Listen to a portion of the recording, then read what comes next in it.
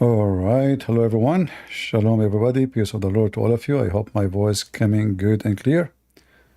Please invite your friends. And today we will speak about many things.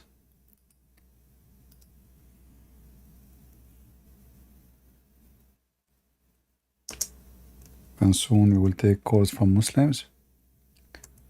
I just heard that the Israeli they announce ceasefire in Gaza, but you know, I cannot confirm what the news is saying.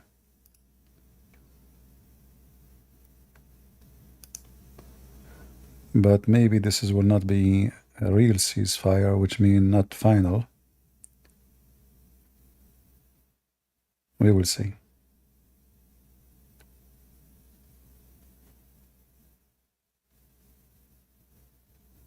All right.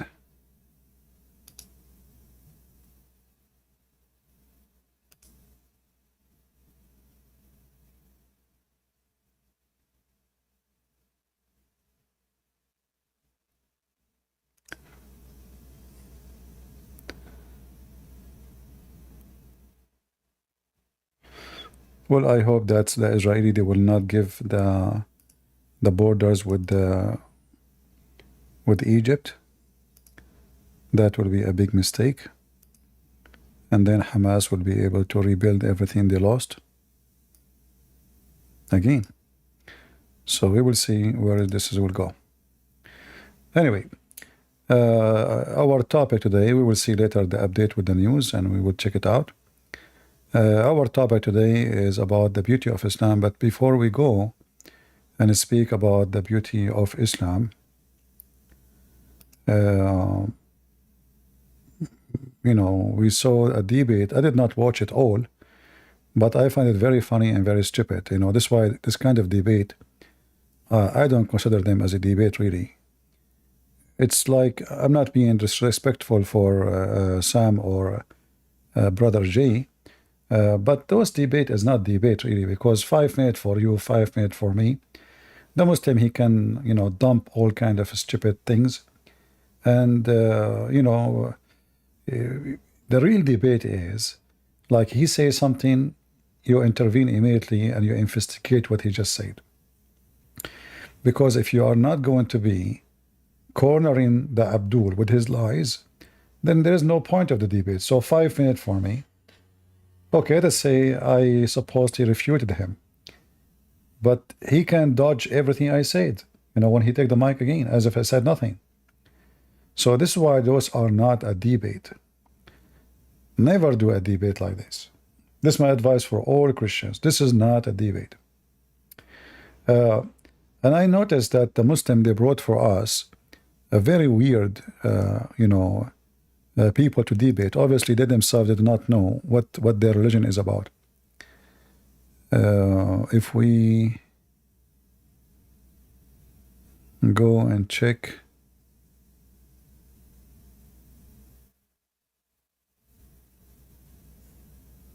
let us see.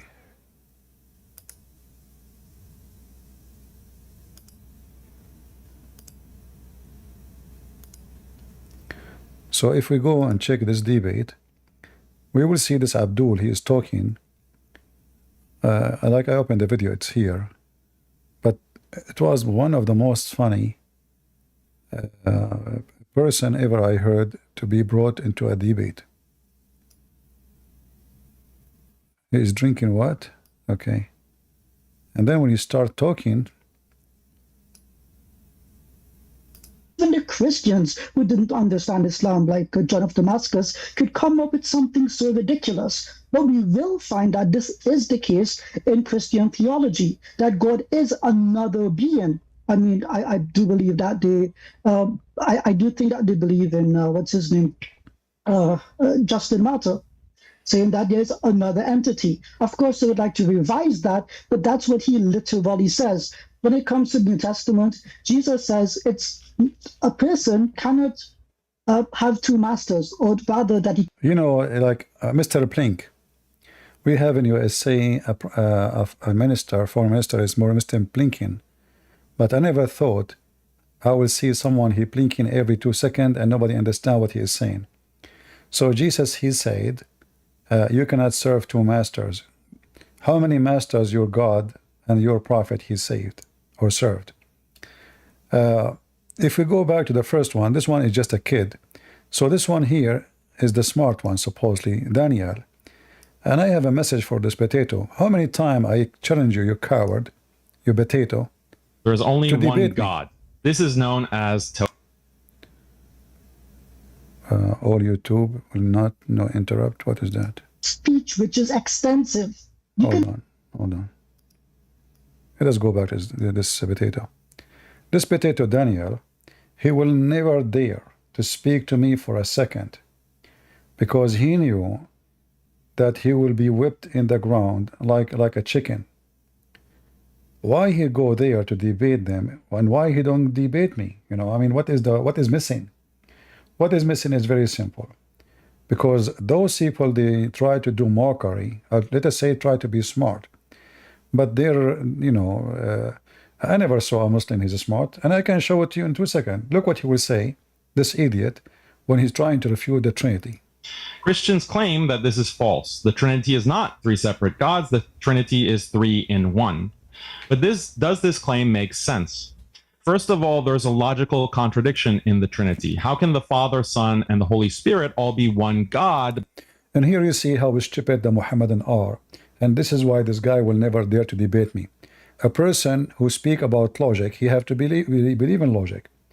Logic in Islam is haram. It's forbidden. It's a philosophy. So this stupid idiot, he do not know that he himself is committing a big sin according to Islam when we speak about logic. And as long as you speak about logic, you idiot, is it logical that there is a God and he will give you a lot of women to F just because you believe in him?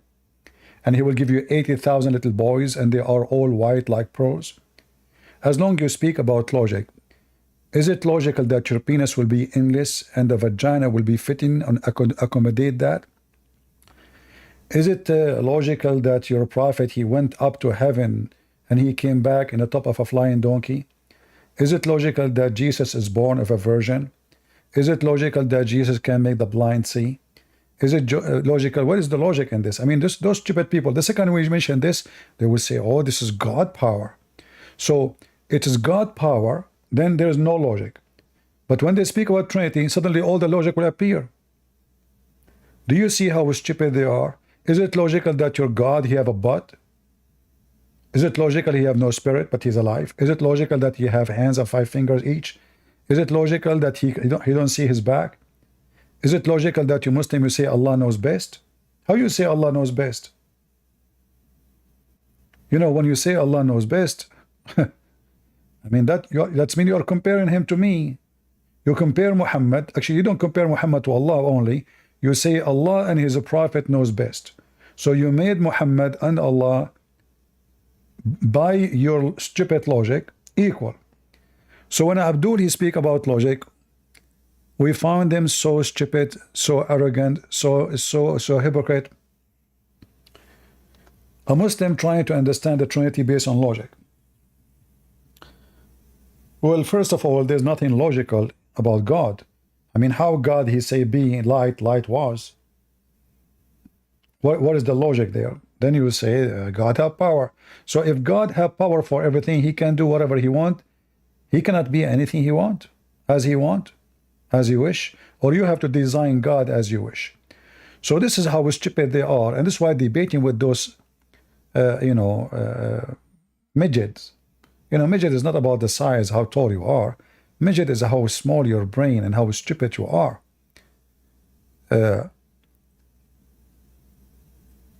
Who is a Muslim he dare to speak that about logic? Who is a Muslim can say Islam is logical? You know, when people leave Islam because of many issues, as an example, you know the video of Ali Dawa about Gog and Magog.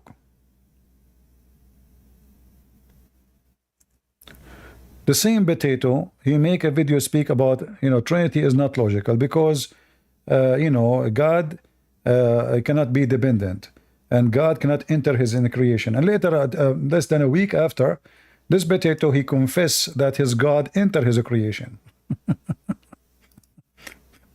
But just to show you how stupid this religion is and how hypocrite they are, I never saw Muslimano is not Hebracano.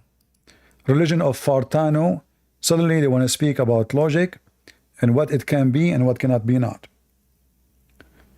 This is the Muslims. When Allah subhanahu wa ta'ala told him to do something, bow down to Adam, he couldn't comprehend logically why he had to do that when he feels like he's better than him. The problem is this, taking the aql over the naql. Hold on. What? The Abduls, the second you ask them a question, they say, why it have to be logical?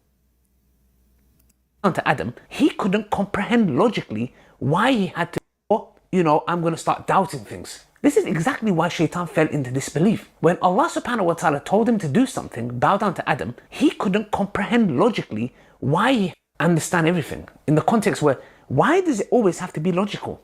Why? Why it's always have to be logical? Do you see how hypocrite, coward they are? Do you see how satanic, demonic they are?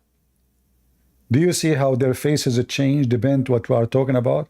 So when they want, your Christianity is not logical. The second we ask about the religion, why it have to be logical? Do you see it? Monkeys. This is the religion of monkeys. When they want, they show you their ass. When they want,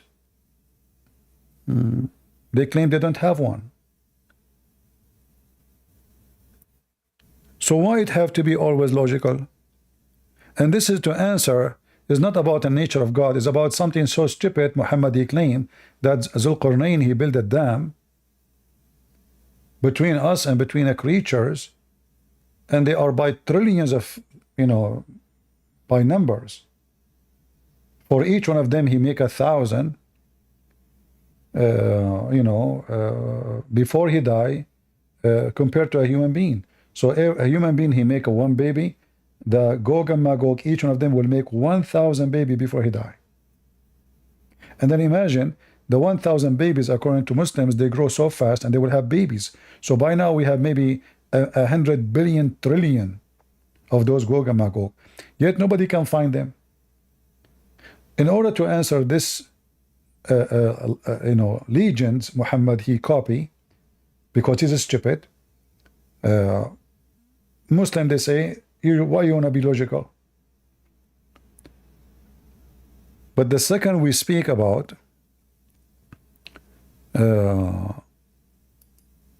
Trinity, they say this is not logical. But they also not be identical beings.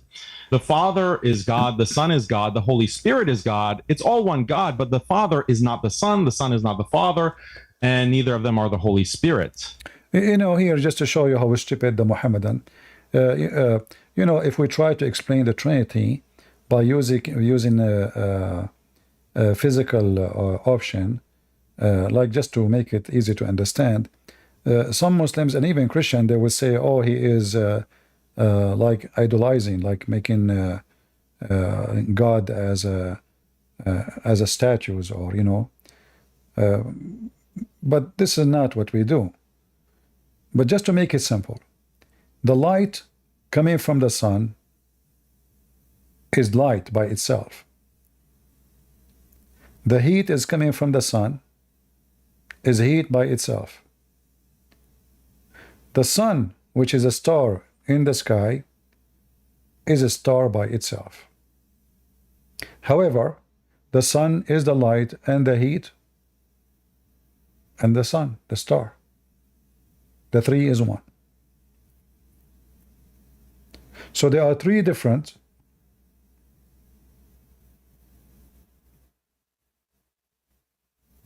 but they are one in the same time. The heat is something we don't see, but we feel. This is what we call the Holy Spirit. The light is something we see, but we cannot capture. We cannot hold. We cannot jail. We cannot. Even though those are three physical objects. And this is not what we are talking about our God. But just to give you a simple example, is it possible to be 3 and 1 in the same time? As an example, a human being himself, if the brain is dead, the person is dead. So you might have a flesh and you have a soul, but if your brain die, your soul and your flesh are dead. So the human being without the fleshy is not a human.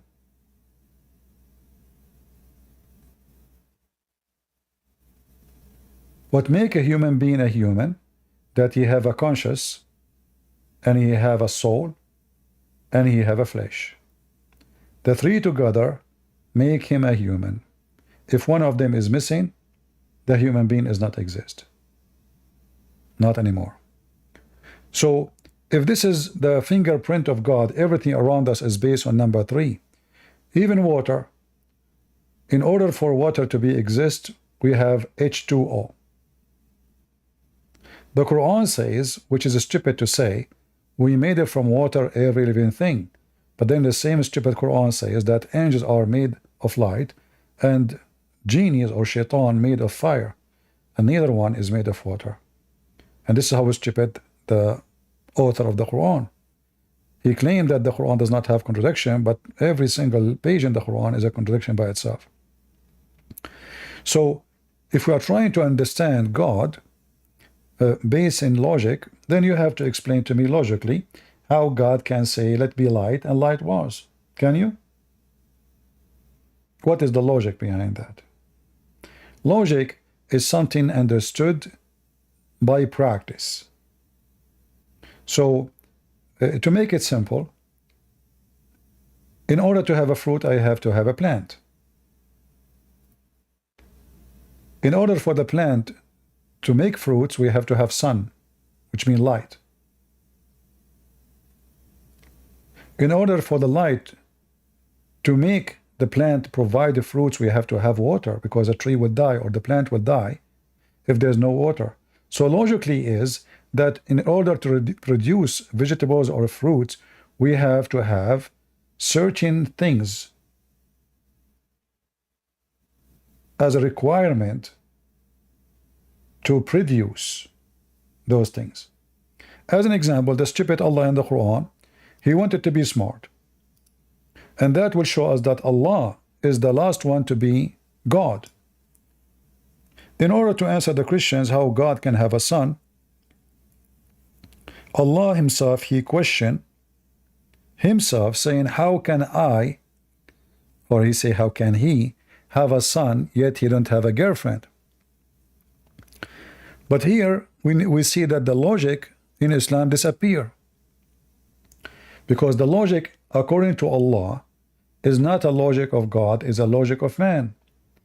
For the God of Islam, he cannot have a son unless he have a girlfriend. So is it logical to be God, yet you cannot have a son without girlfriend?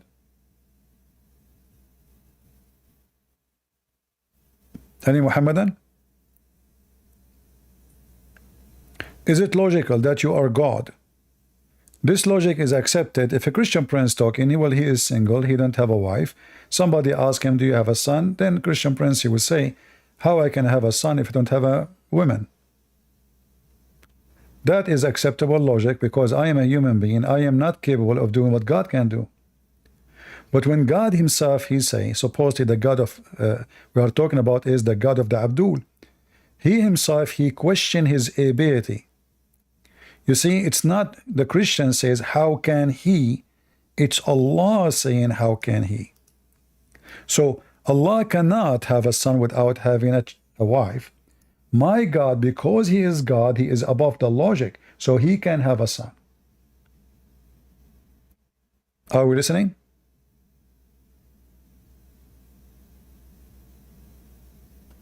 Do you understand, guys, what I'm saying? This Abdul, instead of questioning Christianity logic, he is being a big fat hypocrite. Shouldn't he question the logic of his God? How can he have a son if he don't have a girlfriend? First of all, if you are trying to refute the Christians, you are an idiot.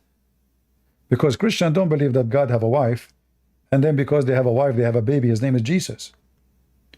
This has nothing to do with what the Christians believe. That is the most stupid answer ever.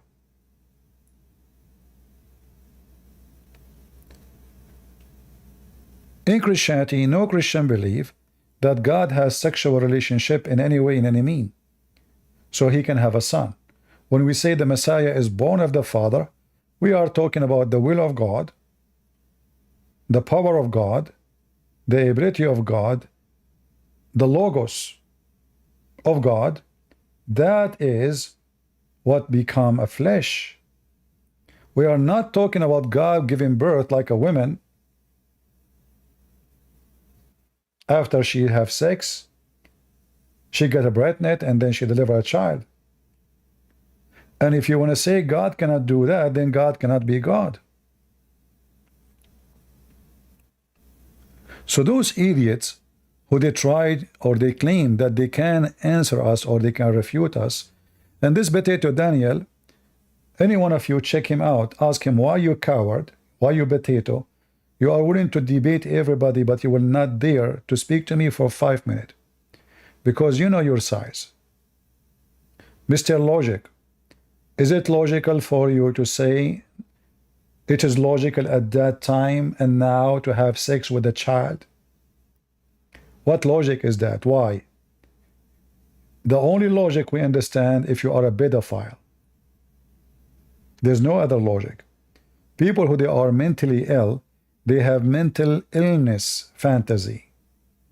So their fantasy is to sleep with the children because simply they are struggling with mental illness. Any kind of sexual desire which does not befit a human being, logic, obviously it is illogical, as long as you speak about logic.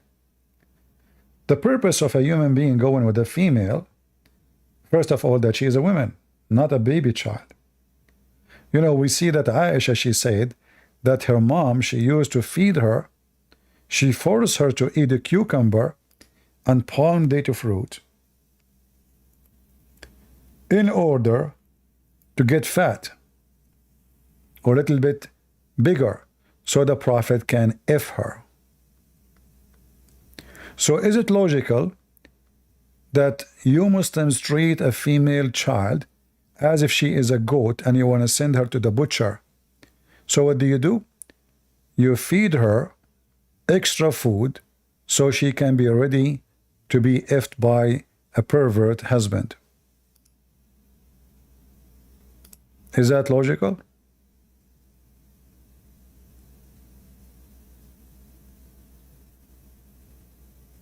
Do you see it? Muhammad, he cannot wait to F a child. So they are now pressuring the child to eat as much as the child can so the child can be raped.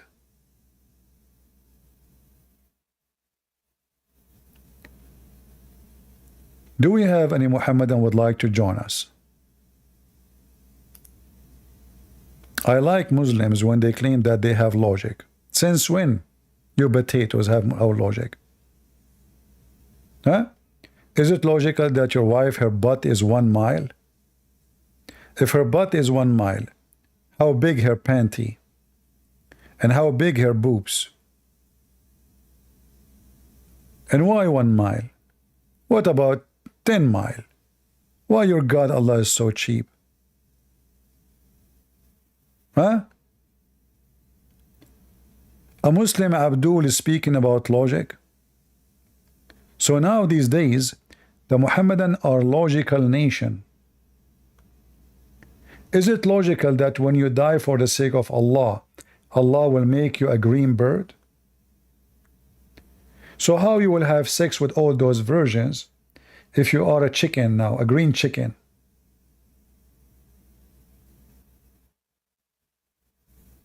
Huh?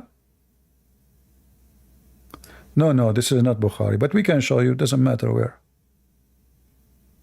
This is Sahih anyway. Bukhari or not, who cares?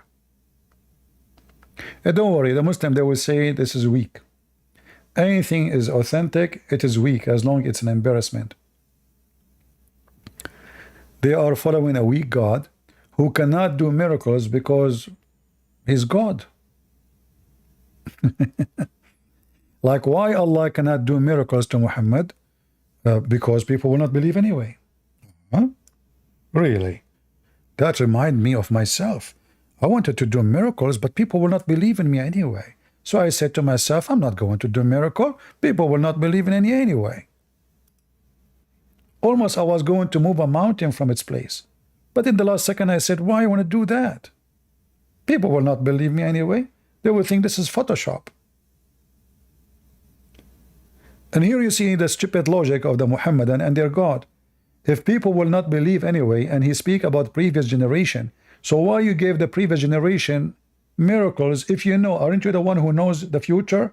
If you know that they will not believe anyway? And by the way, they believed. Do you see how stupid the God of Islam? He could not explain why he is disabled. Why he cannot do miracles. So what he said? Oh, okay, you know what? I can do a miracle, but people will not believe it anyway.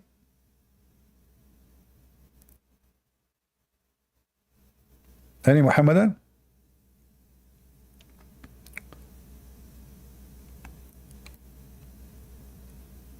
Invite your friends and post around, please. And don't forget later after we finish to post some comments. Like I see your comment is very generous in the chat, but I don't see comment later.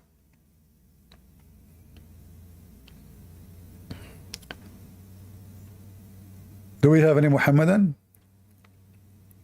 Who is a Muhammadan believe in logic? You hypocrite people, you believe in logic? So this is the argument you have now, logical, and who is the one who decide what is logical, what is not? Abdul? Abdul who drink the piss of the Prophet because it is a holy urine? So is it logical, Abdul, that your Prophet is just a man and he is a servant of Allah, yet you Muslims fighting over his piss? May Allah piss upon you?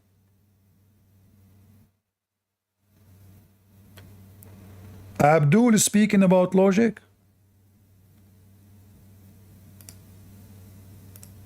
What is the logic when you Muslim drink his blood and fight over his piss and his laundry? What is the logic to say in Turkey you have a holy hair of the Holy Prophet? Holy hair? Is that from his anus?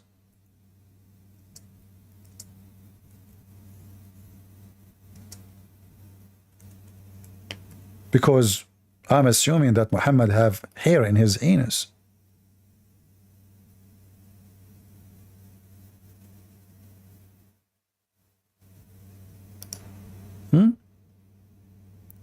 The holy hair of the Prophet? Seriously. Is that logical?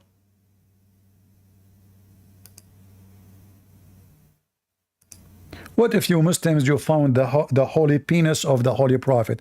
And remember, supposedly the Christians are the one who worship Jesus, but we never heard of a Christian saying, we have holy hair of Jesus.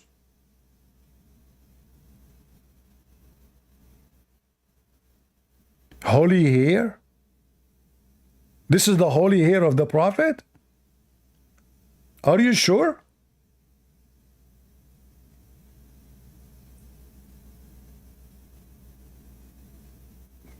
And look, they have many holy hair of the Prophet. Look at this one, how tall. Is that a tail of a horse? All of this is the hair of the Prophet? Why, he was a girl?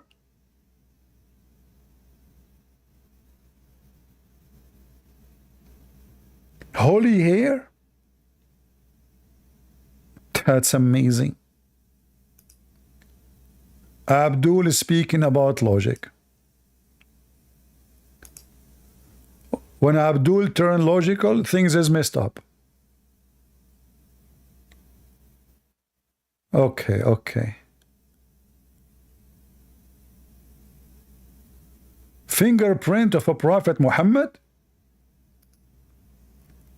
You, Abdul, are mentally ill. And you are talking about logical? What is this? You Muslims, you have a footprint of a Prophet Muhammad? Really? On gold? So Muhammad was walking on gold, and then he made footprint. Looked like Muhammad, he was a kangaroo. He have only one foot at the time. What happened to the other one? Huh?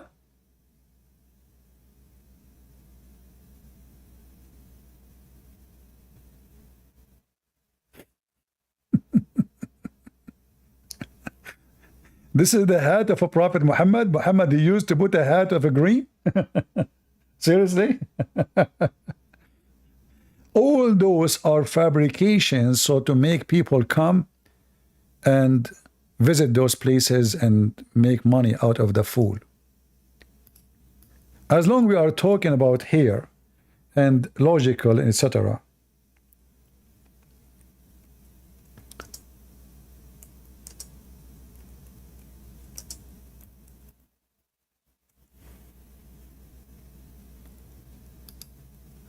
I like logic. So according to your prophet, Adam was 60 meters tall. And this is the grave of Adam based in the Muslim logic.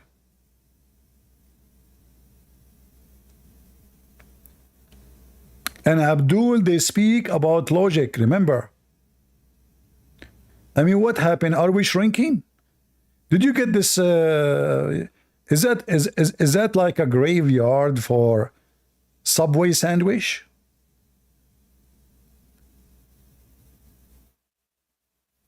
Prophet Adam graveyard, and this is his grave? Really? So if we open it now, we will find, and why he's so skinny? I mean, look how tall he is, and he's like a macaroni. I mean, if you are in such a, maybe this is the penis of Adam alone. Have you ever heard of a man, he can be that tall, but yet that narrow? How that will work? He cannot even walk.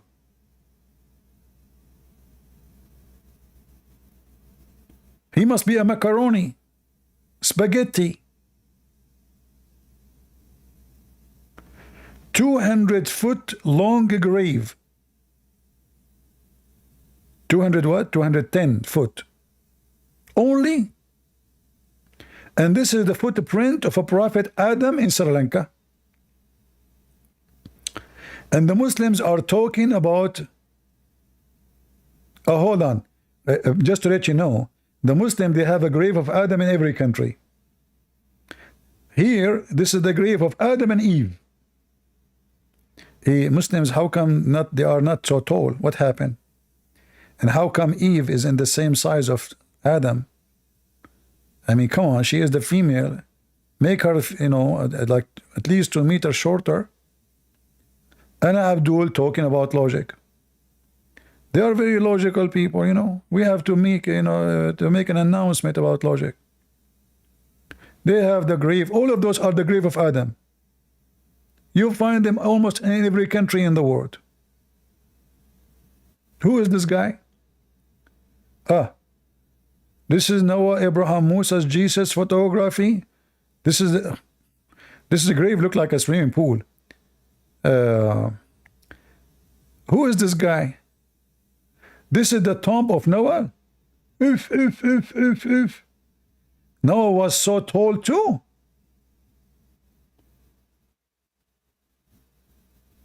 So this potato, Mr. Abdul, and the Abdulism nation, they speak about logic.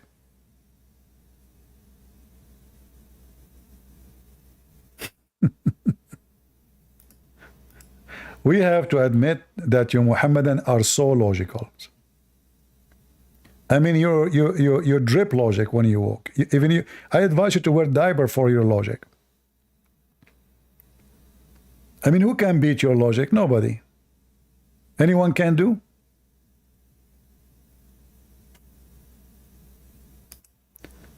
And if Adam was so tall like this, how big his penis? Where is the penis? Should it be like exist in a grave by itself? What about we open this grave and let us see the bones there? I bet you there's nothing except sardine. The logical Abduls. This is a prophet Elias. His grave where in Pakistan? I mean, look like those prophets, they migrated to Pakistan. Look. This is Abel, the son of Hazrat Adam. Hold on. How come Noah is so tall and Abel is so small?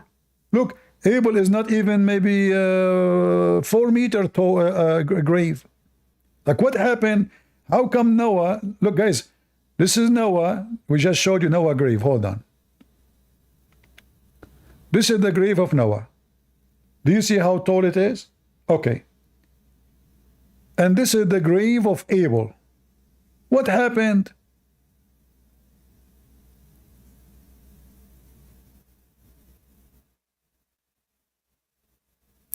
Do we have any Abdul? How come Adam is so tall and then suddenly his son Noah, Abel, he shrunk massively, and then the son of this guy becomes so tall again? Do you think this is a global warming issue?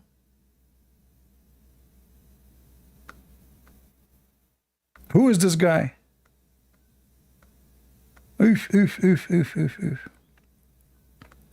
36, a grave of 36 prophets. Prophet Adam garment? Seriously. Guys, I don't know if you notice with me, what is this?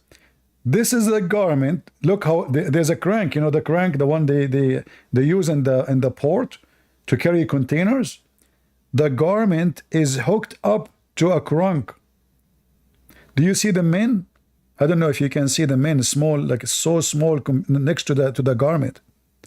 Do you see it? So this is the only one who found the garment of Prophet Adam is the Muslims. It was white and made in China. And the Abdul, they speak about logic. Crane, sorry. Logic. And look, Abdul, how small they are next to the Hey, by the way, you found only the garment? No pants? I mean, I'm so upset from our grandfather. This is a robe, man. This guy is naked all the way. I mean, what's he doing? He's trying to tempt Eva. Like, you know, he showed her his and then what about Eve? Did you find the garment of Eve? She was naked? Or maybe she used to wear a bikini since there's nobody in town. And the Abdul Potato is giving us lecture about logic. This is why they were not there to talk to me. Because imagine if this potato, he mentioned the word logic for me. I will wipe the floor with his vase. Do we have any logical Muslim?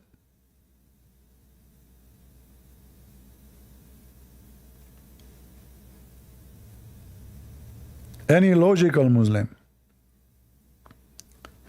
If you call me and debate me and you prove to me that you are logical, I will buy you the same size of the garment of a Prophet Adam from China.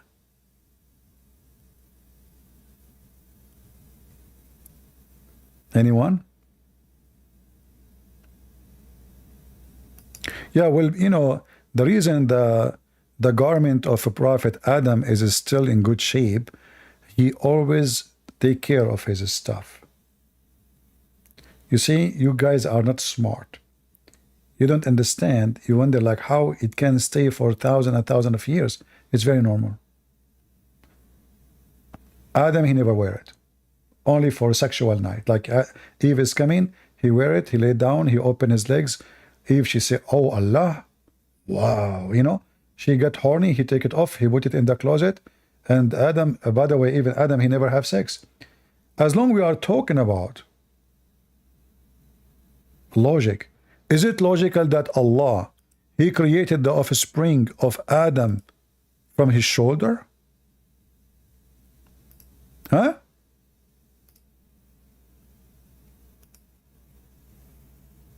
Seriously.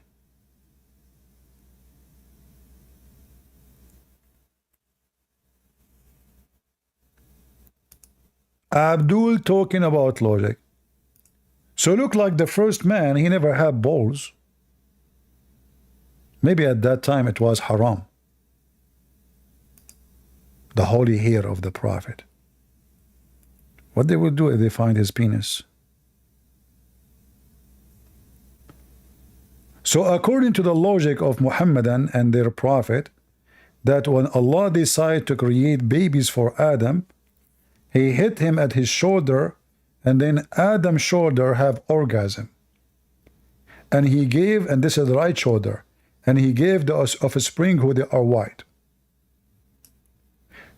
And then Allah, to create the black community, he hit Adam in his left shoulder, and then Adam have orgasm of the offspring of a black people. First of all, this is extremely logical. According to scientists, there's a very well-known scientist, I'm sure most of you heard of him. His name, Yama Aidulai Yama Suzuki Honda. He discovered that all human beings, white and black, they come either from the right shoulder of Adam, and those are the white, and the black ones, they came from the left shoulder of Adam, because simply this is proven to be scientifically true. Look like Adam, he never used his penis. Now we understand why his garment is so clean. That explains everything. And the potato Abdul is speaking about logic. The nation of hypocrisy. Only people of Senegal, they can understand the logic of Allah. No other people can understand. Is that correct, Hassim? 100%. You're gonna run, boy. So as long as you understand the logic of Allah, how Allah created the first human being. You can tell, huh? The feel. Do I live in your mind, CP? What? I mean, do I really live in your mind? I mean, seriously. You're telling my name like I've been listening to you like you say my name like I did not tell your name, but it looked like I am a prophet of Allah, and I can sense fart from far distance. Aren't you ultimate fart? So are you saying to me you are presented and we will not feel and smell your fart? Are you farting? No, I'm not talking about when somebody calls. If somebody calls, I'm the only one calling. Then answer how Allah created the first human being. Is it by saying be and he was, or by using mud? Yes, you know, Allah can say be, and it is right away. Allah can say be, and it's a process of being finished. This is another question. This is another question. Let me answer you. No. Let me answer you. No, you're answering the wrong question. I'm asking you, when Allah, he created Adam, did he say be and he was, or he used mud and he created Adam? Which one he did first? The mud first or be first? Your mic. I said you were so in peace before I come. Now you're gonna start losing it. You're gonna start speaking. If you want to waste my time, I will kick you out. I want to talk to you. I'm not wasting your time. This is what you do always. This is what you do always. I ask you a question. I try to treat you as an adult. You start saying, this guy is scared, and this guy. Hey, just get out of here. Don't waste my time. Just get out of here. Any adult would like to come to us and speak to us like a real man. We are sick of stupid kids. This guy from Senegal. And Allah, I just showed him a hadith saying that he will go to hell because he's black. Last time he called me, I said to him, the Quran says Allah will make faces black. He said, how you can blacken a black man? Well, Allah obviously is not talking to the black man, you idiot. Black men, according to Islam, already been decided for them to go to hell. Are you stupid or what? Who consider you even? Nobody. Muhammad, he never thought about the black people. He don't care if he is speaking to the white Arab Muslim men. This is why he is insulting black people. He is saying that they will go to hell because the audience are white. You see, there is no way Muhammad, if he is born in Africa, he will say such a statement. Do we agree? Do we agree, people? Can Muhammad say such a statement that the black ones are created to go to hell? Look, he says, the one from the left shoulder, they will go to hell, and I don't care. And who is the one created from the left shoulder? The black. So, very low class, trashy, big mouth, and you give him the mic trying to treat him as a human being, but he decided to act like a donkey. No, bring your parents. All right.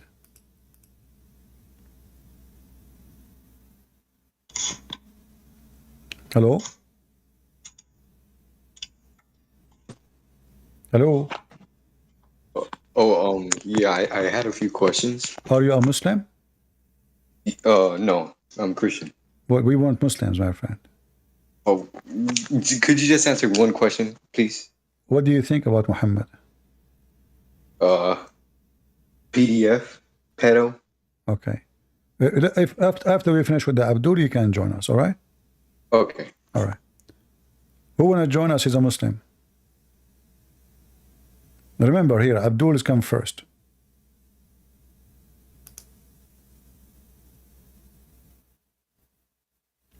All right, Abdul, how are you doing? يا ابن الوسخة يا متناك لم نفسك يا ابن الكلب. This Egyptian boy.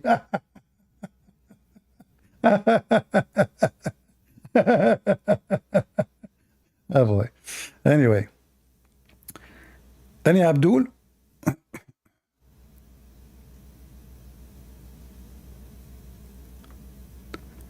None of them can answer anything because simply this is the most stupid garbage cult.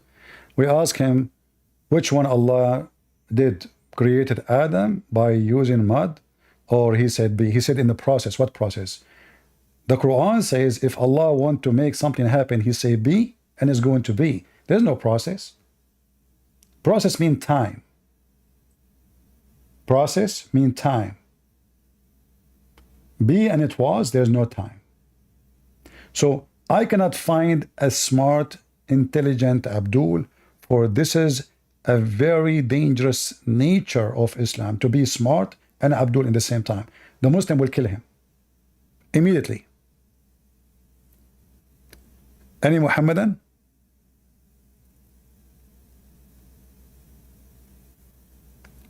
Who is a Muhammadan would like to join us?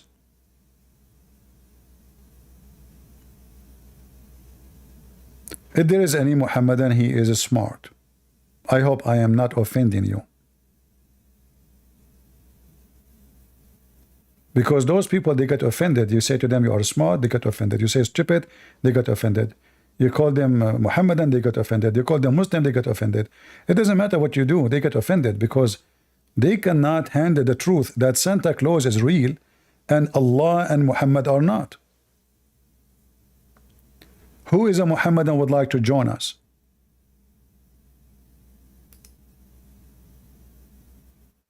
By the way, in case you do not know, Santa Claus is real. But there's no proof of Allah. Santa Claus is a real person. He exists. He have history.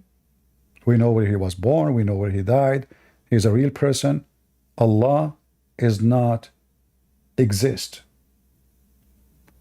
Allah is a foreign god, have nothing to do with the Arab. The Arabs stole that name from other nations, and this is why they do not even know what the word Allah mean. You see, if you check with the Muslims, you will find that every single name written in the Quran, they do not know what it does mean. If you ask a Muslim what Israel mean, they don't know, because they stole the name. Okay, what Moses mean? They don't know. What is Isa mean? They don't know. Oh, okay, what Gabriel mean? I mean, the guy who brought the, according to them, he is the one who delivered the Quran. What his name mean? They don't know, because all those names are a theft. And Muslims, they have no connection to the names. Isn't it really weird that you are a prophet of God, but you do not know what the name of the person you speak of means? Because simply he's a thief. If I go right now and I claim that I have a PhD in mathematics, the student who they are doing PhD, they will know in 2 seconds that this guy has nothing to do with mathematics. Will take them a few minutes. Because I don't know what I'm talking about. And this is exactly why we laugh at Muhammad and his religion. This potato here in the video, he speak about logic, but then is it logical that your God, he created the baby from a clot who became a blood, dead blood? And then the dead blood become a lump, and then the lump become a flesh, and the flesh became bones? Become bones. You see the stupidity? I mean, if you read the Quran, you will see that the Quran author is a mentally ill creature.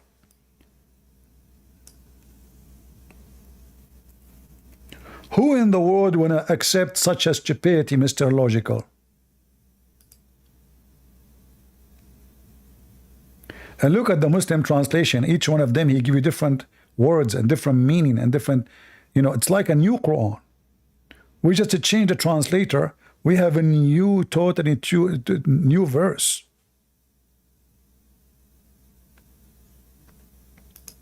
Any Muhammadan would like to join us?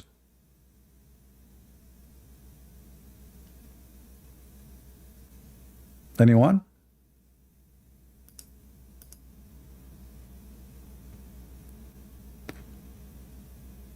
Go ahead. يا ابن الكلب يا مستك يا ابن الكلب. Why you don't talk to me instead of shouting and screaming? I will let you talk. He come, he's screaming Arabic, calling me names, but he don't dare to talk to me. I feel sorry for you. Potato. Listen carefully. I might be your neighbor, and the Prophet, he commanded you that your wife to speak to me, she have to do breastfeeding for me. You might find me tomorrow in your home, in your couch, sucking the nipples of your wife. And if you ask me, what are you doing? I will say to you, I'm coming from a town, it's called Nepalene. And my grandfather is Napoleon Bonaparte. You stupid idiot. You speak about logic, and your prophet commanded you that Muslim women should give her breast to a stranger who is adult? Logic? The guy, his name is Daniel. If we ask him according to Islam what Daniel mean, he don't know. You will find the answer only in the Bible. Potatoes. Who is a Muhammadan dare to come and corner us? For me, I can corner you even if we are sitting in a room made as a circle. Leave that for me. And that's why you, Abdullah, are so scared to join me in a conversation. Any Muhammadan? In fact, I just remembered. What I just remembered. Maybe I should not show you this one. Is it true that Muslim women, they can breastfeed Muslim women? Sound like a very lesbian to me. Is that true, Muslims? That Muslim women, they can breastfeed Muslim women? women, I'm not talking about child, I'm talking about two women, and they are sucking the nipples of each other. Is it true? What do you mean show us? You are being dirty now. Guys, look, I'm talking about women showing their breast and suckling, and he says show us. That's not right. I would tell your mom what you just said. Is that true, Muslims? And you speak about logical? Let me find the hadith. Hold on. Where is the hadith? Logical, huh? Potato.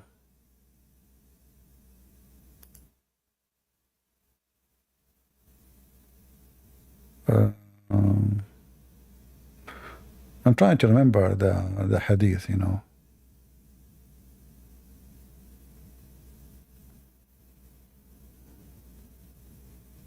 I remember the hadith, but I'm trying to remember which book. Let us see. Hold on.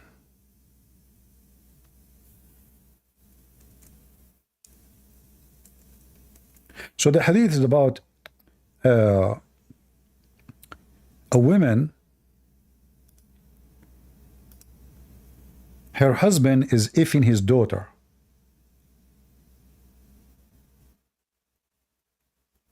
His daughter, who is a slave. The wife,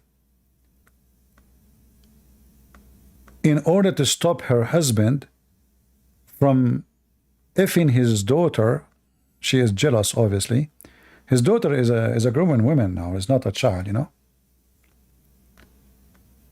So what she did the breastfeeding for the slave girl, who is the daughter of this man. So Umar, he said to the husband, beat her up.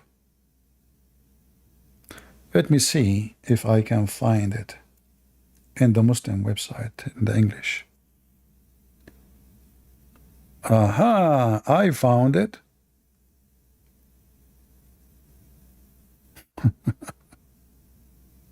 All right. Who won the hadith?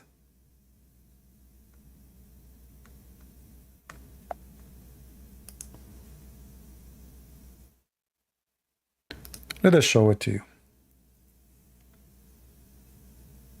And this is showing you how filthy garbage this cult is. The man, he is effing his daughter. In the Muslim translation, they are not showing that this is his daughter. But in Arabic, it says it clearly, walida. Let me show you the Arabic first.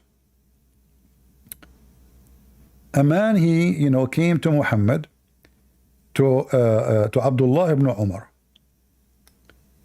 to the house of justice, like a court.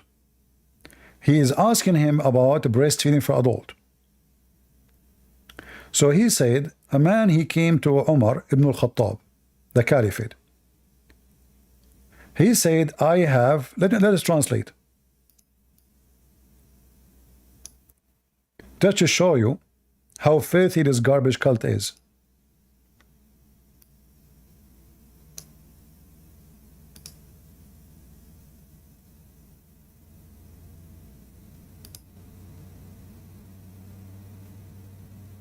Omar ibn al-Khattab said, I had a daughter and I was having intercourse with her, so my wife went to her and breastfed her, so I entered upon her and she said, without you, by God.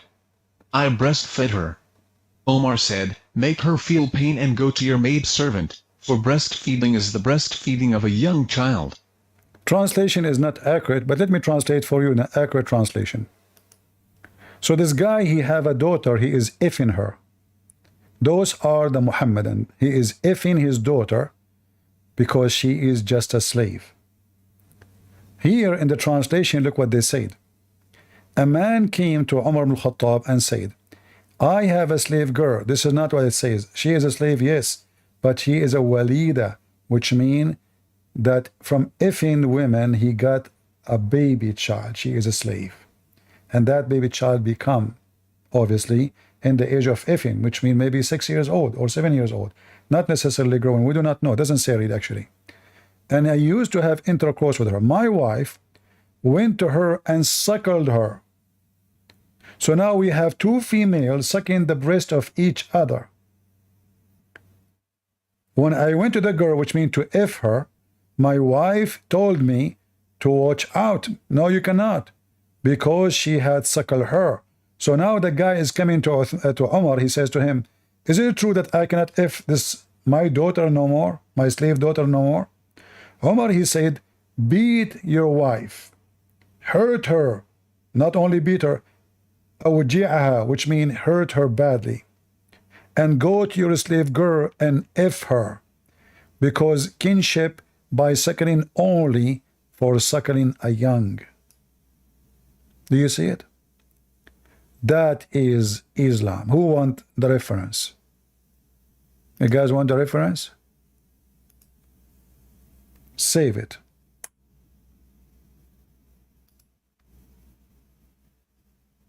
And the Abdul is talking about logic.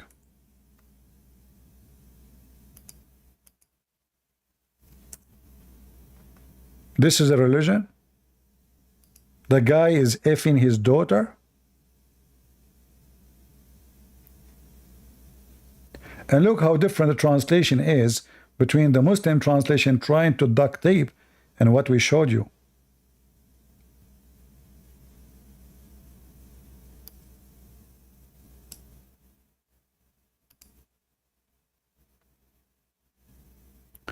A man came to Abdullah ibn Umar, and I was with him at the courthouse asking him about breastfeeding for adult. I mean, have you ever heard that there is a religion beside the hippies of California? A woman, she is doing a breastfeeding for adult, and he is a stranger except Islam? Have you? So now the Muslims are coming to us, sir, hello, I want to learn how to do breastfeeding for adult.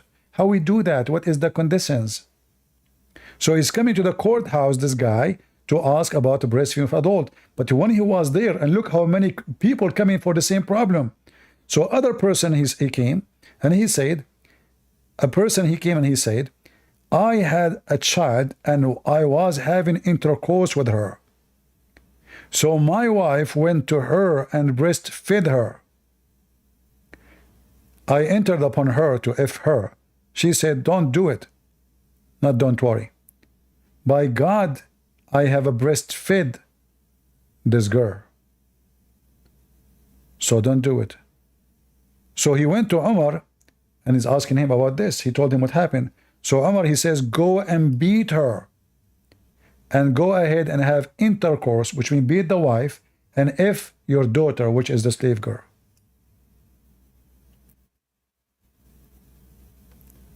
Any Abdul?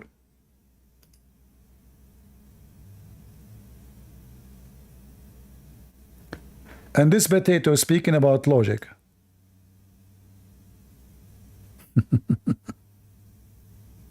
Speaking about what? Logic. You? Potato. And the other guy is Mr. Blink, blink, blink, blink, blink, blink. Blink, blink, blink, blink. Speech which is extensive. You can ask us almost any question about the nature of Allah, and in those 4 short passages, we can understand it. To the point that if I were to compare this with the Bible, you know, for a second, I thought you are a robot, a machine. You know, why you keep blinking, man? And what is that? What are you saying? If there is any Muslim can translate to us what this guy is saying? The guy from Egypt is coming again to insult me. Okay, come to the mic and insult me. Do we have any Muhammadan?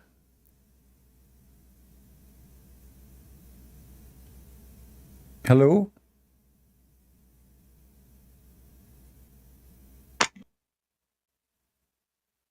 Hello. Hey, hello, hello. I see that you... بص امك هناك يا ابن الكلب وسخ.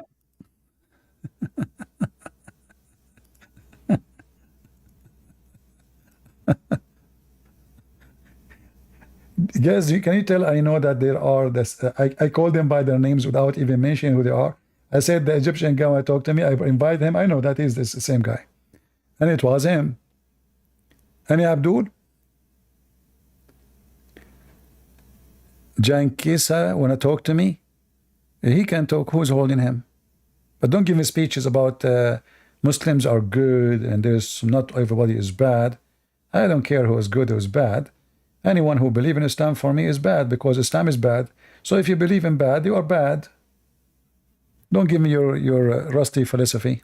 Go ahead, Jankis. Salam. So I just think on this point, you know, with the whole Adam, what you were talking about before, and the prophet, and you know, the gravestones, the tombs, the coffins, and all of that. You are aware that Adam built the Kaaba, right? You are aware of that.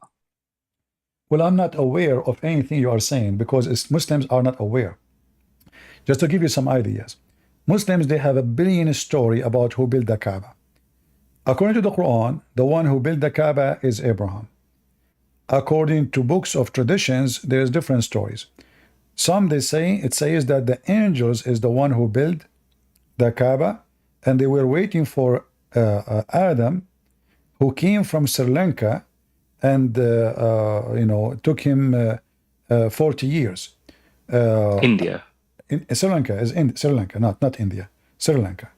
So, which is stupid because Sri Lanka is an island, and there's no way Adam he can pass through the ocean and come all the way to, you know, India, Pakistan, and then go all the way to Persia and go to Iraq, and then make a U-turn and come back and pass to Jordan desert and then to Saudi Arabia and then all the way to Mecca. So all the story is legend. So about who built the Kaaba, Muslims, they have a million stories about who built it. Some it says the angels, some it say Abraham, some it say Adam, and some it says Allah. So which one of them? You choose the one you like. Well, I personally think, I think most Muslims have a consensus that it was Adam, and scientists have even done research and they've tried obtaining things from the Kaaba, and they've gotten proof that it's out of this world. Like that's a scientific fact. Like it is not built by humans. Scientists, they found that the Kaaba out of this world. Yeah, like it's been independently. Why it is independently? But as I know, nobody can go to the Kaaba unless he's a Muslim. So how a scientist independently is getting this study if only Muslims can get inside Mecca? Okay, that's a good point, but if you, my friend, don't waste my time. Don't waste my time. You are just a kid. You are just a stupid. Seriously. Out of this world. Thank God I don't have kids. Scientists, they found that the Kaaba is out of this world. Like, do you know the Kaaba does not even exist no more? The Kaaba we have today replaced many times. You are an idiot. It's been destroyed many times. Tons of times. If you go right now, it will take you 2 minutes. Search how many the Kaaba destroyed. And not only they destroyed, even they stole all the rocks and gone.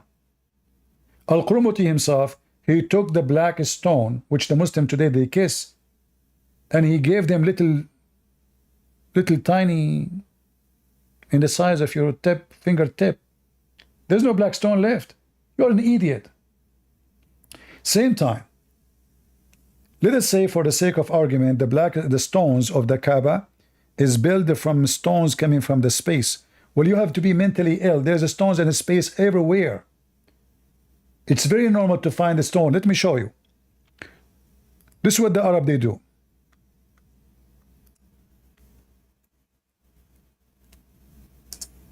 Because Saudi Arabia is a desert, so it's very easy to find if a meteor fell down. It's a desert.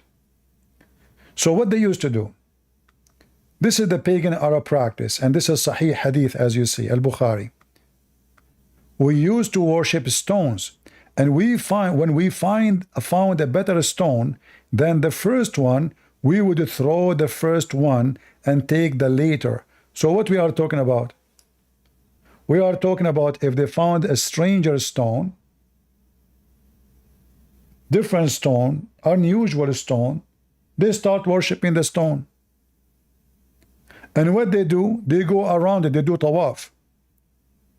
And if they don't find a stone, they even collect soil and mix it with milk just to make mud and make a statue or a stone.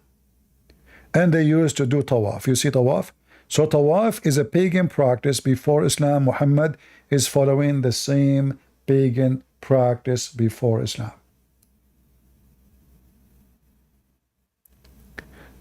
Do we have any smart, intelligent person?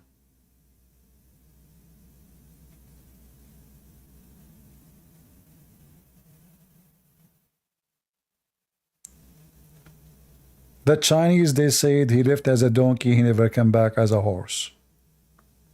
So never think that you can make a donkey a horse.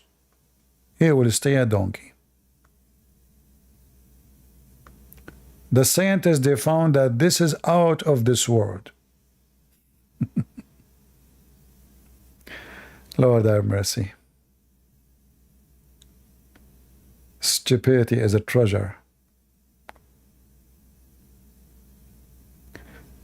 Any Abdul?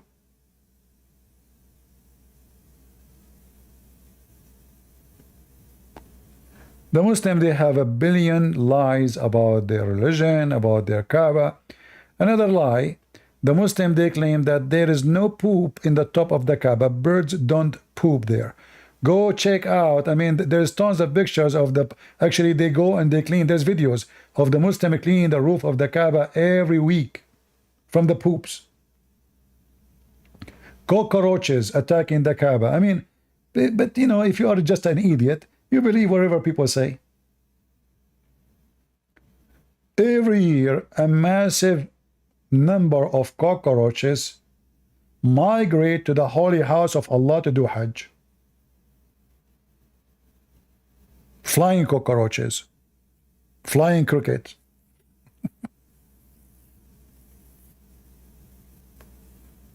Any Abdul? And the funny that Allah, he considers such an attack of insect as a penalty from him. So why Allah attacking his house?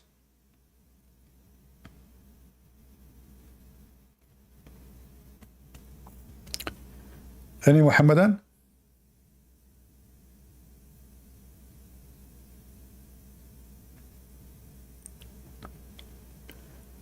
Who is a Muslim would like to join us? From the stone worshippers' religion. Stone kissers. And the funny, they accuse everybody to be pagan. This is a religion who every single person of it practice prostitution, and they say Islam is against adultery. Every single one of them practice prostitution.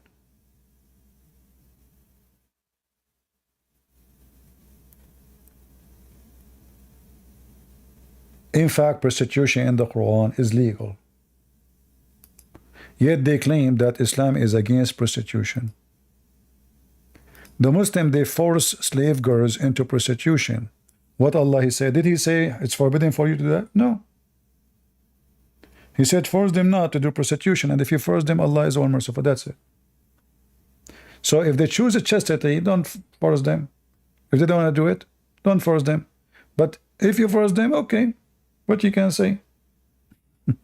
In fact, in Arabic, it doesn't say slave girls. It says fatayatukum. Fatayat mean young girls. So based on the text itself, it says clearly young females. Force them not for prostitution to make money if they choose a chastity. Okay, what if they agree? Then it's halal. And even if they don't agree, it is still halal, for Allah is all merciful.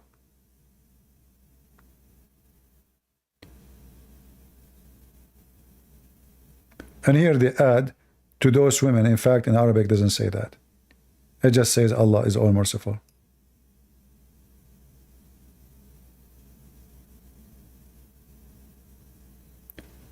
Any Muhammadan would like to join us?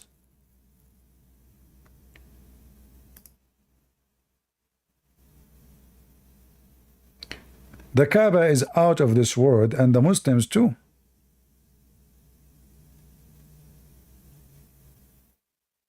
You know, because the Kaaba is out of this world, this is why the Kaaba, until the American, they found an engineering solution, the Kaaba was flooded by shit non-stop for hundreds of years.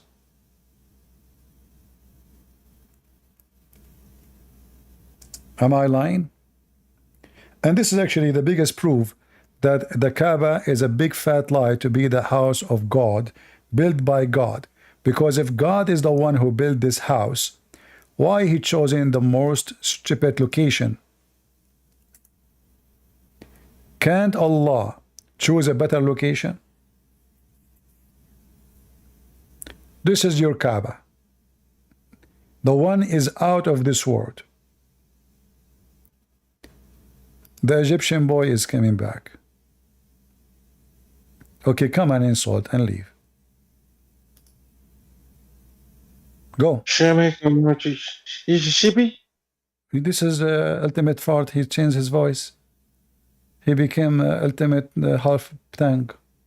This is CP. Ultimate fart. This is CP. What happened, ultimate fart? Did I close the door of the van over your penis, which is very short?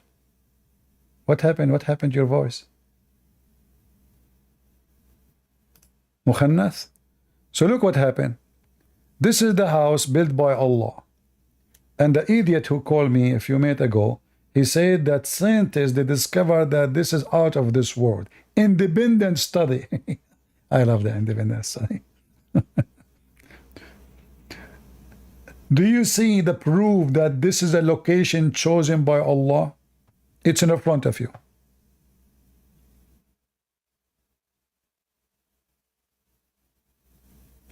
Do you see it? You can't imagine how dirty this water is. Do you see how dirty the water, guys? Do you see how dirty the water?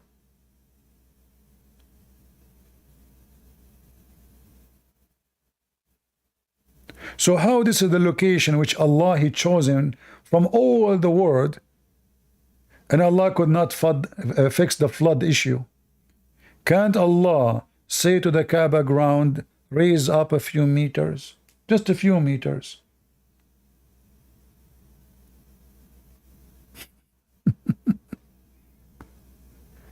Do you see how easy to prove Islam to be stupid and a lie? You don't go and build your house where the sewage come and cover your house almost every year, unless you are a stupid monkey.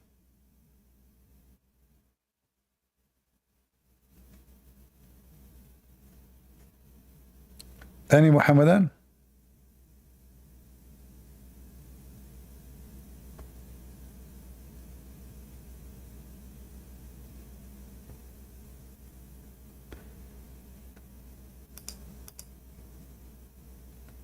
All what we have is the ones with the insult, but it's okay, we enjoy them.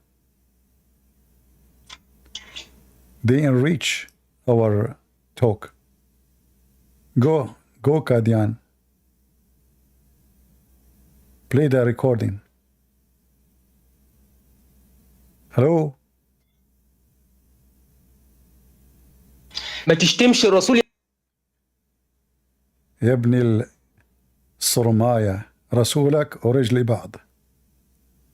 Each time you come here, كلما أتيت على الساحة سوف أشتم الرسول أكثر وأكثر. يا حمار.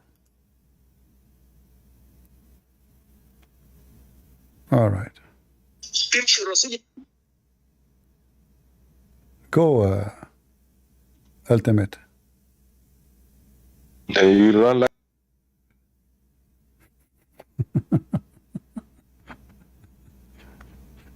It doesn't matter how many times you change your name. He's wondering how in the world I know it's him.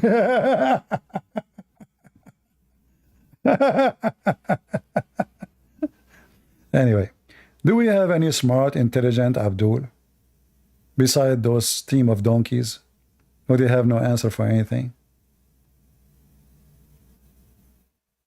Anyone? Who is a Muhammadan? He dared to come and debate us and defeat us with no mercy.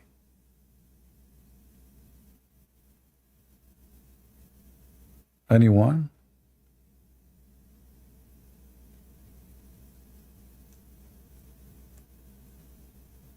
Not even a single one out of the word?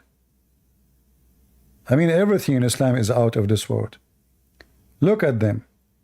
They go to war, and when the war starts, they start kissing the ass of everybody. Stop the war now. Cease fire now. Yesterday you were dancing. We were dancing because we wanted the war to be for 2 hours only. Monkeys. Cowards. And now they are, what is your Allah? And now they are kissing every ass in the world. Even the dirty one from Senegal. Ultimate fart ass. Cease fire now.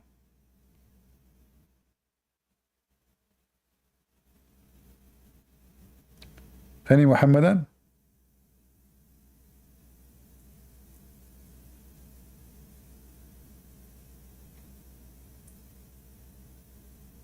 Any brave Muslim, smart Muslim?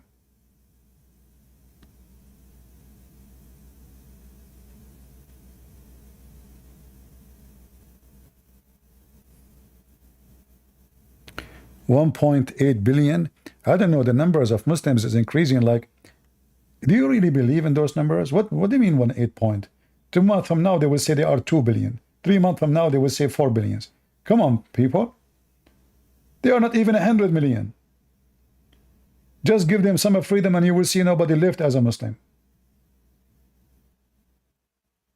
You see, just to prove to you that all those who they are claiming to be Muslims, including those who make YouTube, none of them is a Muslim. Why Mimi Hijab and Liya Dawah don't go to jihad?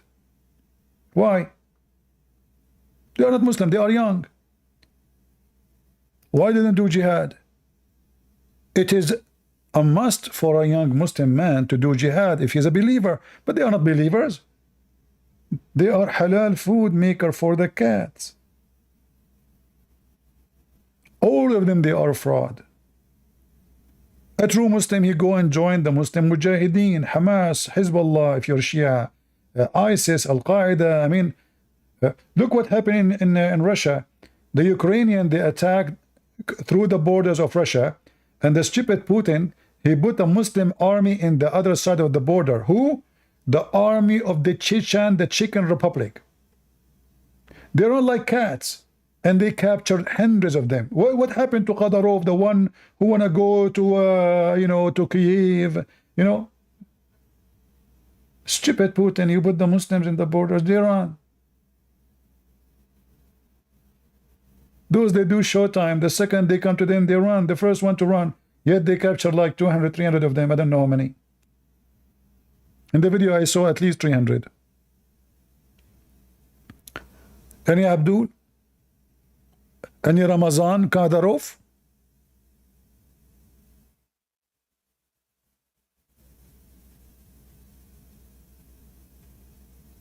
Who is the Ramazan Kadyrov here? Yeah, they wear uniforms and and they showing them like and they have machine guns. And the second they kicked you out like a dog from Ukraine. You run like a puppy. And now they come to you inside Russia, and they run again. And the stupid Putin still he think that those guys they can fight really and win a war. Any Abdul? And look at Hamas. Oh, today Hezbollah, they showed us. You want to see the video, guys, of Hezbollah? Let me show you. Should me show you Hezbollah.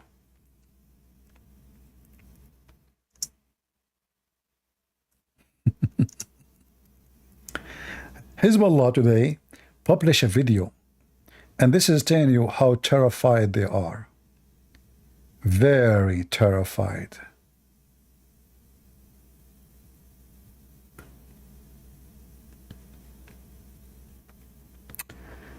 Let us show you,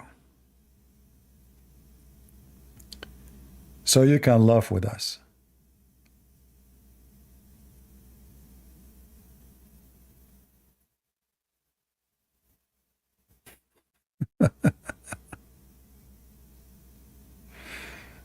All right.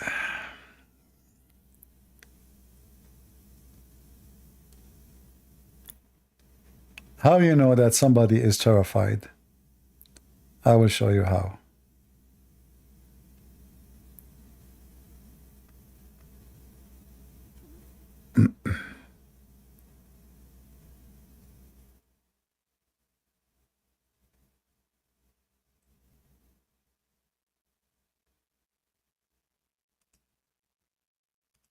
All right. This is a video published today by Hezbollah. This is a cave of Hezbollah under the ground. And Hezbollah want to show us now how they are ready for war.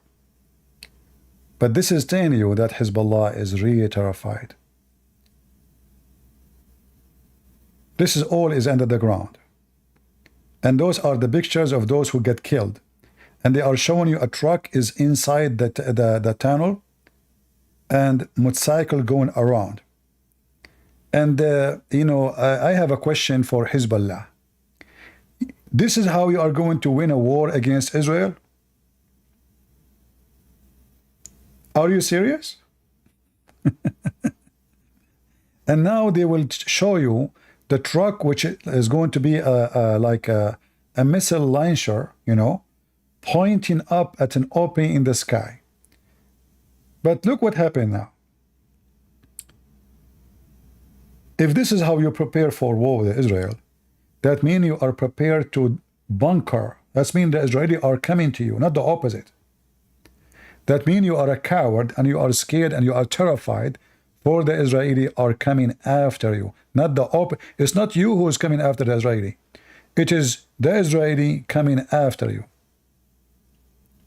And all those tunnels, what they will do to you? All what they need to do, they just drop some massive bombs in the top of your head. Especially now, after this video, the Israeli can see exactly how deep it is, because I will show you why, how you will find out how deep it is.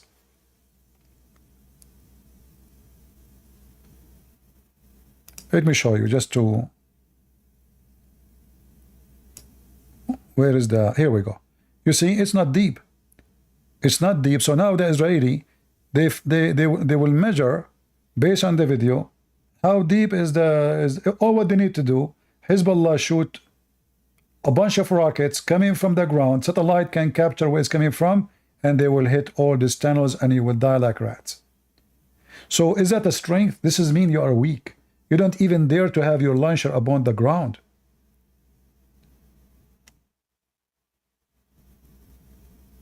A bunch of cowards.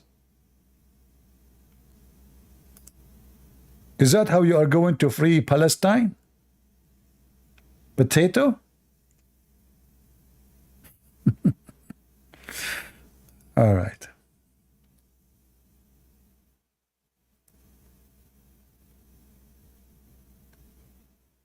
Why they had in the ground? Because simply they are no match to the Israeli. The second the Israeli attack them, they will make them shish kebab, the same as Hamas. They are no match. You see, the Israeli army proved to them to be powerful, proved to the whole world they are powerful, because war between houses is the most hard war. Because you don't know who's going to appear, from where it will appear.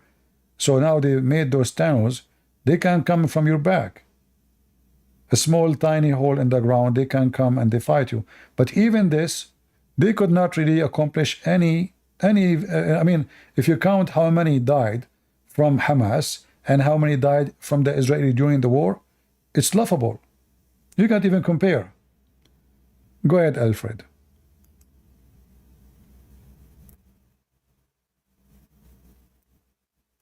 Maybe this is a fake Alfred. Hello?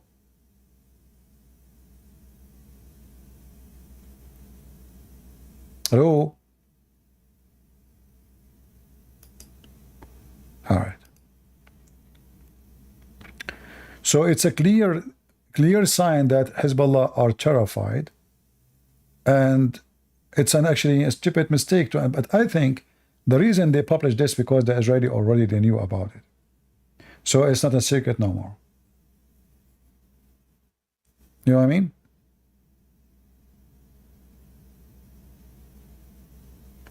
Any Abdul?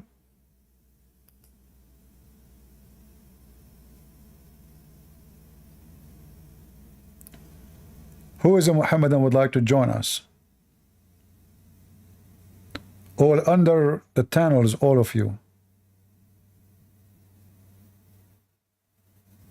All right, we give a chance to Alfred again. Maybe he did not know how to use.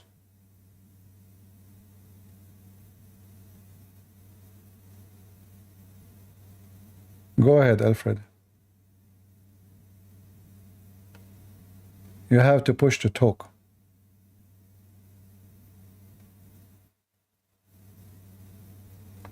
I don't know.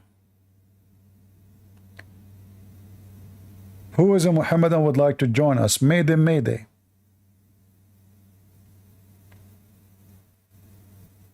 All of you Muslims are fake Muslims. You are underground hero. The second the real ones come to you, you disappear.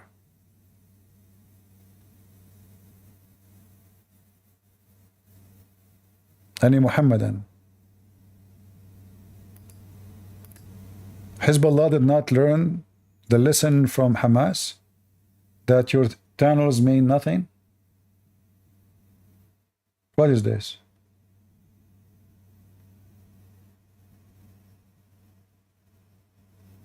This is how you are going to have victory? Somebody making a tunnel in his ground, it's mean he's afraid that the enemy is coming to him, not the opposite. You are not going to carry your tunnel and go to Israel, are you? So who is the one is afraid? And now we know where Hezbollah leader is in one of those tunnels. He lived like a rat. He never saw the sun for a day for more than 25 years.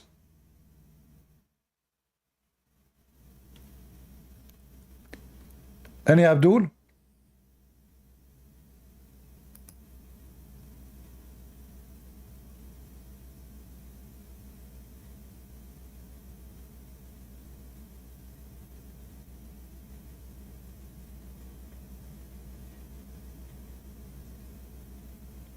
Hello, any Abdul?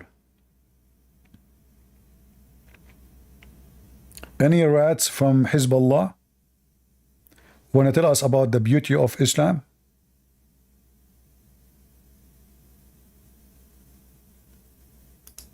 No?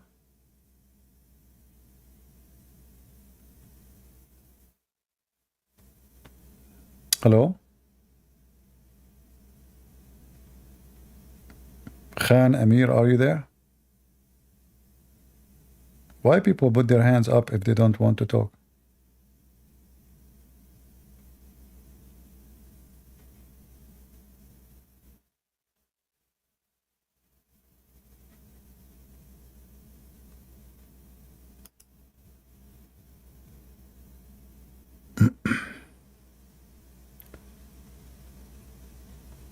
Any Abdul?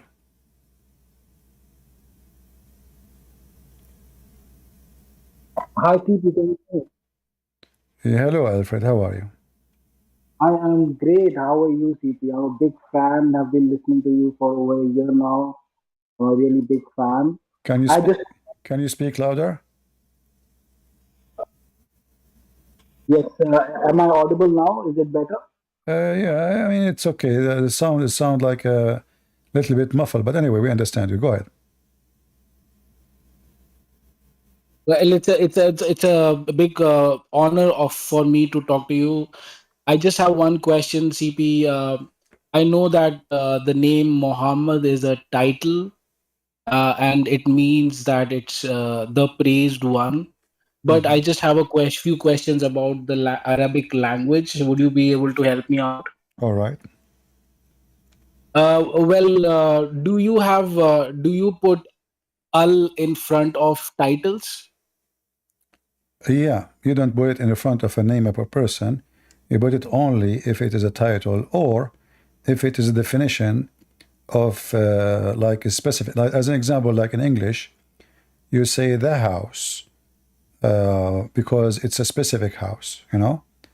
If you say the tree, you are speaking about a specific tree, correct? So you don't use the before a name of a person. You say the king. You don't say, you know, the Muhammad. You know, if it's used as a name, you know, you don't say the Muhammad if this is a name. You will use it as if it's a title only. This is why in Arabic we say Al-Masih. We don't say Masih. All right, amazing. Thank you so much. I'm very big fan. I'm a big fan of yours, and you're doing a great work. You're doing actually God's work here, and I hope you blow up on internet. Everybody listens to you. We really need your help and support in helping these our Muslim brothers to bring them to Christianity. All right. Thank you very much. Thank you. Have a nice day. Bye. Any Muhammadan?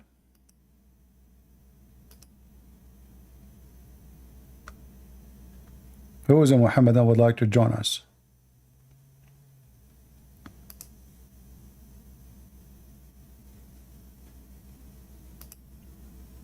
No Muhammadan, that's it? What happened to you, Muslim? Nobody want to get an endless penis? Nobody want to enjoy the treasure of Allah? You don't believe in the virgins no more, don't you?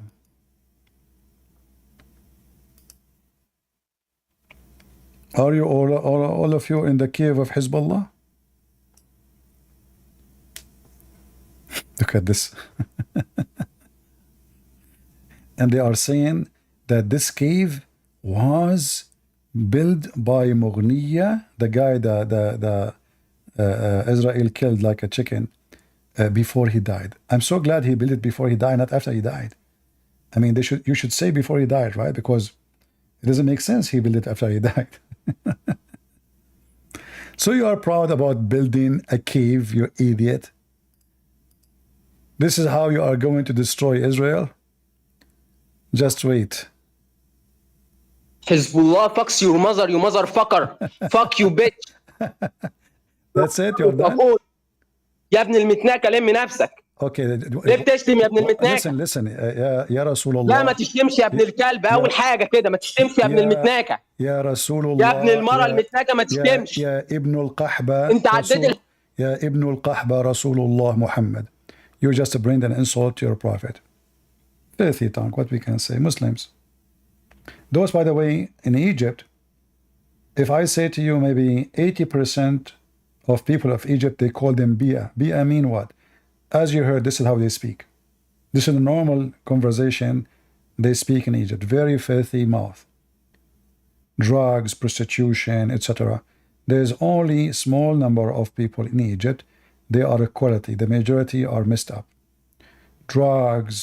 You go in the bus, you will right away you will lose your wallet. You might even lose your pant. So this is the guy, one of those. رسولك المغفل الحمار ابن الحمار الرسول العربي العاهر ابن العاهر الرسول العربي. هل أنت سعيد يا أم سعيد? Any Muhammadan would like to join us?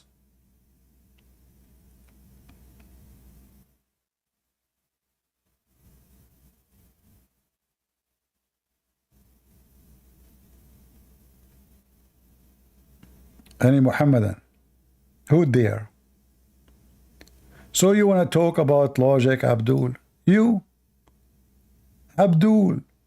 You want to talk about logic? Abdulism religion became a logical religion now? Since when?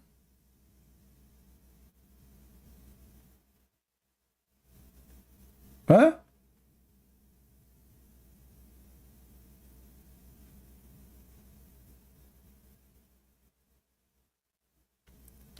Any Muhammadan?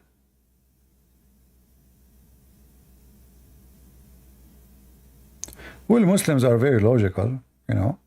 Like when the Prophet of Allah, he says that the Abdul, like from Hezbollah or Hamas, died, and Allah, he made him a green bird. Isn't this is very logical? Isn't it the dream of everyone doing jihad for Allah that Allah will take his spirit and he put it inside a green bird? Let me show you one of the logics of Islam. Why the Prophet Al-Khadr was called Al-Khadr? According to Muhammad, Al-Khadr, he's called this way because when he sat in something, it turned green. But why when he sat on something, it turned green? Because he drank from the fountain of youth. So we have people who believe in the fountain of youth. They are speaking about logic.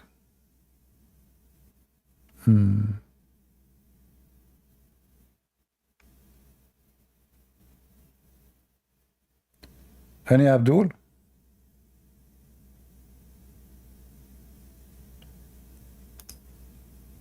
Let us talk about more logic. Muhammad is speaking about the heaven. The horizon will be open to you, and you will conquer the city called Qazvin.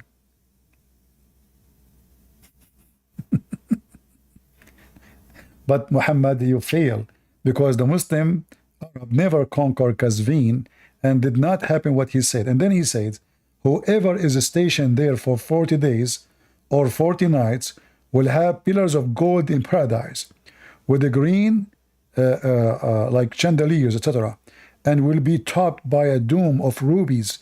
It will have 70,000 doors, and each door will be wife from among the wide-eyed houris.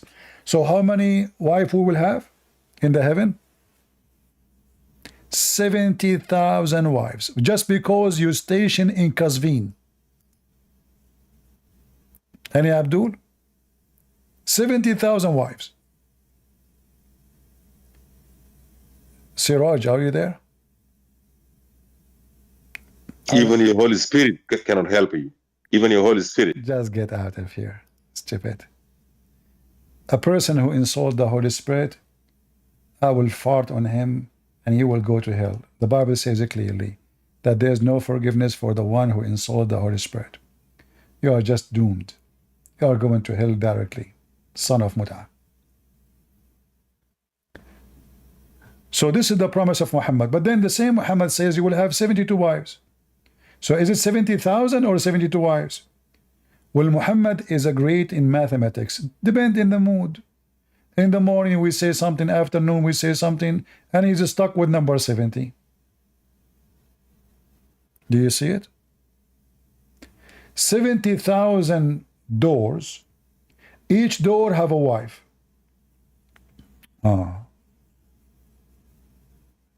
So what I will do now? In this door, there's a woman waiting for me. She is naked and her legs is open. That is what I am going to do in heaven for eternity. I will be inside the box, and this box have pillars of gold, and this box have 70,000 doors, and each door there's behind it a woman, her legs is open. I mean, this is heaven. What do you want more?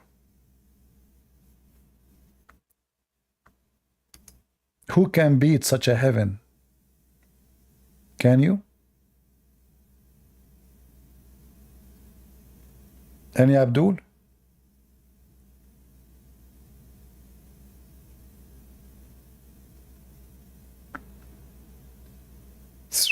Abdul? Who is Abdul when I get 70,000 wives? Shouldn't Allah give you 70,000 penis? Because what the point? Still you can have one at a time. What the point if I have 70,000 women, but I can sleep with one only at the time? Why Allah don't make you have 70,000 penises? Don't tell me Allah cannot do it. He can grow penises all over you.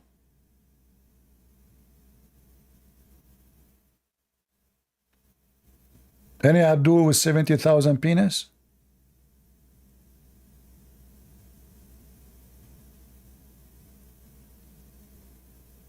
Anyone?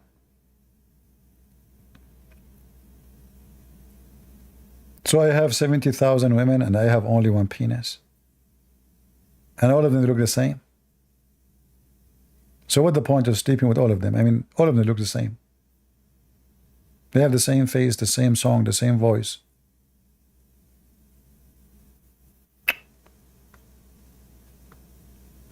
What is your participation of the Olympic game? I thought it was very disgustful. Well, you know, it's not their fault in the Olympic Games. Why you people follow it? When you Christians, somebody do disgrace to Jesus, and you do nothing about it, well, they will do more. How many of you be caught Netflix? Netflix is a big company making money from us as a Christians. You pay them every month to do what? To make a movie about Jesus that he was a gay. So don't be saying it's disgusting. The disgusting is the Christians who do nothing, at least to be caught, those filthy bastards.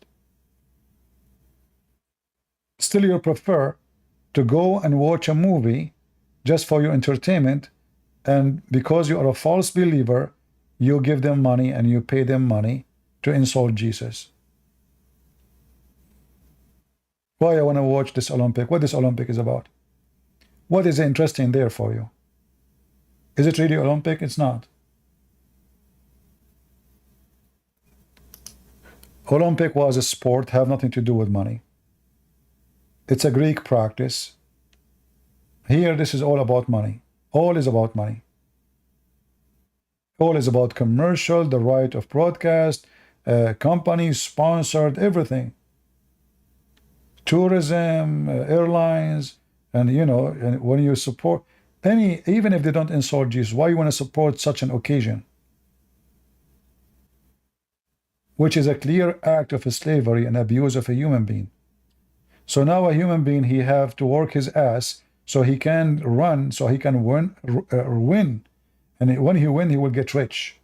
The same as the football. Why you watch it? Why you watch football? Is it really a football game? Or it is you who is the game? They get billionaires, you get stupid poor. What you make? You know, you burn your blood, hey, goal, and you are sad, and you are desperate, and you are happy for 5 minutes, and then you are sad for 5 hours, and you are so disgusted, and you pay money to watch, and all of this to make them rich. Companies, you see, they when you study marketing, they teach you how to fool the crowd. And you are a victim of your foolishness. They make you buy what you don't need. They make you spend what you should not spend. They make you watch what you should not watch, and you shouldn't care. I saw people from Argentina selling their houses just to go to Qatar. Imagine, he sold his car, his house, so he can afford to go to Qatar. How stupid mental. This is not a sport no more. This is a crime. And when you support them and when you watch them, you are just a willingly victim. You submit to the God of Islam, the devil.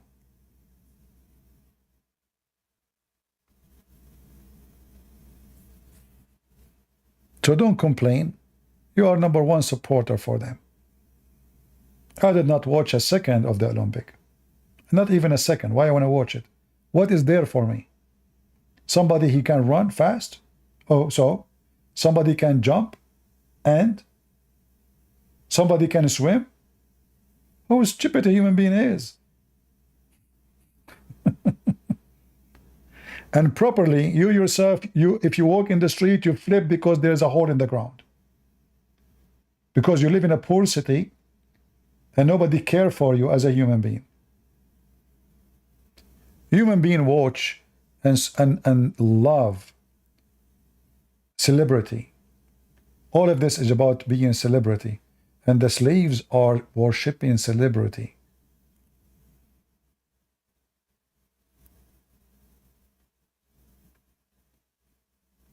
The whole world is awkward. And most of people are part of this awkward world.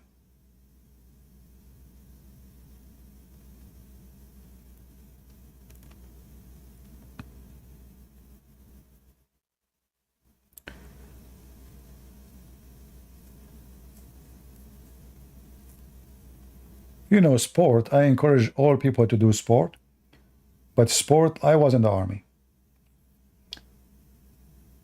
I never get upset because we wake up like almost 4 a.m. in the morning and it's cold. We have naked feet. We are wearing only our short and we are running. We are doing sport. Because this all is for me, not for the army. It's to build my health. It's for my benefit. But those people are not running for sport. Those people, they are practicing to win a prize. It's a business. So now sport became a profession. Sport should not be a profession. The second it becomes profession is not a sport, it's a business. And anything is a business, it means there is no pleasure in it except making money.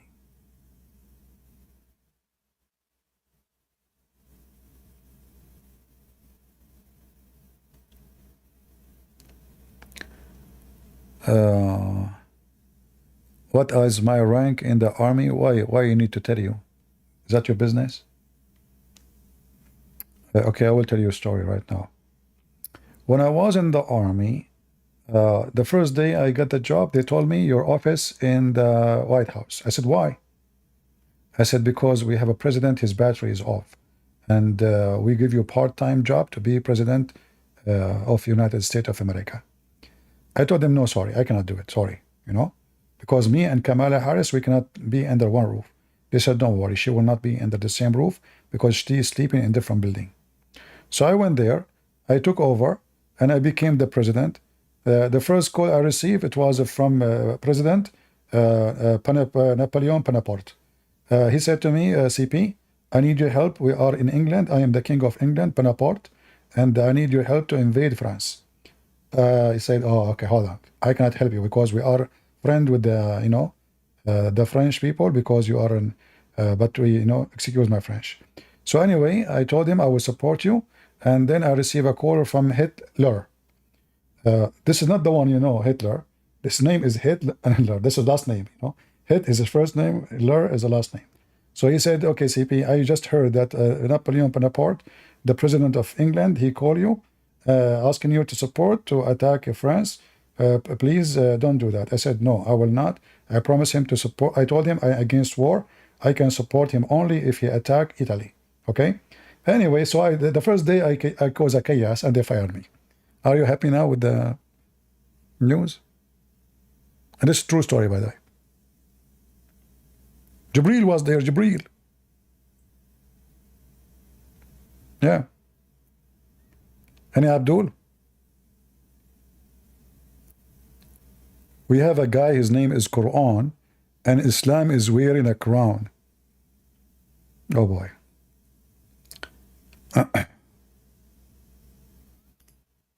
Why you don't call me Islam wearing a crown?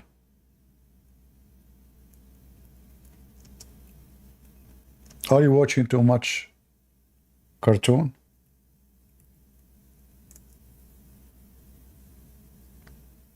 I know. The second I saw your post of Islam wearing a crown, that reminded me of something else. I don't know if you understand the situation.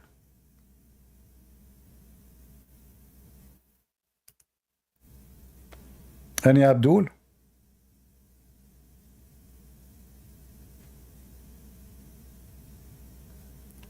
Who is Abdul can come to me and speak about Quran and Islam is wearing a crown? Feel free.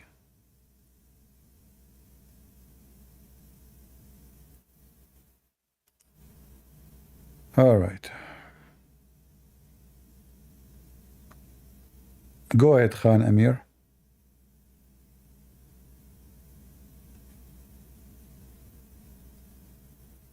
Yeah, hello. How are you? Hello, hello. Are you a Muslim? Yes. How are you doing, my friend? Great, how are you? I'm very good. I heard that Muslim, they believe in logic. Is that true? Yes. And Quran it says to, follow your uncle, to use your brain, to use your wisdom. The Quran says that? Yes, many places. It's in many places. Okay, can you show me a verse? Yes, give me one moment. All right.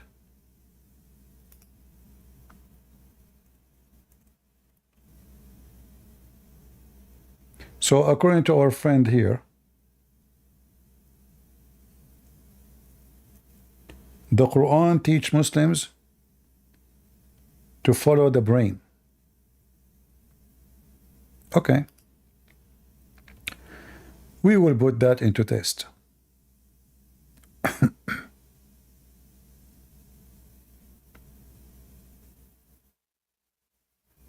All right, for example, Surah Al-Asra. Surah what? Surah what? Surah Al-Isra, 36. I don't understand. Surah. Okay, give me the number because I understand your Arabic. You said 36? 1736. Huh?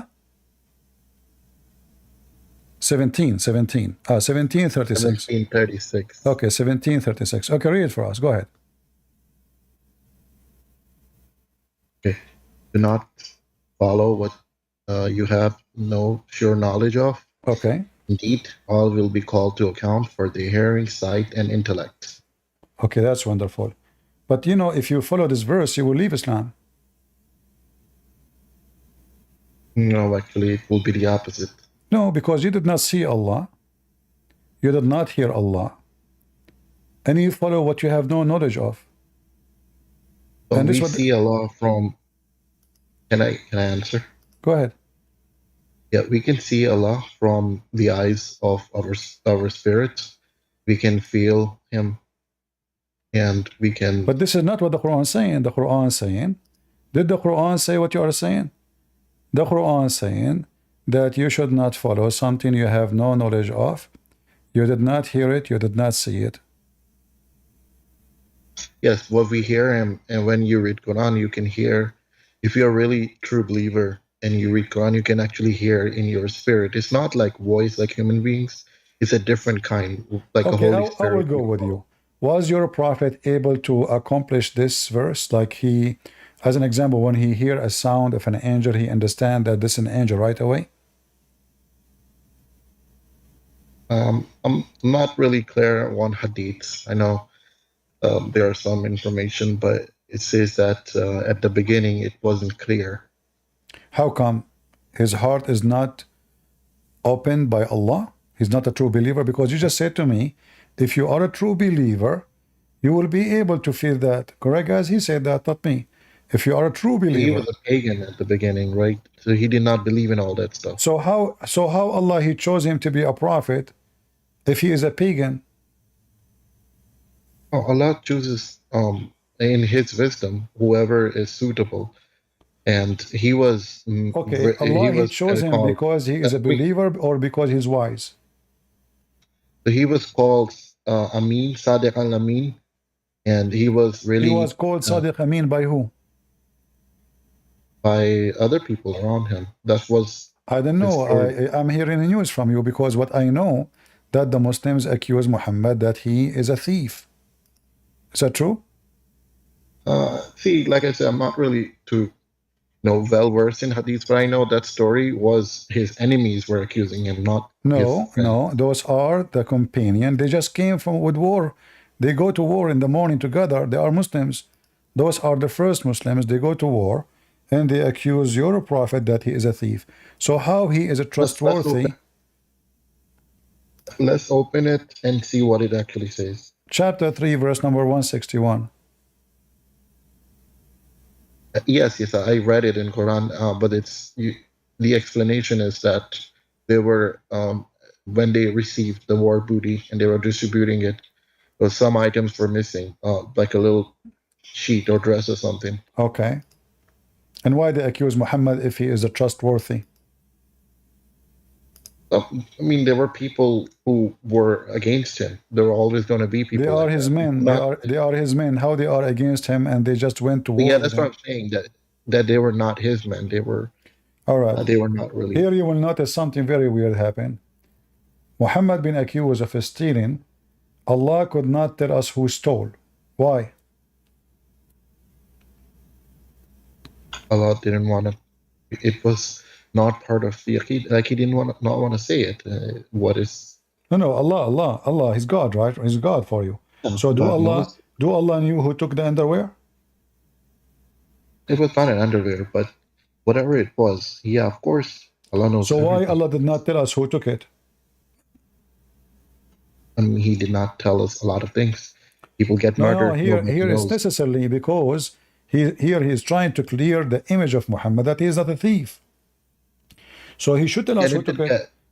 If Allah did not tell us that, because either is Allah trying to cover the thief? That's why. Well, if you use your logic, it could also mean that Allah is trying to make people trust Him without any kind of extra knowledge. If they actually find out who actually did it, then it's not like they trust in Him. They have to trust Him even they don't know. Did they trust Muhammad? Of course, he's the prophet. If they trust Muhammad, we go back to zero. Why they accusing him that he is a thief? How they trust him? That's what I'm trying to tell you, that they were not his friends. They were the enemies. They were accusing him that he is You fraud. keep saying things that are true. Can you show me proof that those are the enemy? The enemy are taking the booty. This is the booty. The Muslims, the enemy are killed. This is the booty they stole from the enemy, from the Arab. So now you keep saying to me the enemy. Those are the Muslims. Those are the only Muslims, in fact. So okay, I'll give you an Those example. are the companions. Those are the companions of Muhammad, accusing Muhammad to be a thief. Bro, look, didn't Judas, right? He sold Jesus, but he was his companion. Why would he do that? Right? But Judah, even though he sold, still he could not accuse Jesus of stealing underwear. Yes, because they're not. In the story of Judah, Jesus, he taught everybody when they were sitting in the table in the Last Supper, who is going to betray him, and it was him. He told them he is going to betray me. So Jesus, he knew who will betray him. Jesus, he knew who will deny him. Allah do not know who took the underwear. Yeah, I'm giving an example that people can turn, even if they're your companion. They can turn. Okay, let us say for the sake of argument, people did turn against Muhammad for the sake of a panty. But this is telling us that Muhammad and his companions are trashy people. Because what kind of people they accuse their best man to steal an underwear? Imagine Peter accused Jesus that he took an underwear. Then we will ask ourselves, what kind of Jesus this Jesus is, and what kind of Peter this Peter is. How come you don't ask yourself such a question? What kind of men Muhammad is surrounded with if they are accusing their prophet to be an underwear thief? And when you say to me he's a trustworthy, hold on, a trustworthy, did your prophet go to the house of his own son and he flirt with the wife? You gotta know the person's name who accused him and see if he stayed within his army. If he was, then yes, questionable. But you gotta know the name of the person who accused him. Do your prophet in you? I don't know that. Like I say, I'm not too familiar with hadith. I don't really get into that, but I've read this story, and that's what I'm trying to say. Based on your reading, what happened? Based on your reading, what happened? On my reading, like I said, there was this people who were not really his friends. They were pretending to be part of. They were trying to frame him all the time, and they were, doing all these tricks. Well, just to show you that you are fabricating answers, this is the tafsir. Do you speak Arabic? No, but no problem. We can show you the translation. Here we go. So here it says that a group of Muslims, they accused the Prophet that he stole a piece of red clothing. So here we see. What is it? Ibn Kathir? This is Tafsir al-Tabari. We can go to Ibn Kathir, no problem. Here it says that a group of the friends of the Prophet, not one, not two, not three, فقال بعض من كان مع النبي صلى الله عليه وسلم لعل رسول الله أخذها. So they said, so a group, no problem. We can show you translation. No, don't Some do of those Google who Translate. were with the Prophet, There's a Quran may X, God they got bless him tafsir in and there grant too. him peace, said, perhaps the messenger of God, may God bless him and grant him peace, took it. So may God bless him and they are the enemy? Bro, let's do. How they are tafsir. saying, may God Bro, bless him, and they are the enemy. you're doing Google translation. I don't know. Really No, what I'm not doing Google translation. This is for you. For me, I see it in Arabic. Yeah, so what's And how the you word? understand your religion, then how you understand your religion if you do not know Arabic? I rely on the scholars who actually had PhDs in Arabic. So what are you reading? What translation are you reading? Google translation? No, Mustafa Khattab. Mustafa Khattab does not have interpretation for the Quran. Yeah, so there's a website called QuranX, and they have hadiths there. So yeah, tafsirs there too, in English, already translated. Okay, can you give me tafsir for this verse? It says that those are the enemy of the Prophet, not his friends. But what's the words? Can you give me? Huh? Until now, you not know what verse we are talking about? No. All this time you are giving me false answers then, because you do not know even what we are talking about. I don't know the number. I know what I know. Chapter 3, verse 161.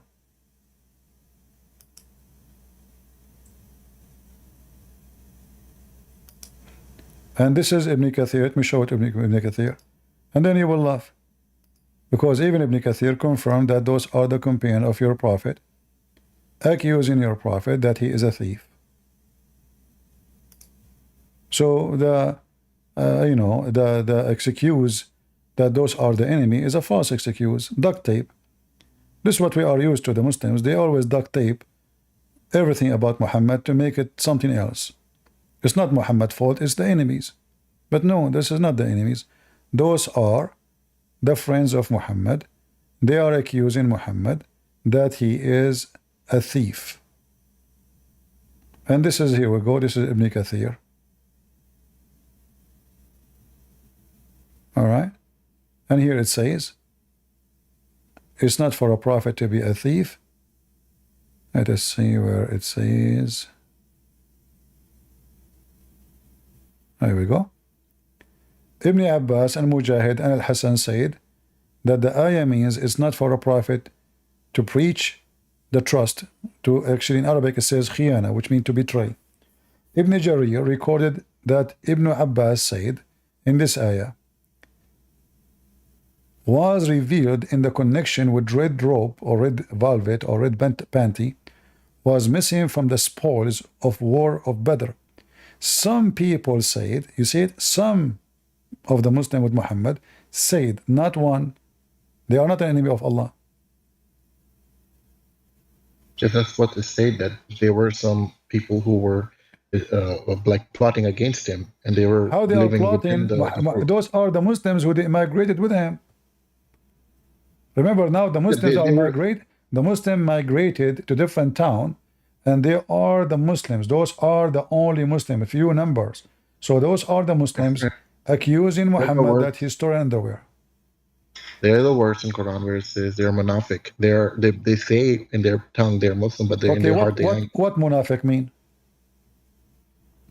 Well, basically who's pretending to be something but he's not. All right, like Muhammad. Of course not. You can say Paul, yes. Okay, we can go with that, no problem. You can say whatever you want, but I can show you that Paul mentioned in your books that he is a messenger of Allah. In the same time, when you say munafiq is someone he pretends something, I can show you a clear evidence that your prophet was a munafiq. Are you willing to take the challenge? In English, it's like hypocrite, right? All right. So, hypocrite, yeah. So, you're a prophet. If he do something and he says something else, this is what hypocrite is about?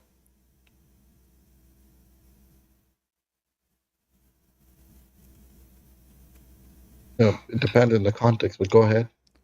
If I say to my men, don't have sex with women when they have their period, it's a hurt. And then I go and have sex with my wives when they have period. Is that what hypocrite is about? See, here's the thing. It's not. I'll tell you why if you're willing to listen. But it's not really. Why? So let's say you tell people that do not have sexual intercourse when they are on periods. But you have wahi from Allah, from God, that you have to do it. And you should follow God. Allah inspired Muhammad to F his wives when they have their period, but the same Allah inspired Muhammad to say, don't tell your men to F their wives when they have their period. The same Allah. Yes, because same Allah also sent a flood, and he also makes people. So he can do whatever he wants. He's the one who gave life. He Interesting. So Allah, that means Allah is the hypocrite. Because Allah, He tell the Muslims, when women, they have their period, stay away from them. And then He sent inspiration to Muhammad, saying, when your wives have period, F them. The same Allah. Allah can make whatever rules He wish. He's the creator. He knows. He has the ultimate wisdom. But now what you did, you made the reason for this happening, it's Allah, which means the one is a hypocrite, is Allah, because is Muhammad is a Muslim like the rest of the Muslims, or he is God? He can do as he wish. Okay, listen. You tell a child to not drink alcohol, but then you go ahead, you have a wound, and you need to take medicine, and you have alcoholic medicine. Are you a hypocrite? Because you is that a medicine? Was he a medicine? Is even his wife is a medicine now? I'm just trying to make comparison. No, you can't compare. No, you can't compare. This is a foolish compare, because medicine is something, and even your wife is something else. I don't know what event you're talking about, but even if it's true, I'm saying if it's something that God requires, that is more than medicine. That's for the whole humanity. Can you drink water when you are fasting? Me? No. Can you suck your wife's saliva when you are fasting? I don't have a wife, so no.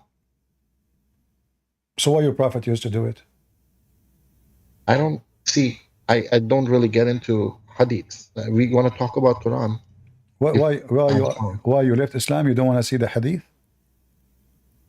They're man-made, so they may have errors. They may be written by the enemies of Islam. Who knows, right? Is the Quran made by man-made too?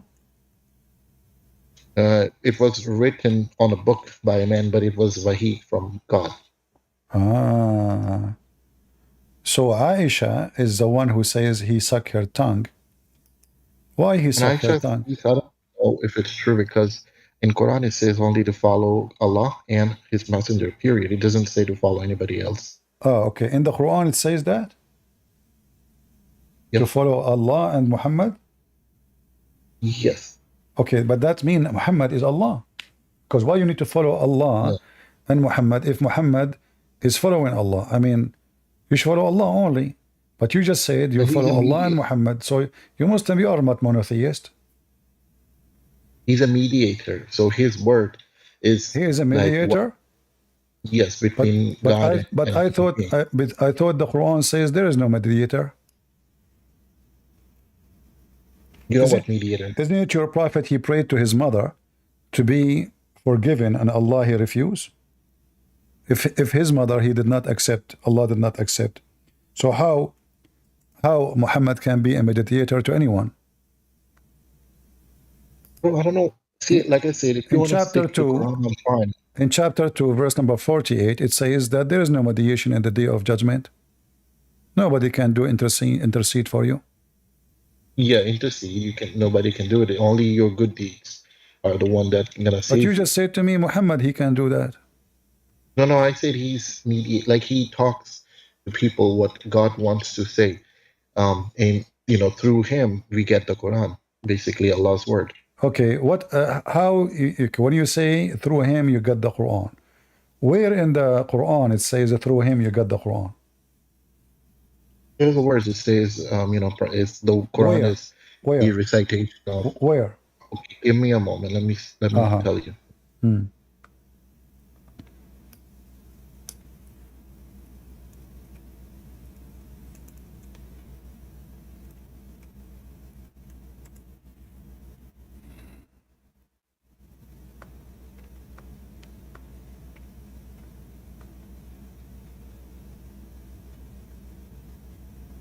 I can help you if you want.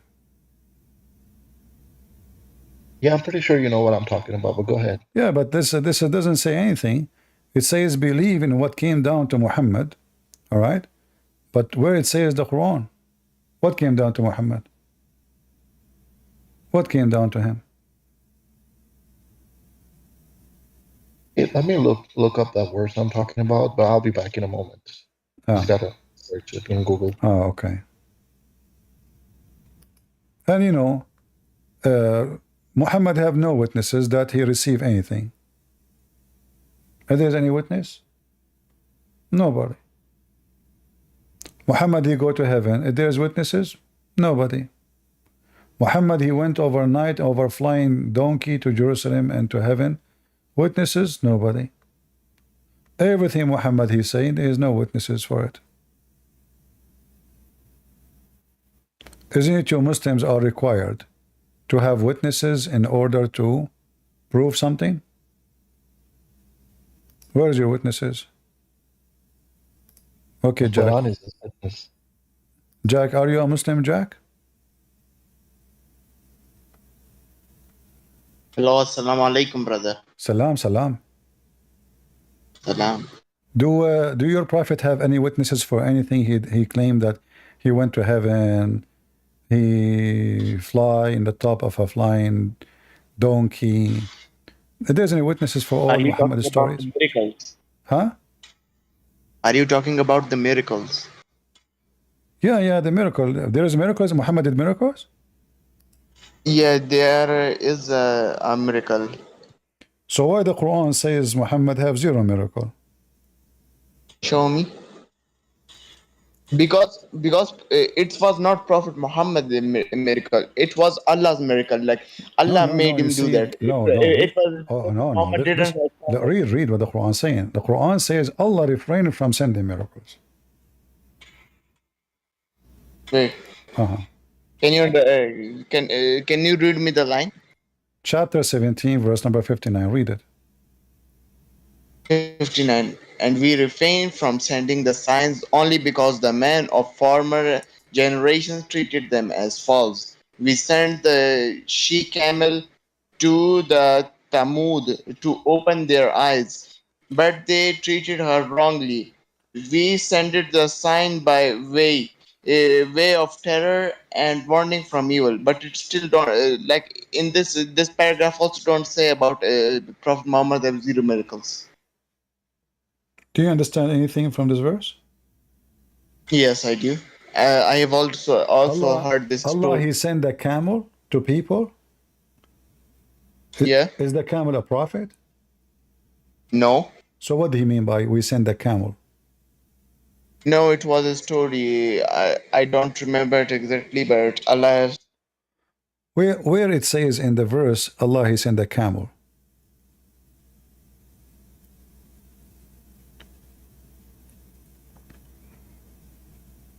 Do you know Arabic? He's gone. I don't know what happened.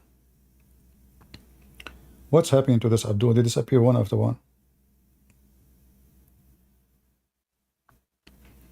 So Allah, he made a rock, a camel, and the camel is a braidnet. But Allah cannot do any miracle to Muhammad. Allah, he refrained. That's it. Now today he's upset. From now on, you know what? Because Muhammad now a prophet, I'm not going to do miracles no more. Because people don't believe in anyway. So Allah, according to Islam, always he do tons of miracles. But now, since Muhammad become a prophet in Islam, Allah will not do any miracles. So he said to me that Muhammad have miracles, but the Quran says we refrain from sending miracles. One of you is lying, either Muhammad or Allah.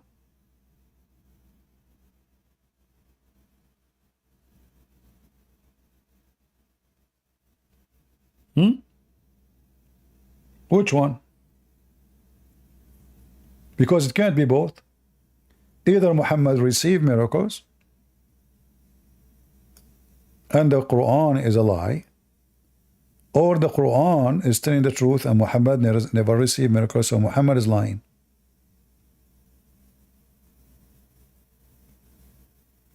You get disconnected?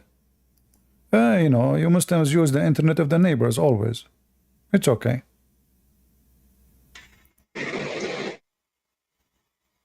Yeah, you can make fun of all of the Muslims because my flex is that I'm going to, after dying, I'm going to heaven and you're going to hell. You are going to heaven? Yes. Okay, so if I show you something that proves that Bible is corrupted, will you accept Islam right now? Well, if you show me that, that means Quran is false because the Quran says the Bible is not corrupted. So No, which one of the which one of Bible you says it. which one of you is telling the truth, the Quran or you? No, the Bible says that corrupt. Ah, okay. The Bible says that, and the stupid Quran says that the Bible is not corrupt. That means the Quran is stupid. Quran stupid. No, because you just said, guys, did he say the Bible says that the Bible is corrupt? He said that. Yet the stupid Quran author, he said that the Bible is not corrupt. Read it. Sure, let me read it. So Matthew 24, No, 36. read the Quran. Read the Quran. We can go to Matthew, no problem. I literally said that Bible itself is saying that it's corrupted.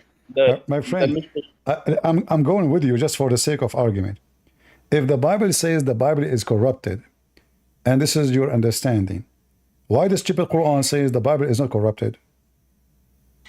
Because the Quran is talking about the Bible that was originally given and revealed to Prophet Jesus. Okay, but this is 600 years.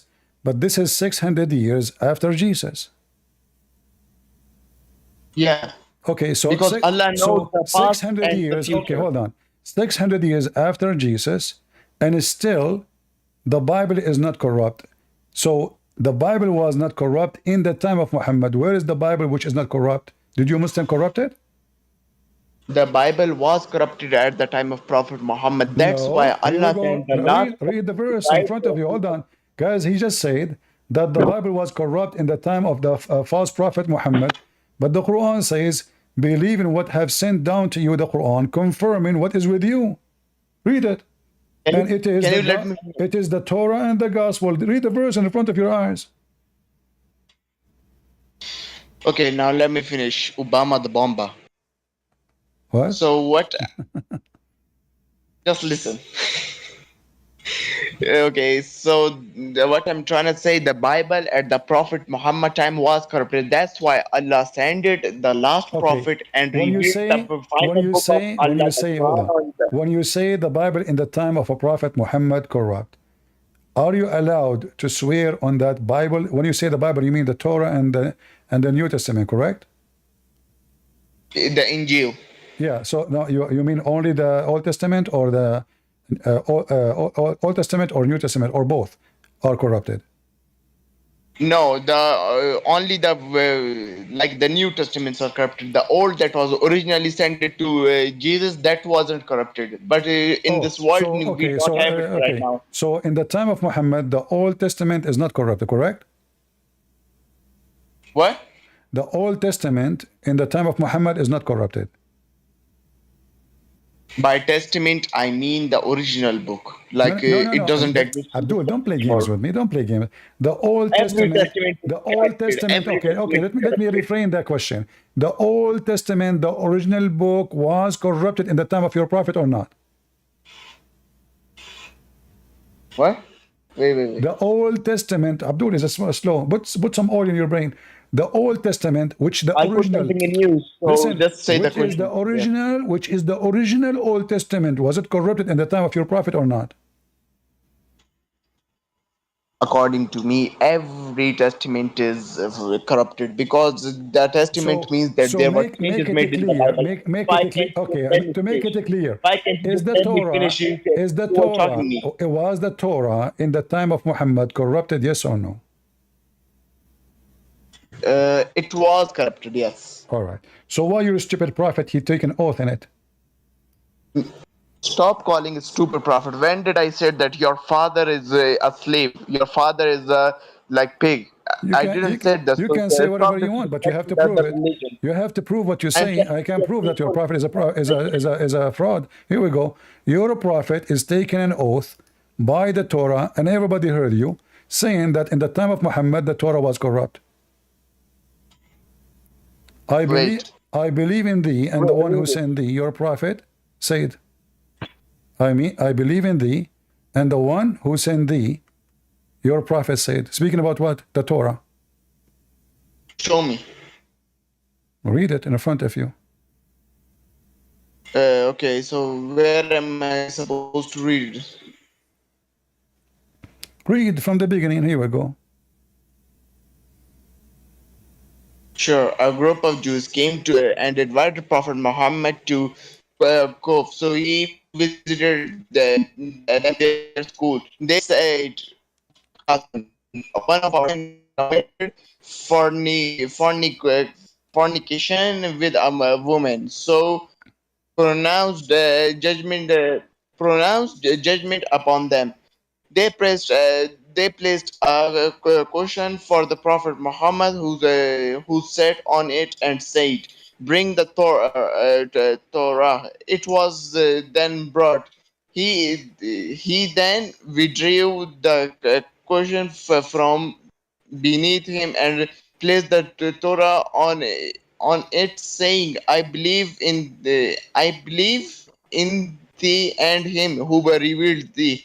He then said, So you said that the Torah at the time of Muhammad is corrupted, and this is your false prophet swearing by corrupted book? "No, can you let me finish? Now don't overtalk me, okay?" Okay. So the Prophet Muhammad, we believe that Prophet Muhammad was directly connected with Allah. Like Allah used to send him revelations. Allah used to send him messages. Yeah, you have a cable connected to Allah. But what does have to do with my question? Why Muhammad? Everybody heard you saying that the Torah in the time of Muhammad was corrupted. So your prophet must be a scam because he take an oath on a corrupted book. Okay, now if I prove you wrong, will you accept Islam? How you can prove me wrong? I just showed you your prophet, and it's you who said to me that the Torah is corrupt, and you insist, and I ask you the question 5 times, repeating it to be sure that you know what I'm saying. Okay. And you said, yes, the Torah in the time of Muhammad corrupted, and now you're a prophet taking the Torah, putting in his hand, and putting it in the top of the pillow, showing respect to the corrupt book, and then he put his hand on it and he says, "I believe in thee and the one who sent thee." Why you're a prophet taking false oath? Do he believe? Do he believe in the Torah, or he is lying? If you would have researched a little bit, the Bible is called Injil, not Torah. Torah is another book which was revealed. I ask you specifically about the Torah is recorded. Guys, did I say to him, the original book of Moses, the Torah, was it corrupted? Because he said, I believe in the original. So I refrained the question. I said, okay, let us rephrase the question. The original book of Moses, the Torah, is it corrupt? No, you did not make a mistake. I repeat the question 5 times and you said, yes, it's corrupted. No. You said that. You said that you coward. You said that you coward. What you say? You better admit now that you are a potato. You said the Torah in the time of the prophet is corrupted. I didn't mean to say Torah. That's my bad. I thought you were talking about the Injil. I am accepting my mistake. So hold on. Okay. So now, do you agree that the Torah in the time of Muhammad was not corrupted? What? Do you agree that the Torah in the time of Muhammad was not corrupted? Yeah, at the time of Prophet Muhammad, the Torah was not corrupted. So now you fix yourself. You were stupid 5 minutes ago, and Christian Prince, he taught you something. Yeah. Now look what happened. Look what happened. As long the Torah, the book of Moses, is the book of Islam, and it's not corrupted, so who need Muhammad? Nobody. We have the book. The Torah is a book written by the hand of Allah according to Islam. So who need a prophet who do not know how to write, how to read? If we have a book, it's not corrupted, and this is the book of Moses. And now, where you Muslims have the Torah, why you don't have it? As long you're a prophet, he have his hand on it, and it's not corrupted in his time. Did your prophet throw it away? Did he hide it? No. So why you don't have it? This is the book of Allah. You Muslim, you claim that the word of Allah is preserved. Okay, so now the word of Allah is preserved. This is the word of given to Moses. Okay, now can you please why you're a prophet did not preserve the Torah of Moses? You're not even letting me fucking speak. That's Abdul, pissing me off. when Abdul he get upset, he says the prophet name, full name. Now let me speak. Why you are using the word I don't let for? me speak or I'm Okay, so leaving. now I'm letting you speak. I want you Okay, to I'm answer me. leaving. I do you let me speak or I'm leaving. Why you Muslim don't show us the Torah as long Muhammad you Yeah, have it? fuck off. Take your Bible with you and put it in your ass. I'm just going. The funny, his name is the Jack. Jackass. When you put them in the corner, they start to scream. They have demon inside them. When the demon they say they saw Jesus, they went crazy. When the demon they say they saw Jesus, they went crazy. They have demon inside them. Do you see? So stupid. They don't know what they are saying. The stupid religion of Allah, religion of donkeys. They go around like monkeys. Your Bible is corrupt. Corrupt. The second you start checking their text, you will see how stupid they are. They don't know what they are talking about. So their book saying that he confirmed our book. It says the gospel. He says, no, not the... No, it's not. It says in front of you, the gospel, the Injil, in the time of Muhammad. So why you Muslims did not preserve the word of Allah if the Injil and the Torah was exist in the time of Muhammad? Do you see how stupid Muhammadans are? Every Muhammadan is a donkey until he proved the opposite. Who's next? They get upset. They call your name. They use the F language because Allah is clean. Remember, they don't eat pork, but they say the F word non-stop because they are clean nation. Very clean.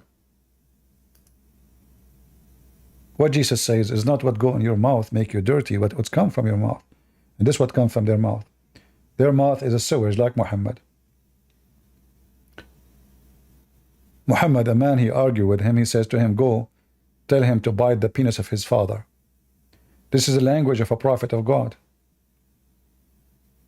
Bite the penis of your father. Any Abdul?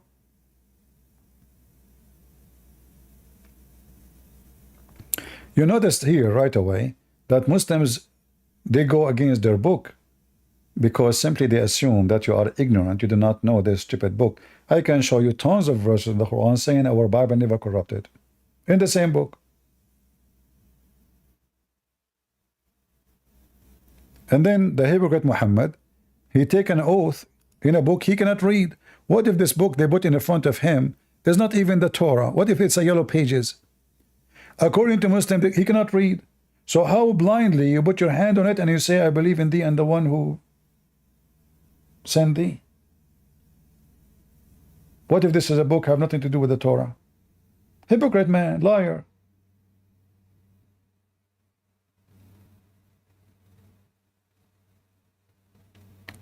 Any Abdul would like to join us?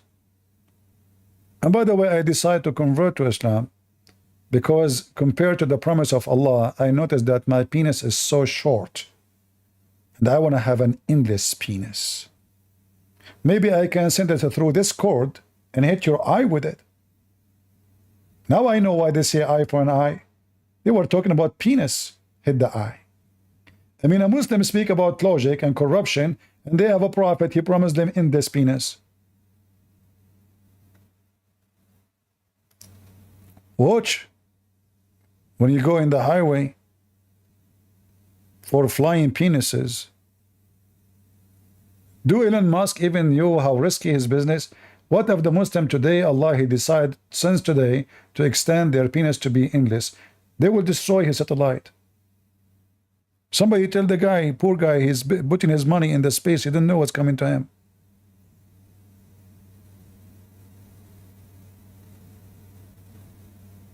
Any Abdul? What do you mean careful what you ask for?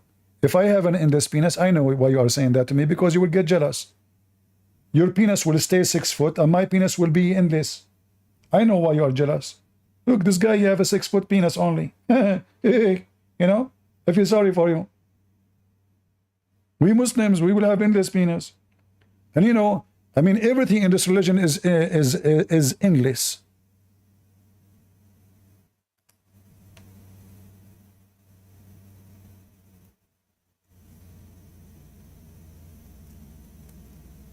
The grave of Adam is hundreds of foot long. Only in Islam. I mean, the first time I saw those images, I said to myself, man, this is the religion of the macaroni. I mean, Mickey Mouse can make better stories. Look how long the grave of a prophet Adam, peace be upon him. Everything is endless. I mean, the guy was a spaghetti. The grave for prophet Adam? Seriously? Obviously, your religion is not corrupted. 200-foot long grave. And who is inside? Adam. Yeah, Adam, what's up? Get the breath. First of all, this is not the prophet Adam is there. So who is there? This is his penis. This is his penis? Ah, now I know why it's straight and long. I mean, it's the same size. There's no shoulders. There's no way. I mean, this guy is so tall, but all of his body is like a macaroni, is like a snake. And now I understand exactly. This is his penis, but the blood minus the circumcision. Ah, this is after circumcision. I was wondering why it's so short. I mean, 210-foot penis only? Don't you think it's so short? Good friends, after you die, your penis shrink because simply your blood will be dead. So your penis will shrink. Ah, so before he died, his penis was 400 foot. Exactly. And the Abdul, they are debating with us about logic and about corruption and about religion and about God. Look, this is different grave. They have 1 million grave for the same person. Hello? Yes, Jaman. Are you a Muslim? No, but I just had a question. So I heard you debating one of the Muslims about the satanic verses. So I was like doing research, and it said that like as a response that, or why would the Quran being what the prophet meant by shaitan, why is that not an acceptable answer? I don't understand. What is the answer? So okay. So for the Quran verses, hold on. I understand. Satanic verses. Okay, but what is the answer? Okay, so he said for Farhad, he said that he meant Kareem, which was one of the jinn who is attached to everybody. Okay. Why is that answer wrong? Why is it shaitan and not What does Kareem? this have to do with the question? Because either Muhammad, he received satanic verses or not. Same time, Muhammad, when he say he have a qareen, according to him, the qareen, the shaitan who is his spouse or his twin or companions, he is a Muslim and he command him to do good. So how this qareen he gave him satanic verses? The one who gave him satanic verses is not the qareen. It is a shaitan. His name is White. Why they call him White? Because he took the image of Gabriel and he gave him satanic verses. Read with me. Do you see it? Yeah. Okay, what it says? There is none amongst you with whom is not an attached from amongst the jinn, devil. They, the companions, said, Allah's messenger with you too?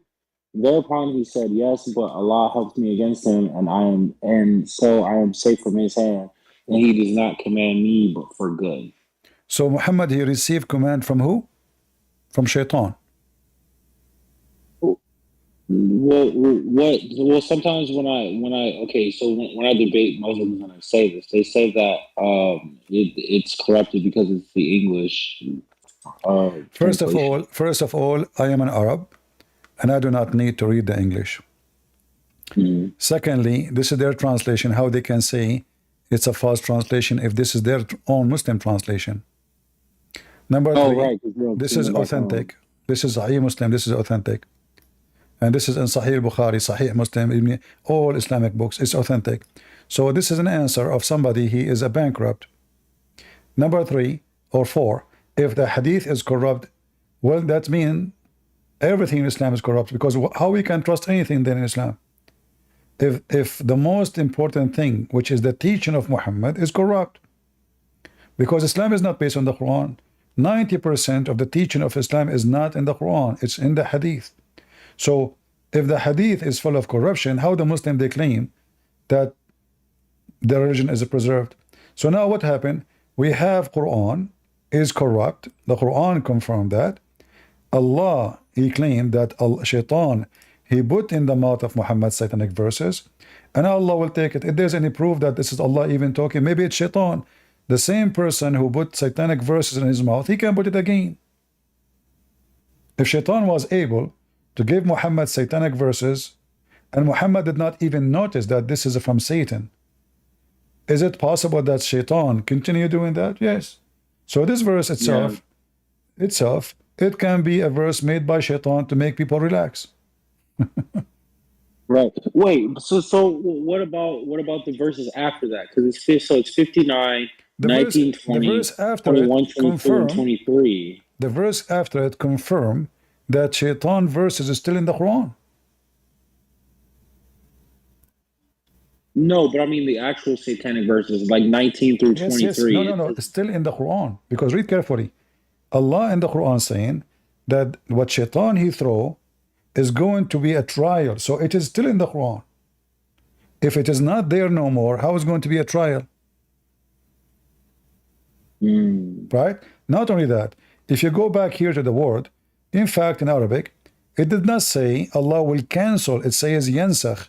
Yansakh in Arabic means copy, rewrite, which means like you make a, let's say you have a letter or a book.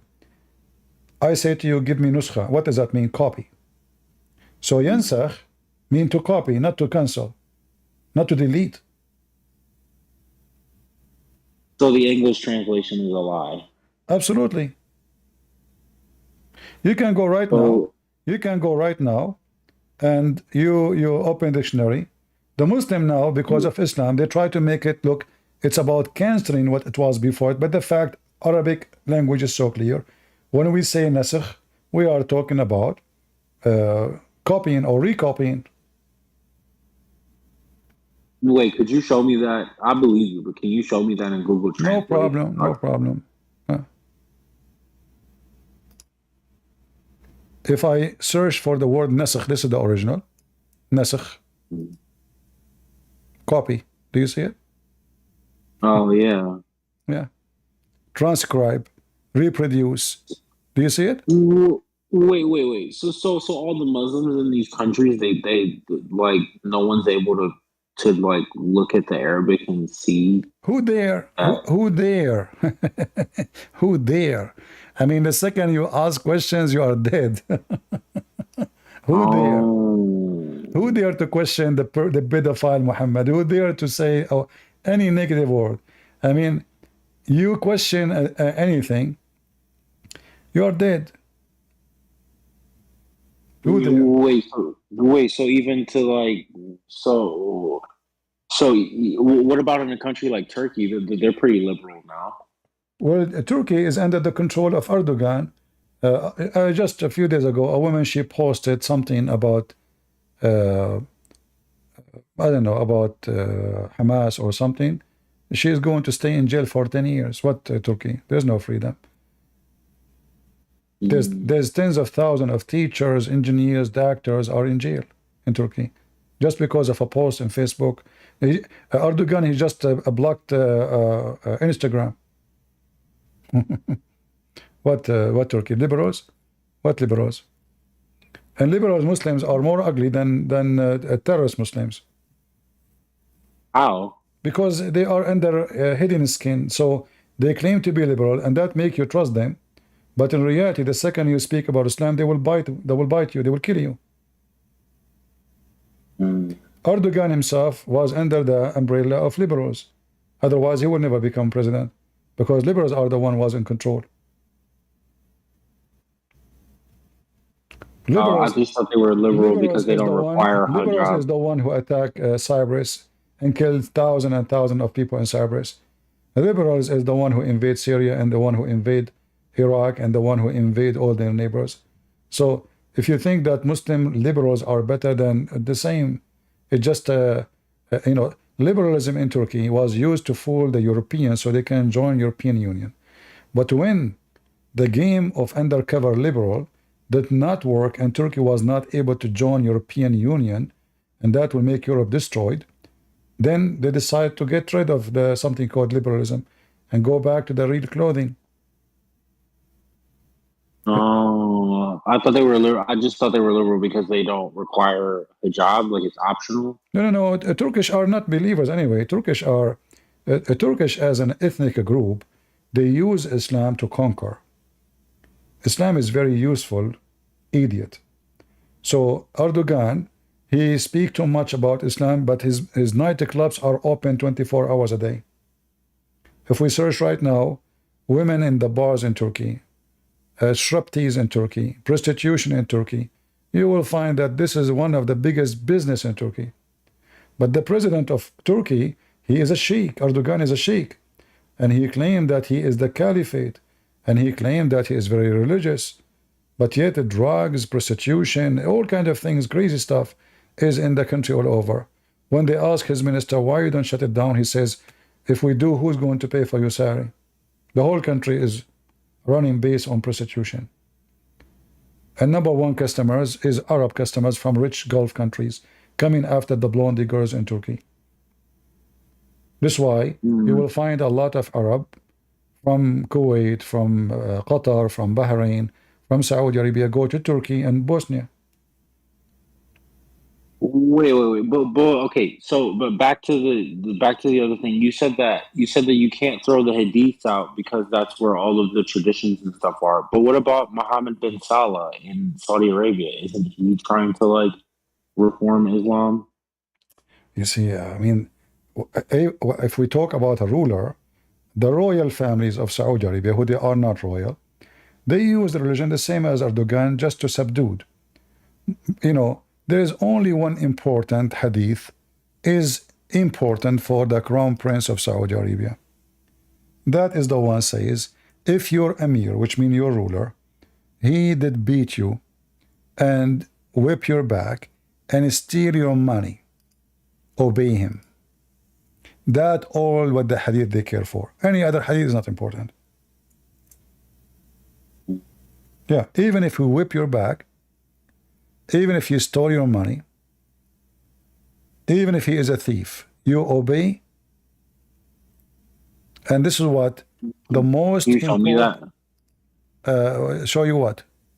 The hadith that you're talking no about. problem. It's okay. That's easy. You see my screen, right? Yeah. Okay.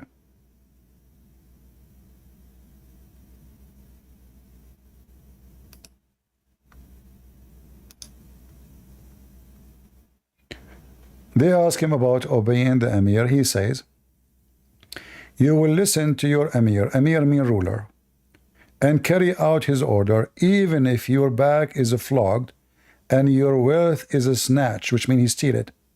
You should listen and obey. You see it? Yeah. And this is authentic. And this is what all Islamic leaders in the world, they right away they post in the front of anyone when I oppose them. This is the most important hadith for them. For this is how they can control the crowd. So even if the emir is a thief, even if he beat the hell of you and he is unjust, he snatched your wealth, you should listen and obey. All right? Yeah, all right. Well, so thank you for answering all my questions. I'll let someone else go. You're welcome. Never believe a Muslim saying something to you. Every Muslim is a liar until he proves the opposite. And if he proves the opposite, that means he's out of Islam. And I will give you an example. Malik, how are you doing, Malik? I'm good. And you? Do you like your wife, Malik? No, I don't like her anymore. Why you don't like your wife? Isn't it your prophet? He says you can lie to your wife.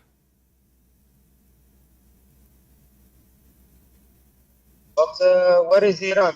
I still wait for Iran. You are waiting for what? I still wait for Iran. Where is Iran? Iran? Yes, Iran.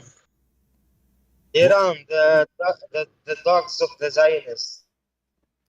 Hey, just Where are they? okay, go. Not our topic. Don't change topic about Iran. Well, all of you are potato. What about you? Where are you? Why you don't do jihad? Why you are waiting for the Shia to do jihad? You are a potato Muslim Sunni. Oh, what you do all day scratching your balls? Go do jihad, you coward.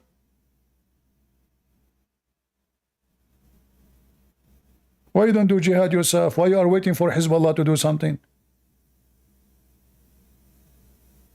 You're a potato. You're asking others. Wait. Can I answer? Okay, answer. Go ahead.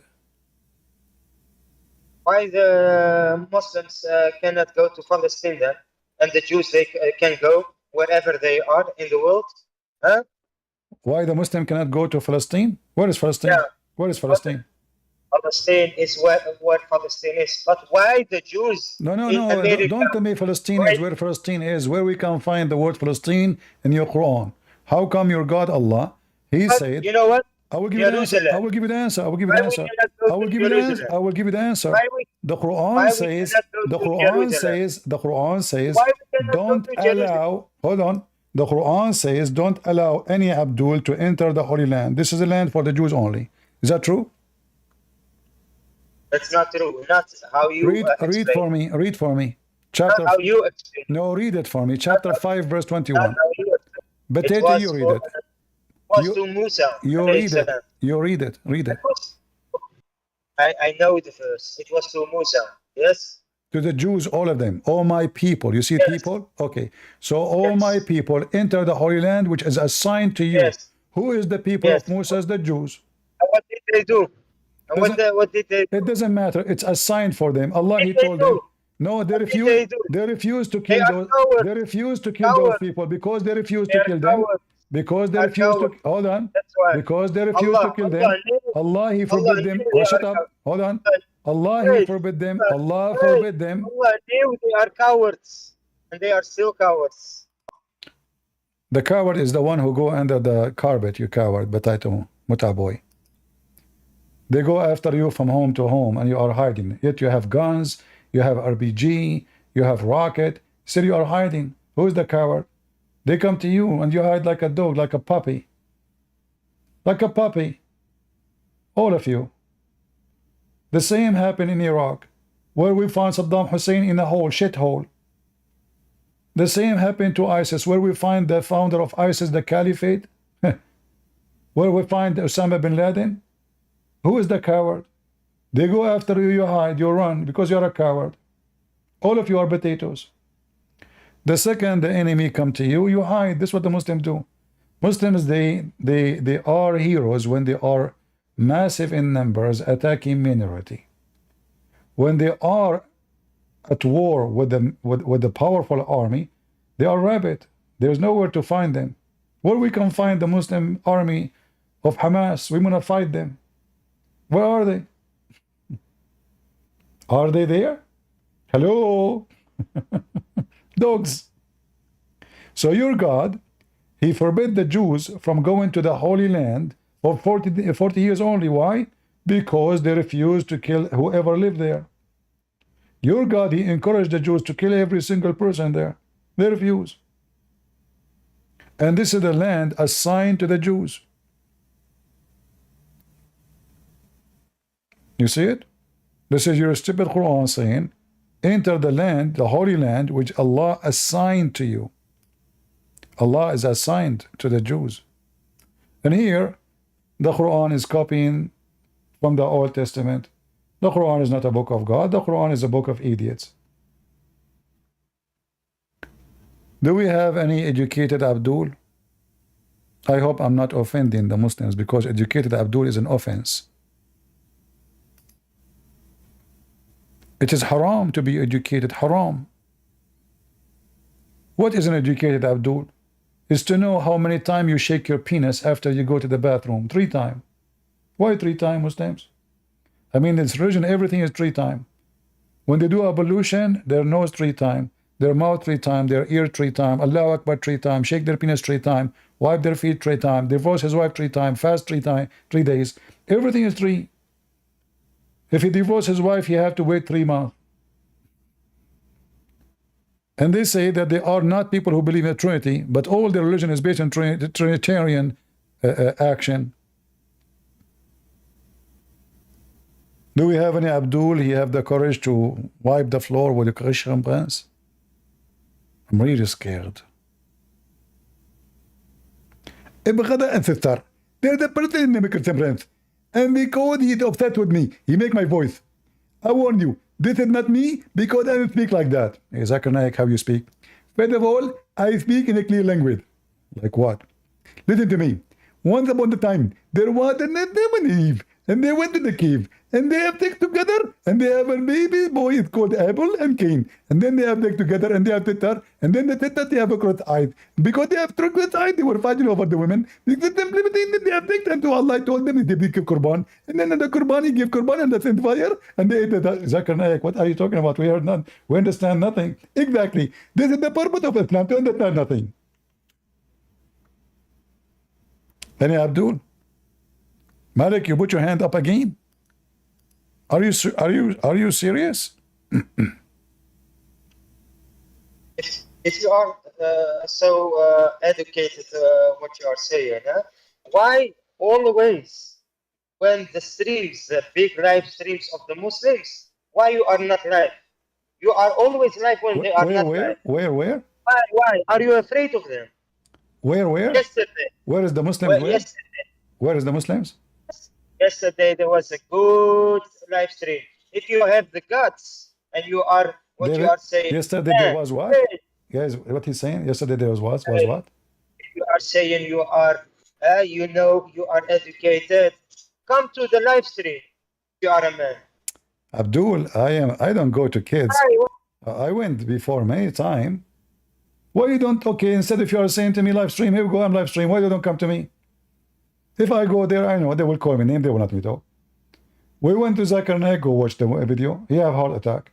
We went to the guy. His name what? What's his name, guys? I forgot his name. He claimed that he have knowledge. He blocked them. We don't have time for them. Block them. Cowards. We know you. Mimi Hijab, I called him. He hung up on me. He said, where is the debate? Go check it out. He told the Muslim he debate me. Where is the debate? Coward. Fifi respond to me, but he never dared to call me or never dared to let me call her. So where is the Abdul winner dive stream?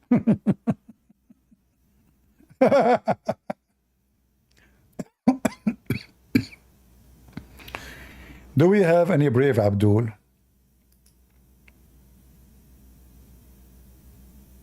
Any? I hope I'm not insulting you by saying brave. Those people, they get offended if anything.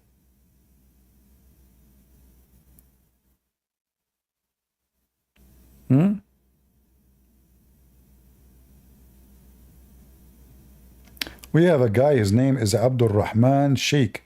He is saying to me, loser CP. Well, I don't know about losers, but you can call me, prove me to be a loser. You're welcome. Why you don't call me?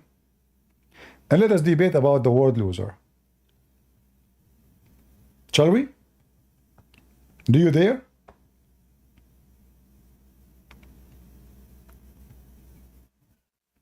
You don't. Because you know what will happen. You will lose even to defend your prophet, the loser.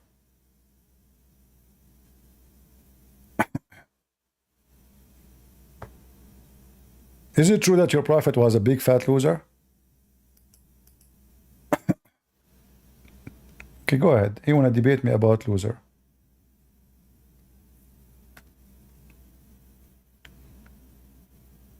I invited you. Accept the invitation.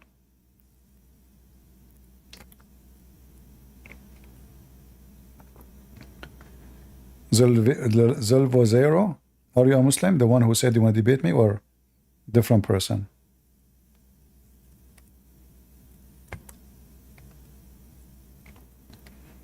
Hello? Zero. You have to hold push and talk. Push and talk.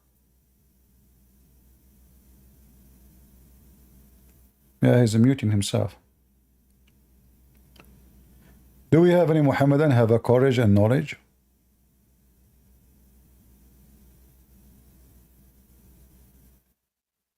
I want to convert to Islam and do breastfeeding for adult.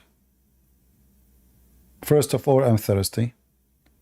Secondly, I like it. I mean, I will spend the whole day visiting the neighborhoods. I will live between Muslims. Knocking from door to door. What do you want, honey? Nipples. Oh, halal nipple, no problem. This is a religion where women are forbidden to shake hands, but you can shake their boobs. Silvazero, are you there? Why you come to the stage if you don't want to talk?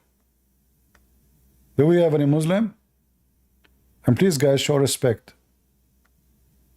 When we say nipples, those are halal, you know, and they are clean.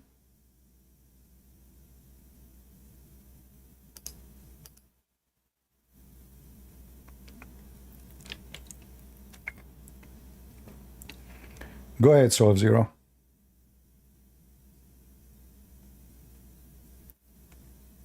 All right, I will give you a minute to fix your microphone, otherwise I will not invite you again. Do we have any Muhammadan? Speak.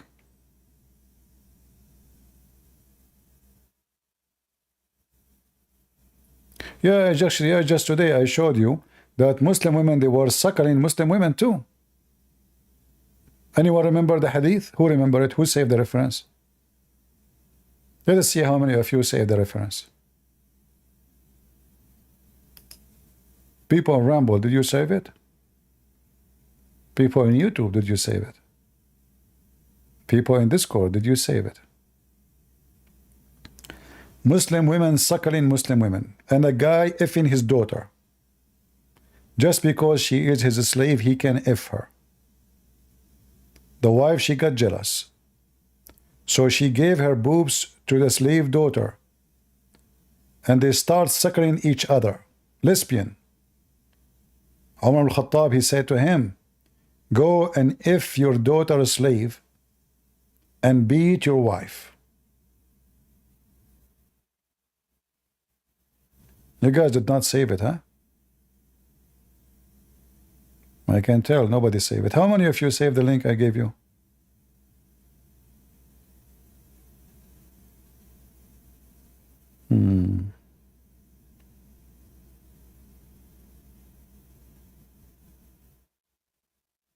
All right, we will see.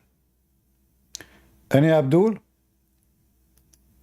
Silva Zero, my friend, take a hike. I mean, you like to be in the stage for a striptease or what? When I was a sheikh in the Azhar University, they offered me a job as a striptease in a blind women club.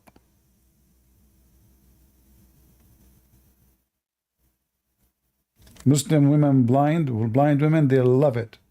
They were saying like, wow. I said, what wow? You don't even see me. They said, you are molesting us by your voice. I said, which one? They said, the one you say always, you use always. I said, this one?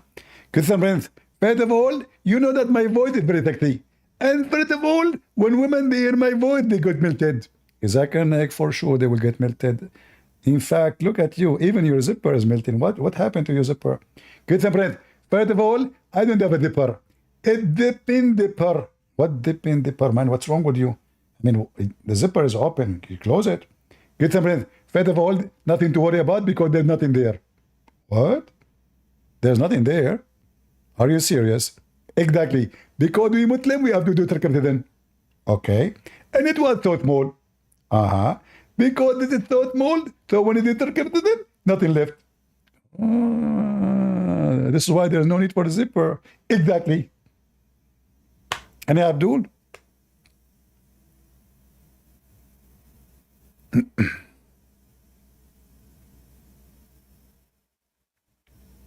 Nobody? Any zipper?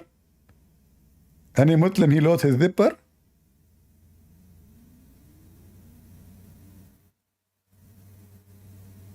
Hmm? Yeah. The guy is effing his daughter, and the Muslim now they will say he's lying. It doesn't say his daughter. Read the English.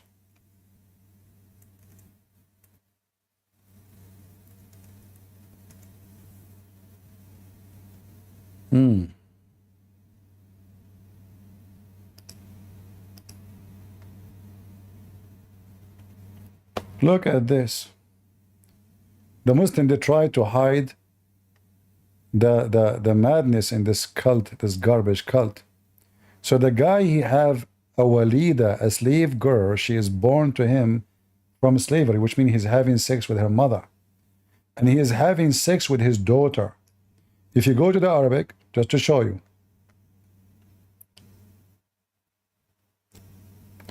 A man, he came to ask about breastfeeding for adult. And when he was there, he found another man coming to ask about the same thing. And he said, he said to Umar al-Khattab, the Caliphate, I have a daughter and I if her. So my wife, she suckled her. So when I decided to go and if her as usual, my wife, she said to me, you cannot do that, for she is suckled by me.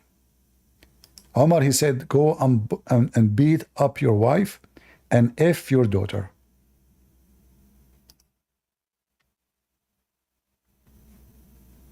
A man came to Abdullah bin Omar, and I was with him at the courthouse, asking him about breastfeeding an elder. Abdullah bin Omar said, a man came to Omar ibn al-Khattab, and he said, I had a child, and I was having intercourse with her, so my wife went to her and breastfed her, so I entered upon her and she said, without you, by God, I am fine. I breastfed her. Omar said, pin her and have intercourse with your maidservant, for breastfeeding is the breastfeeding of a young child. So Omar, he told the man, go and if this your daughter, because as long as she is a daughter from a slave, you can if her, no worry. And regarding your wife who did the breastfeeding for this slave, go beat her up. Because nursing can make a difference in Islam only if you do it for someone is young. So we reach the point where Muslim women, they are suckling the nipples of each other, following the steps on the teaching of a Prophet Muhammad, Prophet Nepalene, who is a special, he have a specialty about farting. Any Muhammadan?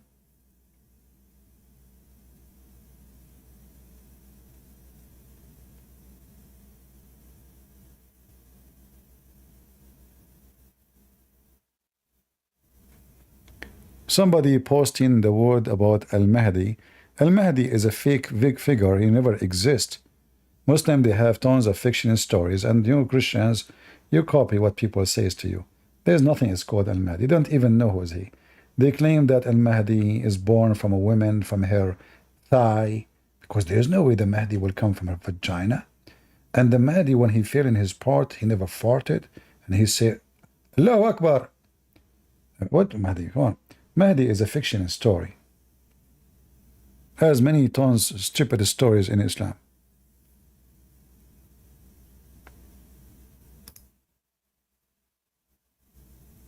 Can I reuse your video to teach? Absolutely. Reuse my videos as you wish. I encourage people to use them. Feel free.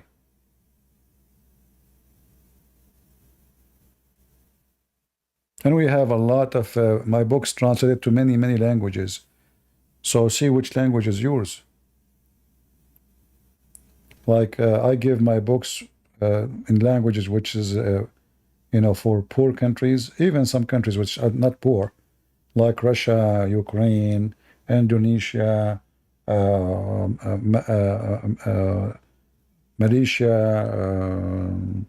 I mean, we have my books in tons of language. Go check it out for free. In fact, I want, if somebody can help and find me someone to translate my book to Japanese, because Muslims, there's somebody yesterday, just yesterday, in the previous video, he posted a video that Muslims working hard, trying to convert Japanese into Islam. So translating my book into Japanese is necessity if somebody want to help, if you know the language.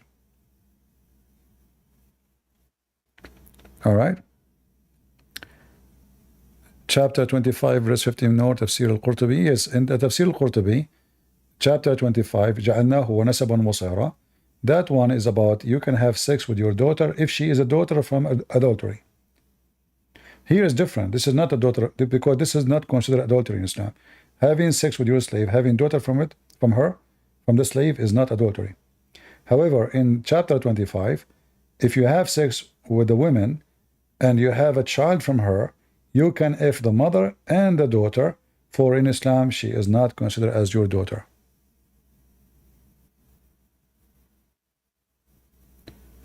My book is translated already to Swedish, already to Ukrainian, already to Russian.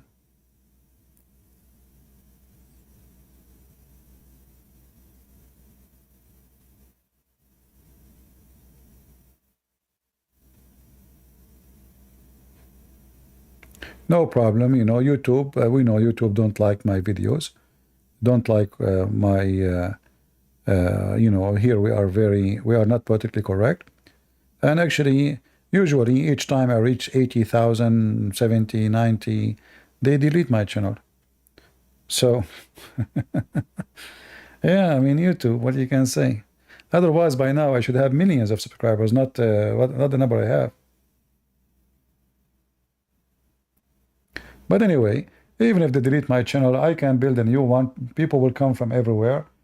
It is too late to stop me. It's too late. Neither their God, neither their Muhammad, neither their YouTube, neither their you Obama, neither your Biden, they cannot stop me. It's too late. And I have my books and I have my videos. I have tens of thousands of videos. What they can do with it? I have my book in French, only one book in French. The rest are not yet in French. The book in French is a translation for the deception of Allah.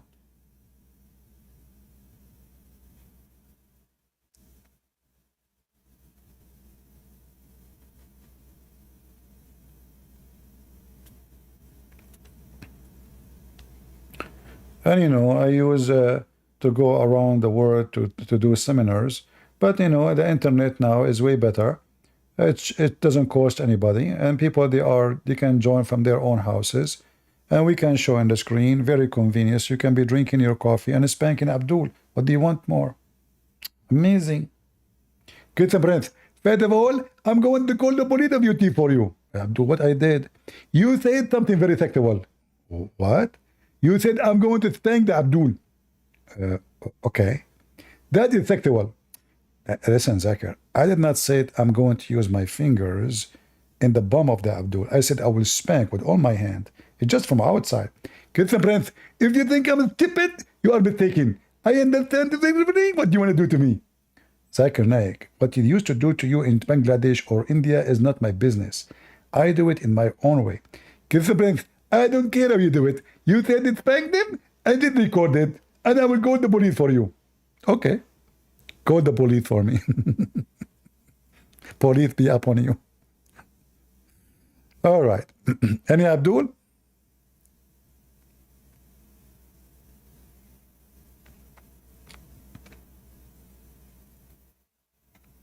Zakir Naik wanted by the Indian police. Well, this Indian police is just a bunch of hypocrites. You see, we have to be careful. I mean, they accuse a guy of terrorism. There's no proof. Just because somebody he watched his videos and he did terrorism? Come on. So, you know, India is just a savage government. Like the whole Middle Eastern, doesn't matter if it's Hindu or not. You know, all those trashy countries, I have to say the word trashy. The second you don't like what you say, they use law to silence you. So You know, Zakir Naik is a piece of garbage, we know. But what the Indian government is doing is obviously not fair. They have Hindus, they are beating Christians in churches. I have a channel, Hindu channels. They are saying, like I saw a video, a Hindu video. A Christian woman, she came to preach the gospel for them, and he is playing the video of a bunch of Hindu women, they are beating the hell of her. So the Hindus are not better, and this is terrorism. They attack Christians, they burn churches, they do the same. So Zakir Naik, the only terrorist in India. What about Modi? Hypocrisy. They are no better. Have you ever heard of Dahya al-Kalbi? No, I never heard. There's somebody is telling me about a name I never heard of. Really? So you heard about Dahya al-Kalbi and Christian Prince did not hear about him yet? That's weird. Yeah, hypocrite. All of those, you know, third world countries, you know, the term for me is not even accurate. I think all those countries are not even in this world. They are out of this world. They claim to be democratic and they want to fight. You know, Indian Prime Minister Modi is Modi. He is a friend of Iran, but he is a friend of Israel. He built ports in Iran, and he said, Israeli, we support you. Hypocrite, you know, liars. The zero ethic.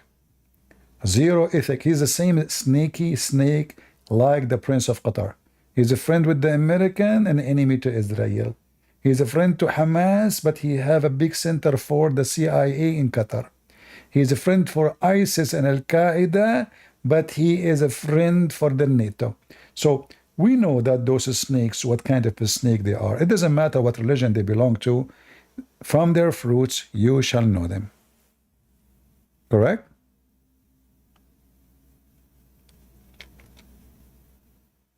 How you know a person, how you know a leader? From their fruits.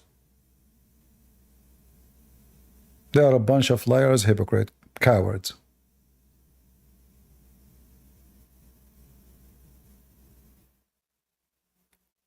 Any Abdul? So all what they want from Israel is to take hundreds of thousands of employees from India. It's just about money.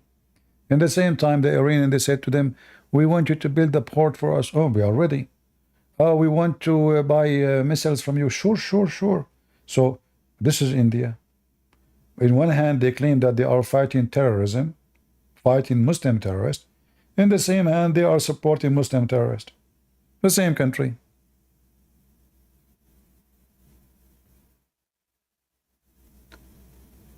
Any Abdul?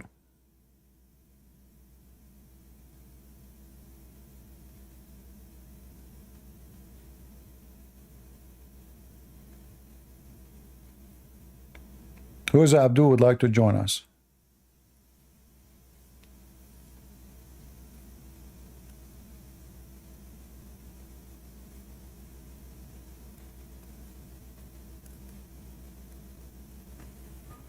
Khan Amir, you want to join us again? Oh, okay. What happened, Khan Amir? You keep changing your pictures, man. Yes. Yeah, I have my other friends here too, so I was talking to somebody else. So your friend want to talk to me or you? No, my friend is sleeping. It's 11 here. Why you left? Why you left? What happened? I think something happened with your server or something. Oh, okay. What do you think about Muslim women suckering Muslim women? Like I said, I don't really follow the hadiths. I think it's from Aisha, and that one especially I don't follow. But this if is it's in Quran, then yes, it's but this was a Quran. It was a verse in the Quran, and the goat ate it. Well, see, this whole thing about goat eating a verse is in hadith. It's not in Quran that there was a verse that goat ate. It's not in Quran. Okay, I want you to tell me a verse which you believe is the best verse in the Quran. Do you have one? I'm sorry, can you repeat? Can you give me the best? Okay, not necessarily a verse to make it easier for you. The Quran is supposedly the book of God, right? Yes. And is God stupid or wise? He's the wisest. Can you show me a chapter in the Quran is not stupid? There are many, many, many of them. Which one would you give me one. Choose one. Choose the best.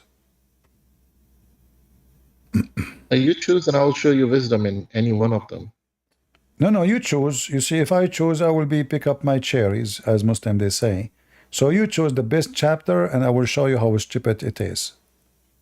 Okay, let's talk about where Allah says that he doesn't have a son. If he wanted a partner, he would have chosen from one of, Okay, chapter 17, verse number 21. That is very stupid chapter. Why you chapter 21, sorry, verse number 17. So why you choose this one? Can you open Dr. Mustafa Khattab translation? Why Mustafa Khattab? What about this one in front of you? You like Mustafa Khattab? Yes. I mean, there are different ones who do a better job at something. So you don't accept the Muslim translation, all of them, because Muslims are a bunch of liars, correct? No, it's their own interpretation, and Mustafa Khattab is a doctorate. Okay, I will go with you. Go and read how that is a wise thing. Okay, it's a wise thing because it says that if he needed, he would have had been a female, a partner to have a child. And science shows us that a male cannot have a child. You need a female, or even a female itself can have a child, but you definitely cannot have a male giving birth to a child. So this is wisdom? Yes, because nobody knew it. This is stupid. Look what you just confirmed. You just confirmed that Allah is male. No, he's You just say that, guys. Did he just say that the science confirm that male cannot have a child without a female? Is that do we need even science for that? I mean, come on. Muslims are crazy. And we are talking about what? We are talking about Allah. So Allah is a male, and Allah cannot have a wife cannot have a son unless he have a wife. So Allah is not God, because God, he do not need anything to have anything. He can say be is going to be. So Allah cannot have a son unless he have a girlfriend.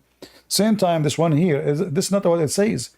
The Quran says, had we intended, I'm reading your translation, by the way, had we intended to take some amusement. Do you agree that Allah is talking about amusement? I subscribe to this translation. If it's Mustafa Khattab, then yeah. Okay, but how anything can be amazing to Allah if he is the creator? What did you say? How anything can be amazing to Allah if he is the creator? Yes, he is saying that why would you want a child to amuse yourself? No, hold on. No, amusement. Allah will take amusement. That means there is something if he take that will be amusing. But that cannot be fit with God, because I will be amazed by the beauty of the cloud, because I'm not the one who make it, but God can make even way more than this with the cloud. So if God is amazed with such a thing, I mean, he is not the creator, obviously. Same time, the word here. It's amuse. It's not amazed. It's amuse. Amuse is the same. Yeah. So okay. If you think what amuse mean? Right, what amuse mean? Like to entertain, to like amuse. How you can entertain God? Exactly. That's what God is trying to tell you, that he doesn't need to be amused, so he doesn't need a son. No, hold on. You see, he said, if we want, we will found it from ourselves. Here the translation lie and says our presence. What is the entertainment Allah he have in his presence? Well, exactly. That's the whole point. Because he doesn't need it. That's why he doesn't have a partner. No, he need it. He says, if we want, we will take it from ourselves. He did not say I don't want. He doesn't say I don't need. Where he says I don't need. Yes, his will is his need, because his will is what. Where it says I don't need, where it says in the verses, in your translation, the one you chose for me, I do not need. So, see, because God doesn't have a need per se, he has a will. But that means the verse is stupid. The verse is stupid, because if you don't have a need, then how he say we will find it from our presence? That means in his presence already the amusement is there. He doesn't need amusement. That's the whole point. No, it's there. If You if see, he had to have I'm using your stupid translation. It is in our presence. We will take it. We will find it in our presence. So it is already in his presence. When you say to me he do not need it, so why it is in his presence? Yeah, so I don't know if you're willfully not trying to understanding it, but the whole concept is that God doesn't need to be a First of all, the translation is false, because nowhere it says in our presence. What it says is from us. من لدنا إن كنا فاعلين.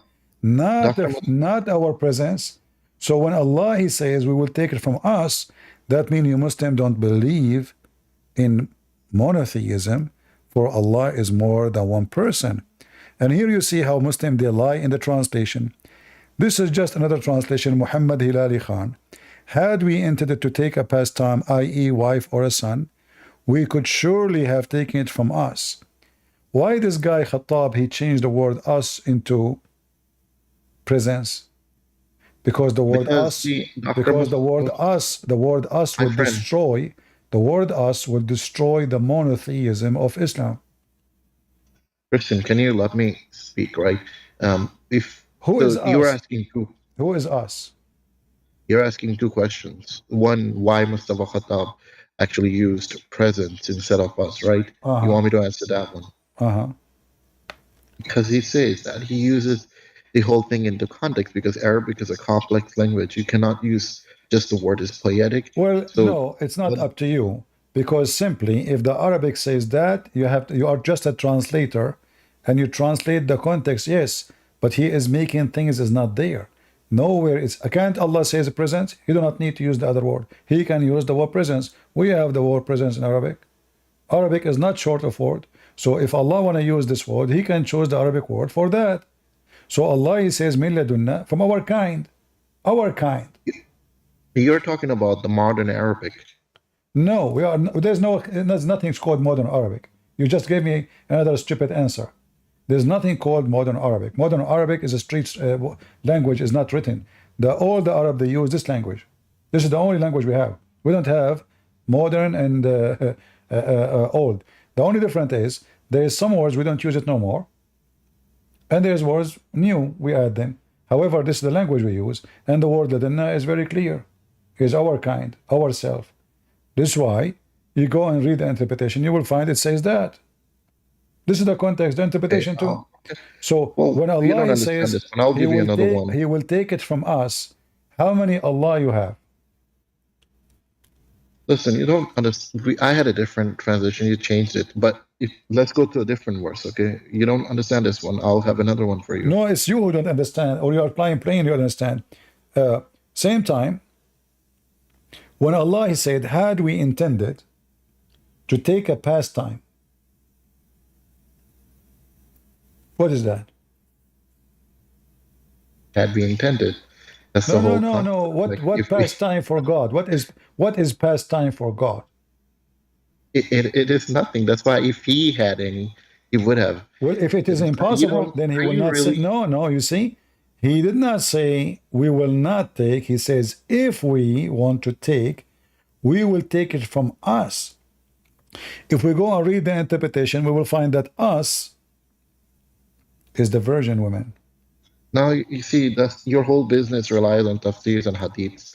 If you want me to give you another, my friend, don't waste my time. That's my whole business. I mean, this is stupid answer, because this is your Islamic interpretation. Those are your scars. Who are you? Muhammad Khattab, a Pakistani guy. You don't know two Arabic words together. This is the guy, he can tell you what the Quran meant. You Muslims are a bunch of liars. When I show you your interpretation, this is your interpretation, not mine. You rely. It is you who rely. And look what happened to you. You rely in someone. He is just a translator, not a scholar. Who is this guy? And in this website, we have tons of translators. All of them, they lie. Not a single translation, it is not a lie. When you say, I like Muhammad Khattab, Do you accept Muhammad Khattab translation 100%? You will say no. Do you know why? Because you are a hypocrite.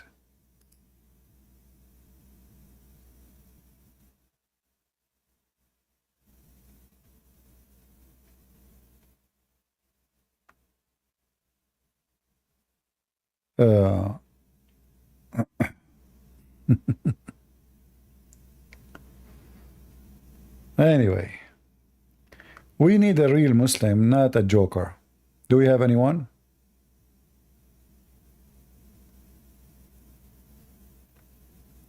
Anyone?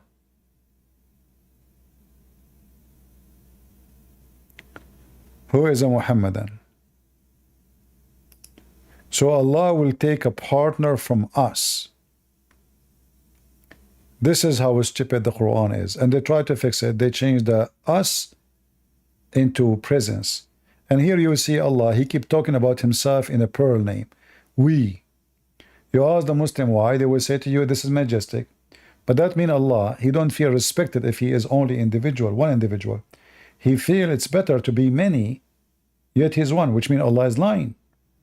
So Allah, he used fake titles like we to make himself, according to Muslim, respected more. How stupid is that? Are you with me, guys?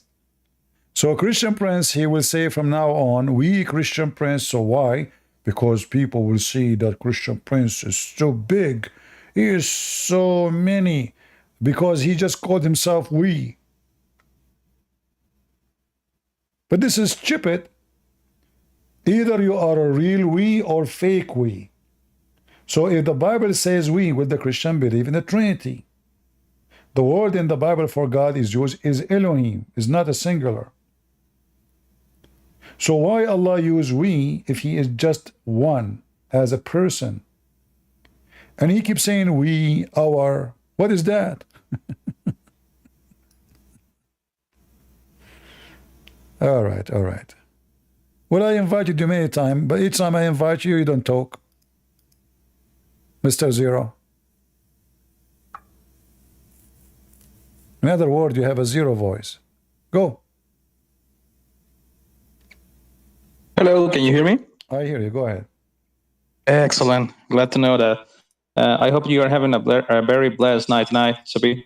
I just study, let's say, the Quran and the religion related to Muslim. I am myself a Christian. And I just add something because I noticed that every time that the topic of the Trinity comes into the stage, sometimes most of the Muslim become or use this kind of rhetoric that the Trinity cannot be logic, because most of the time what they say is like, for example, when Jesus is on the cross and the Jews are mocking Jesus because he is unable to go down or save himself, and then they said something, or Christ asked the Father for them to be forgiven because they do not know what they do. And then most use that word like a way to imply that Jesus does not have the power to forgive themselves, or that Jesus, if he is God, he is asking God the Father to forgive themselves, like God asking God to forgive them. And that is the topic that I just wanted to do a small talk as we wait for another. Jesus, he is speaking to the Father, so the Father will not put the worth upon those people, for they just crucified his Son. So Jesus asking the Father not to punish them, because still at the end of the day, Jesus, he say, everything I have is given to me from the Father. The word Father is not just a word. It's a word present an authority. It's a word present who is Jesus to the Father. So when the Muslim they speak about Jesus, and I will use your example, Jesus asking the Father to forgive, right? And they say then, well, that means there's a higher authority, correct? Correct. Okay, but isn't it in the Quran it says Allah, he said, ليغفر لك الله ما تقدم وما تأخر يا محمد. May Allah forgive to you, Muhammad, your past sin and your coming sin. Who is talking? The Muslim, they will say Allah. So was Allah in the cross asking his father to forgive Muhammad?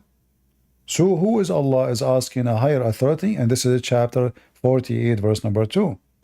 In the Bible, all the Bible confirm, from the first page to the last page, Jesus repeating saying, everything I have is given to me from the Father, because Jesus himself is what? Is born of the Father. Not the Father is born of Jesus. Correct? Yes, that is correct. So everything Jesus have is from the Father. So the Son, as usual, like even a human being, we inherited the Father, or we inherited at least his DNA.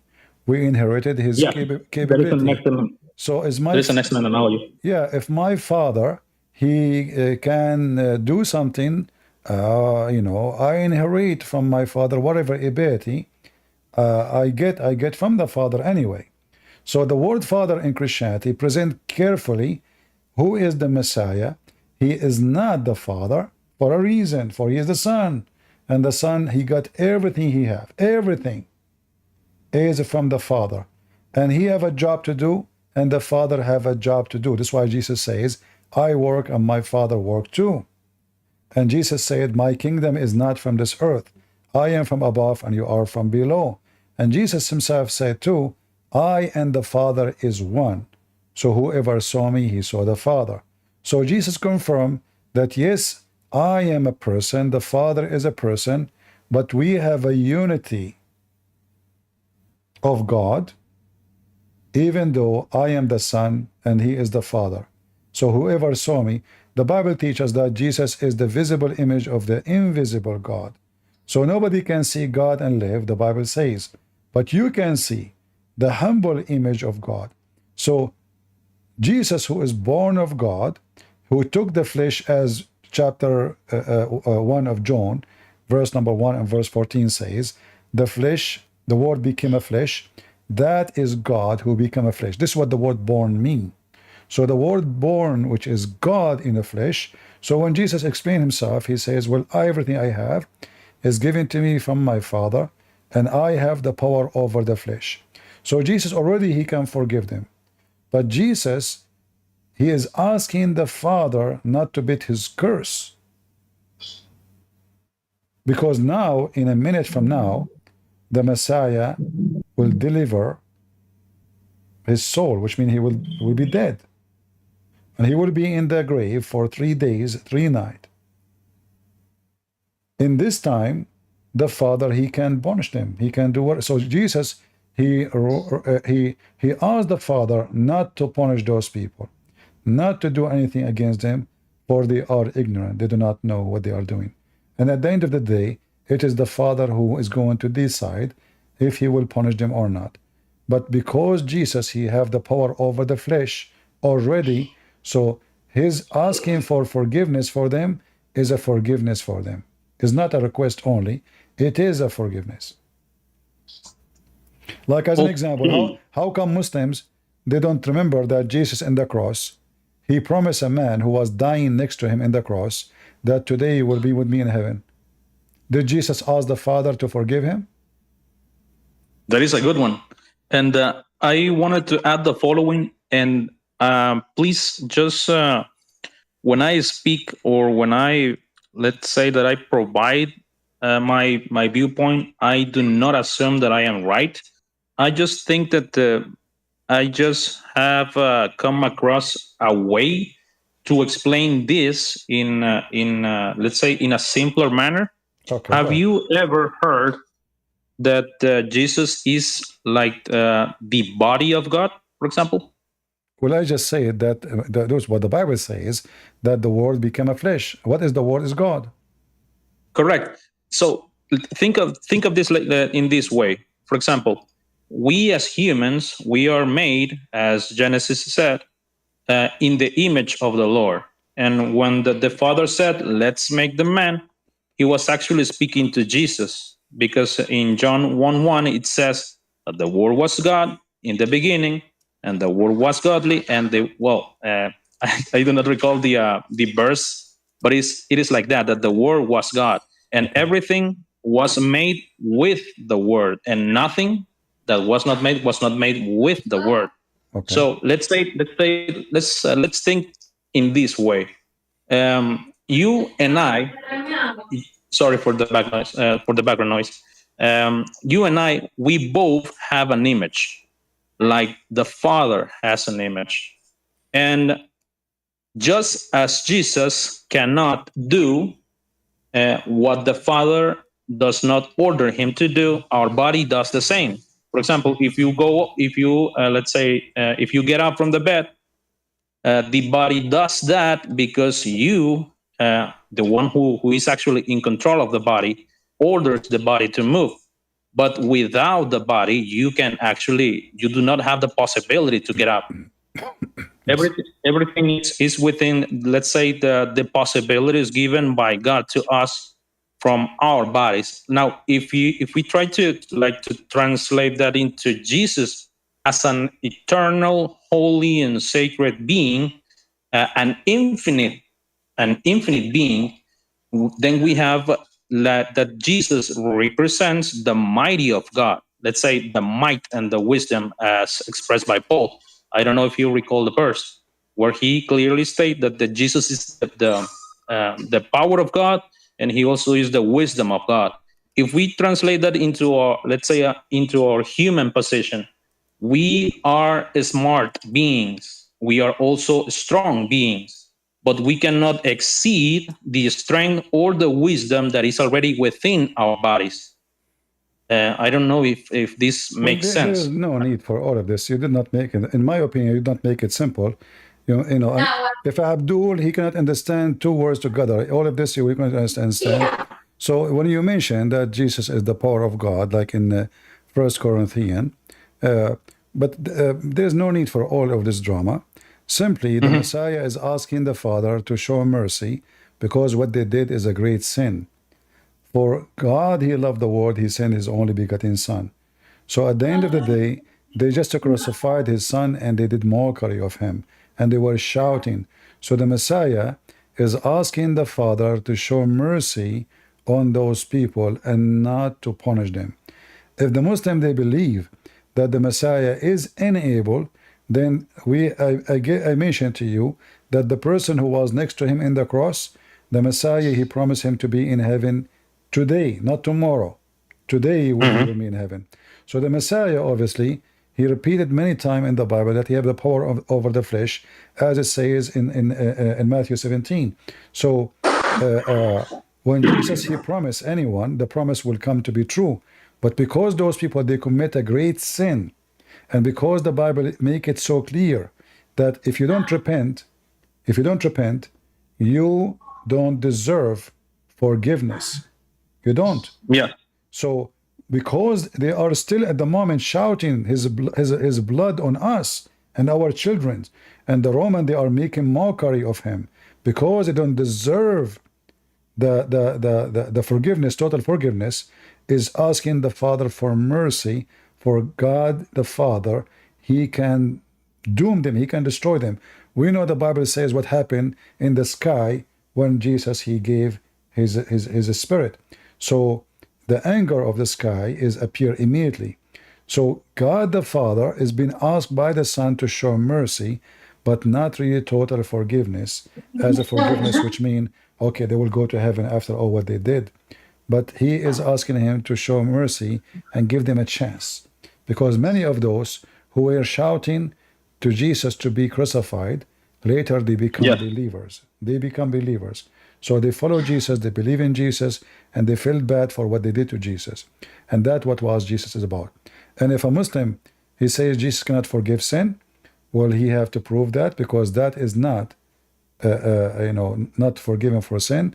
For simply, we believe that Jesus is a person, the Father is a person, the Holy Spirit is a person, and the Son is asking the Father, and any conversation between the Son and the Father is something very normal. The Son, he requests from the Father, and the Father requests from the Son. So why Jesus come down to earth? Because the Father requested him to go. Correct? Correct. So Jesus, he requests from the Father something to do too. So it's an exchange of request. Is not because he is nobody and the other one is everybody. When we say Jesus, he said, my Father is greater than I. Why? Because simply he is in the flesh. The Father is not. Because simply he humbled himself. The Father is not. For you can see Jesus, but you cannot see the Father. But Jesus said, whoever saw me, he saw the Father.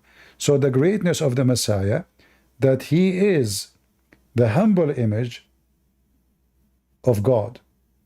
This is why the Messiah is always keep saying to us, my Father, my Father, my Father, which means everything I have is given to me from my Father. So why the Muslim is asking and questioning why Jesus is asking his Father, simply because he's the Father. You know, as simple as that. You know, why when I say my Father, that means the Father is the one, is where I'm from. I am from the Father, and me and the Father is one. Whoever saw me, he saw the Father. And the will of the Father is my will. Jesus always in total agreement with the Father, not the opposite. Never disagreement. So, and I'm showing you now in front of you in the screen. I hope you remember it. Chapter 48, verse number 2. Allah is asking who to forgive Muhammad? Allah. Allah. It says actually in Arabic, so that Allah may forgive you. But who is the one talking? Yeah. They claim that the one Allah. who's talking is Allah. But that does not make sense, because That is a good one. yeah, the word may is a wish. Right? Jesus, All right. Jesus, he say, may forgive. No, he says, Father, forgive them. He's have a request, firm request. He's not begging for it. Father, forgive them. They don't know what they are doing. And he gave the reason. Here, the author of the Quran, which is a stupid Muhammad, he forgot that he cannot say that. Because if Allah, he say, may Allah forgive you, Muhammad, that means Allah, the one is talking, is asking other Allah and making a supplication. This is a supplication. If I say to you now, may God forgive you, what I'm doing? I'm doing supplication to God, asking God to forgive you, correct? Correct. But that is accepted from me because I'm nobody and you're nobody, and you need forgiveness, I need forgiveness. So all what is in our hand is ask God for forgiveness. So how Allah is asking Allah to forgiveness and why he is not sure? And what do you mean by saying the past and the future? What kind of God is asking other God for past and future sin? This is a license for sin. And the Muslim, they go around lying and saying that the Vatican, they used to give paper for a sin forgiven, signed signature. This is not what this is really happening. This is like a manipulation of something happened in the past, but it's not what it's them who do that. It is Allah is signing an open license for sin for Muhammad, and the verse in front of you. In the top of that, if I go right now in the Quran and type the word maybe, you can do that in English, use your language, type maybe, but in Arabic we have the word asa. What kind of God he keeps saying maybe? Like here, chapter 4, verse number 84. Fight for the cause of Allah. So maybe, look the translation here, in front of you. So it may be that Allah will restrain the evil. So what does that mean? So because Muhammad is not sure what will happen next. But that is accepted if Muhammad saying that, not Allah. So when Allah is saying maybe, it's mean he is not sure. It's mean he's fake. He's not God.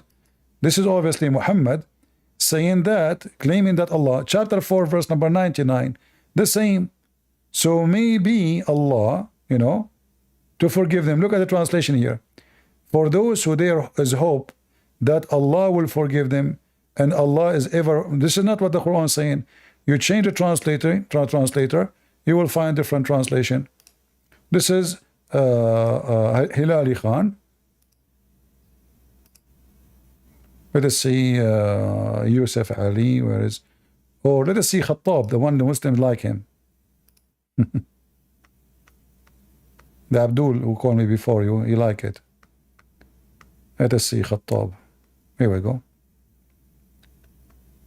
It is right to hope that Allah will burden them. So to translate the word maybe as hope, but how Allah, he will say there's a hope that Allah will forgive them.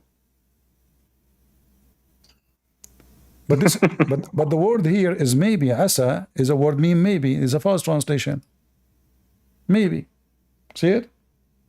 Yes. Yeah. So, and this goes for all over the Quran. Allah, he keeps saying maybe, maybe, maybe. But this is not possible for God to say, because simply Allah, he knew the future, supposedly is God. And either the Quran keeps saying, if Allah wants something to happen, he say B is going to be. So why Allah keeps saying maybe? Like here, how Allah, he says maybe the end of their life is near. What are you talking about? Aren't you Allah? Maybe the end of their life will be near. You don't know? He's unsure. Yeah. So I say those things because what if their life did not end near? I have a cover up. I say, you see, I said maybe. So let me make a prophecy. Trump, maybe he will win and maybe he will lose. So either way, I'm a prophet now. You know? That's a good one. That's a very good one. Yeah. So when the Muslim, they speak about what is logical, I mean, they are the last one is logical. It's chapter 17, verse number 8. Asa Rabbukum. What do you mean Asa Rabbukum? Who's talking? Allah. Maybe Allah, your Lord, will show mercy on you. Who is the one talking? Allah. Yes. And all of this is not exist, and this is all is not exist. Anything you see between two brackets, the Abdul, they make in Arabic, we we say mahshi, which means like they puff it up, like they push some stuff because the Quran is so stupid, so they add some lines in order to make you so supposedly understand. But even after the line they add, it may be that your Lord will show mercy. What do you mean maybe? Who's talking? Allah. So all the Quran is based, all the religion is based on maybe. Look how many maybe. Maybe is everywhere, you know.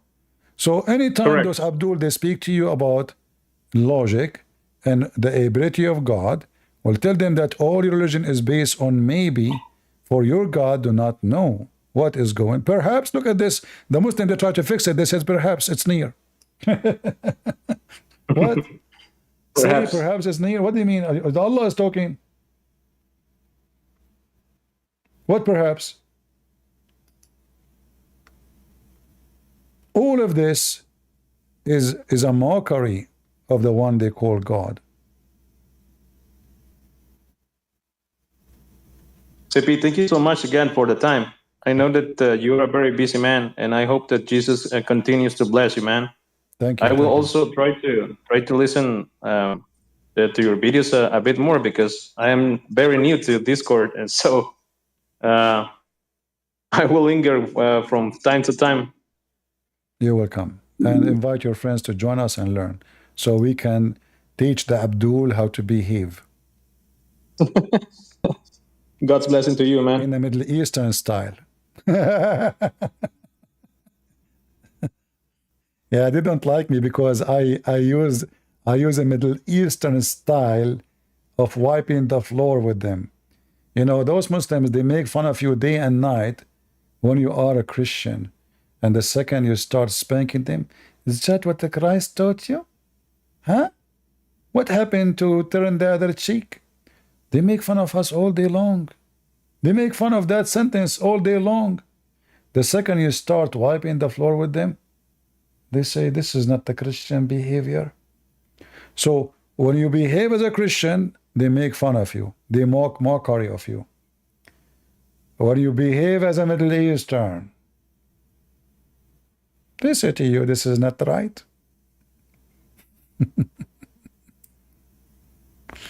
Yeah, no mercy with the wicked one. The Lord, he says, peace to those who love peace, and no peace for the wicked man, the Lord said. All right?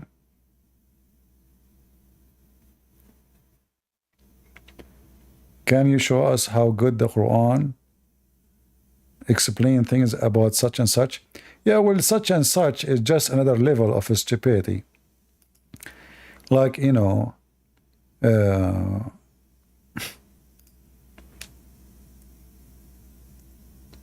I try not to use this because a Muslim right away he will escape if I show it to him. I mean, what is this? So those are the books of knowledge. We used to visit Anas ibn Malik, and he used to talk to us about the Ansar, and he used to say to me, your people did so and such a day, and your people did so and such a day. What?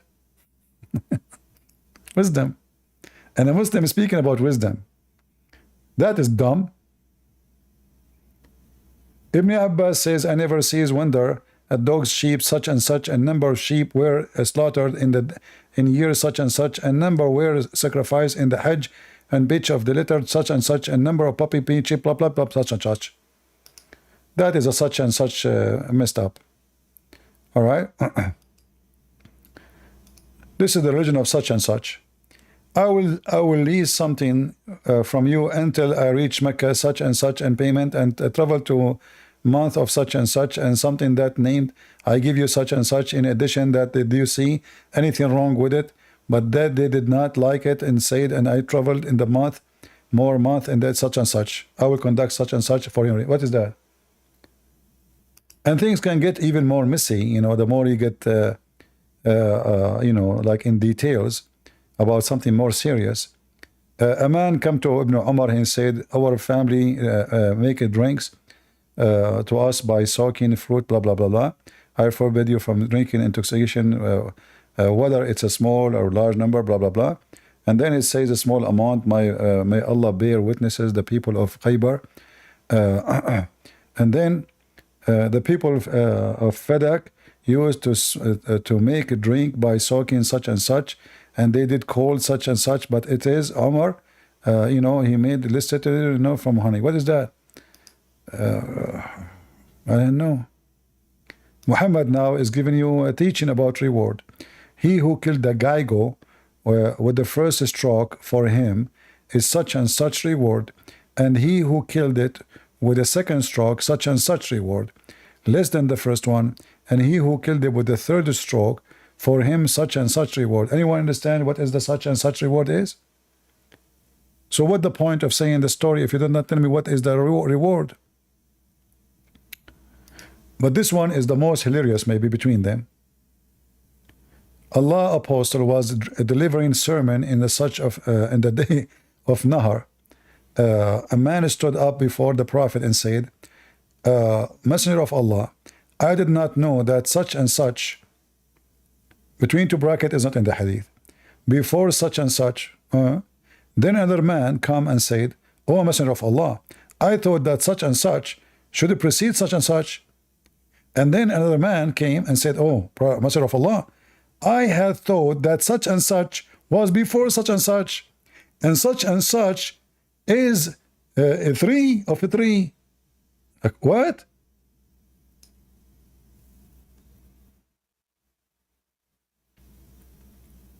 Such and such religion messed up to the point of such and such. Anybody understand what's happening? So the God who keeps saying maybe, perhaps, and then such and such, and so and so. So don't forget after we finish to leave a comment of such and such. Don't take it literally, come on. You know, I'm just joking. Leave a real comment. Don't type such and such.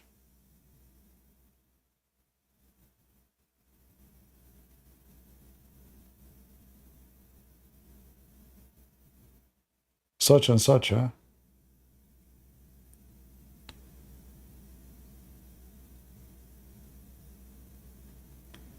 Any Abdul? Any such and such Abdul, he can defeat us in such and such way?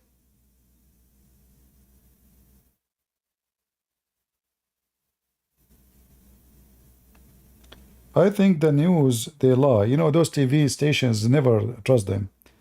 They said that ceasefire in Gaza, but there is no ceasefire. Correct? They are lying. Never listen to the Abduls. Their news agency is the same as the Quran and the Hadith. It's such and such.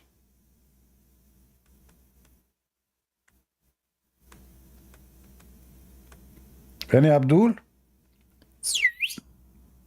So listen, Abdul, I'm tired now. This is your best chance to knock me down by one boxing. Who is Abdul when I come to the stage? It's your best opportunity now. I'm hungry, honest to God. I'm still without food. So I am tired, exhausted. I cannot explain to you except by saying I am in the stage of such and such. So who would like to join us in such a stage in this court and then defeat us and show Allah, bring to Allah victory, because Allah cannot bring victory to himself, but take it to God. You know, Allah, he refrained from making miracle. Have you ever heard of a God who refrained from making miracle? Like, you know, you have a wife, she get upset from you, sorry, she refrained from making cake for you. That is understood. But God, he refrained from making miracle. Isn't it everything God do is a miracle? How you can refrain from being miracle? This is against your nature. Is that correct, guys? God, he say, I refrain from making miracle. That is impossible for God. Whatever he do, it's a miracle. Because nobody can do what God can do, correct? Do you see how stupid, you know, the so-called philosophy, understanding of what God is in the Quran? What do you mean he refrain?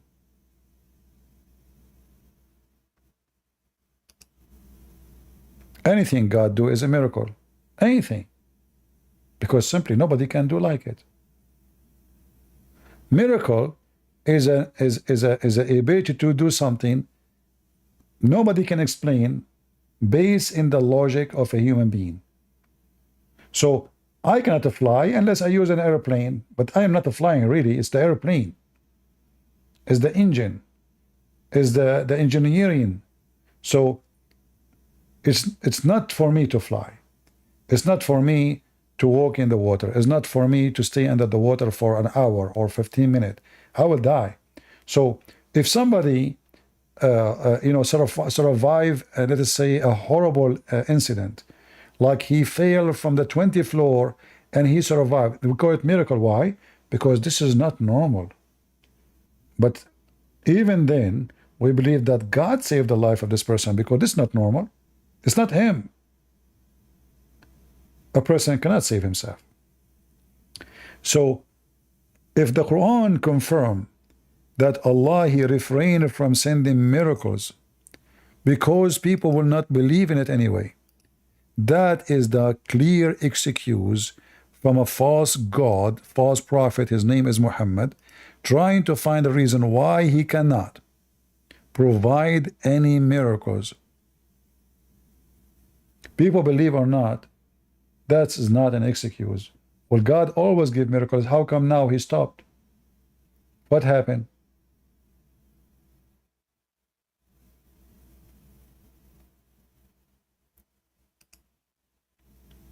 Any Abdul? Like there is other miracles have nothing to do with God. As an example, these days you see women, their eyelashes is so long. Unbelievable. How this happened, I don't know. They are so long. You can even put books. You can use them as a shelf. You can put books there. You can put your coffee. You know, I mean, you can hang clothing there. So there is other things beside. You know, yeah. Any Abdul? Khan Amir is coming back. I don't know what he wants. Let us give him a chance. Last chance.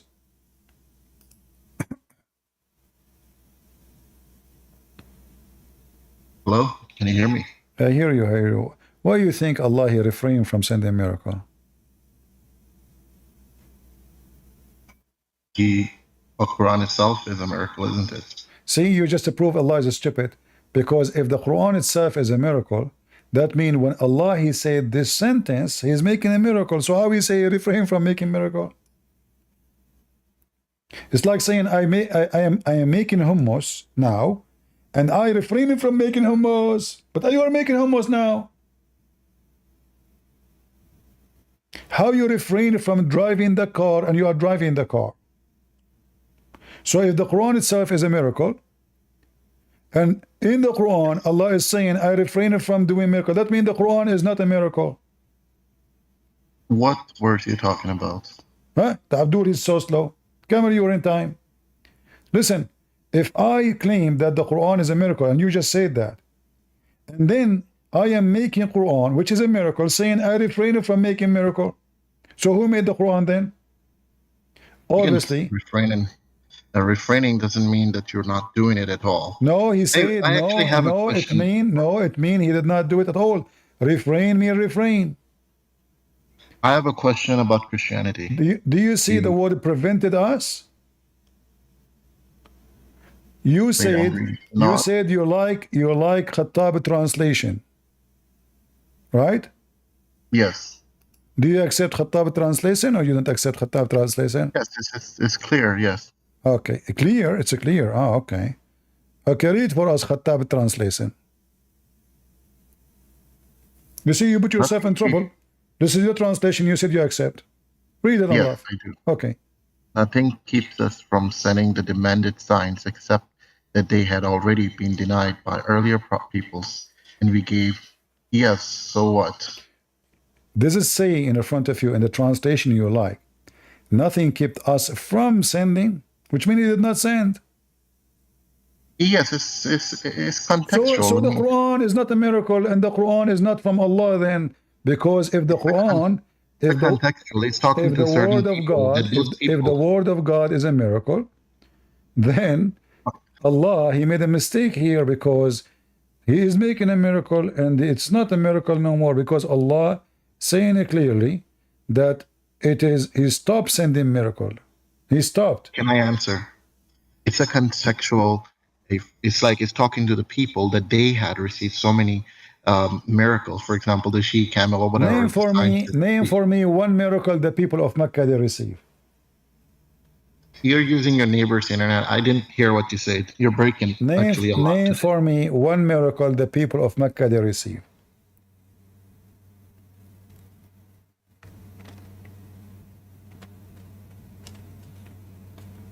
Hello?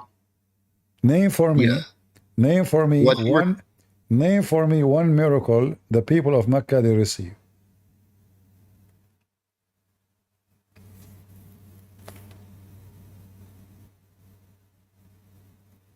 Do you guys hear me in Discord? You're cutting. Your friend said that too. All right. Can you repeat it one more time? Name for me one miracle people of Mecca they received. A miracle they witness, because in order for them to receive it, they have to witness it.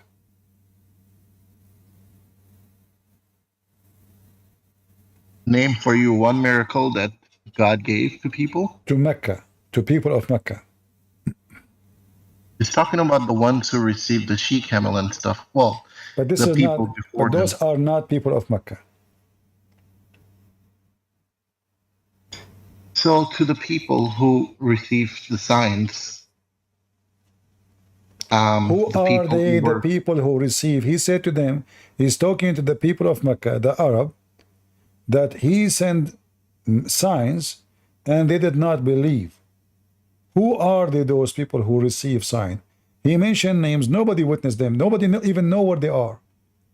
This fiction story about she camel was a rock.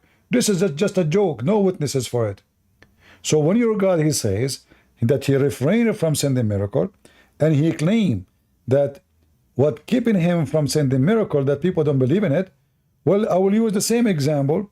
Why Allah will not send miracle? Because they don't believe. So why he send miracle for those people?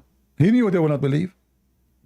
The thing is, you're reading the verse. Are you saying that your God was surprised that those people did not believe? So he was foolish. He gave them the miracle because he thought they will believe. I mean, he's giving his blessings by showing miracles. No. Listen carefully. Listen, don't change. What blessing? Why he will not do a miracle? Because they will not believe. Well, those people, they did not believe. And don't Allah knew that they will not believe. So why now Allah will not, in the time of Muhammad, will not do miracles, but in the time of those people who will not believe, he do miracle. In fact, the whole accusation here is a fraud, because based in Islam, all the enemies of Muhammad, they converted to Islam. Yes, so it so worked. How they will not believe? So how they will not believe? Why for he will example, not do? the Christians, Why they will not? Why he's saying I refrain from doing miracle because they will not believe? This is a false prophecy. if he had sent miracles, perhaps they wouldn't have believed. So he didn't, and people did convert eventually. No, he said the reason I didn't sign because you will not believe. That means he is predicting that they will not believe. Let me show you how Muslim, when they duct tape, we laugh at them, and why we are laughing at them. Isn't it this is your Can I Quran? ask you a question about Bible? Hold on. Isn't it this is your Quran in chapter of Al-Kafirun? Isn't it this is a clear evidence that Muhammad is a fraud? You're a prophet, he said to disbelievers, I do not worship what you worship. But isn't it that disbeliever believe in Allah and worship Allah? They eventually, yes. Okay. Did Muhammad bow down to the daughters of Allah? He did. Did he say their intercession is a must? He did. Let's continue. Nor do you worship what I worship, but isn't it those people later worship what he worship? And I am not going to believe in what they believe. And nor you ever worship what I worship. But you just said, everybody heard you, that all those people converted to Islam. So Muhammad is a false prophet. He just said, you will never ever worship what I worship. And everybody heard you saying that those people converted to Islam, all of them. Guys, did he say that? Well, according to the hadith I read, yes. Okay, you said that. I don't care according to who. So Muhammad is a false prophet because he predicted that they will never worship what he worshiped. I'll look into it, all right. And can we talk about Bible? No, we cannot. The Bible is not for people who they cannot even understand their religion. You have to leave Islam first. I'll read into it. If you leave Islam first, then I will be happy to talk to you about the Bible. So you don't want to answer a Bible question? No, the Bible. No, I answer. The Bible says, "Don't throw your jewels under the feet of the pigs." So somebody asking question about Bible is a pig. You are not asking questions. You Muslims make mockery of the Bible day and night.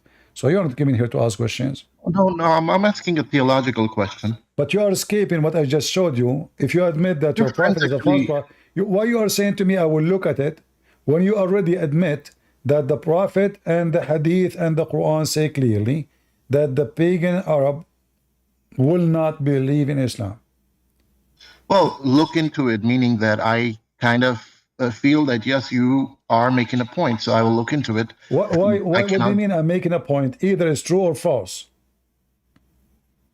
Don't you have your brain with you now? What will happen tomorrow? What will happen a year from now? Why you cannot make a decision? It's obvious. This is Quran. This is not, you cannot say it's weak. Sometimes things look like a certain way, but when the context is something, I don't know the history of this. So now, look how hypocrite you are. So do you want me to answer you about the Bible, say to you sometime things look in a certain way? Do you want me to play the same game you are playing with me when I answer the Bible? You see, I cannot speak to a liar. For a liar, he manipulate and you want me to give you an answer about the Bible when you yourself, you give me a false excuse, saying sometime you can ask me any question about the Bible, I will say to you sometime it looked different. Hey, here we go. I answer you everything about the Bible. Now I'm using your answer. But I'm not hypocrite like you. You Muslims Yeah, are. you can if you don't know. If you don't know, you're okay to say I don't know. Say it says it clearly. You will never ever worship what I worship. And you agreed that the people of Mecca, they believed and converted to Islam. In fact, all the Arabian Peninsula. So Muhammad is a false prophet for all those reasoning. He worshiped what they worship. He bowed down to the three daughters of Allah. He claimed that they will not worship what he worshiped, but he did and they did. He said they will never do so, and they did believe in Islam. So Muhammad is a fraud. I will look into it because we need talking about the detail. Look into it and come back to me with the answer, not look into it. Look into it is just a way to escape the embarrassment. You're trying to change topic. No Muslim can play with me. I know you. We have Sage here. How are you doing, Sage? You still alive? Sage, last time she called me, she was 24. I'm assuming now she is 28. Is that correct, Sage? Happy birthday. I heard today is your 28th birthday. Is that correct?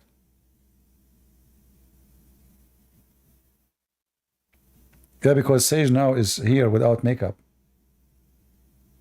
No? She is 24 with the makeup. Without makeup, she is 28. Without eyelashes, she is 72.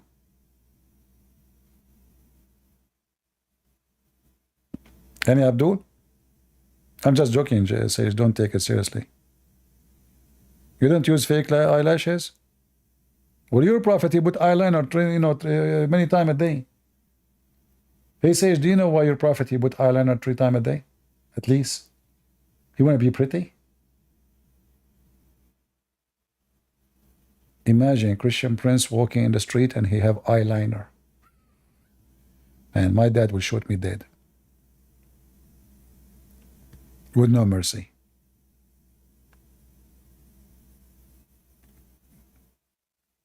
You can't play with this guy.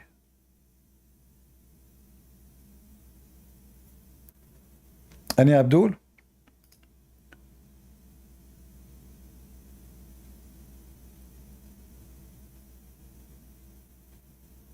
CP is a hit with the ladies? What does that mean? Is that guy attacking me now? CP is a hit with the ladies? That's deep.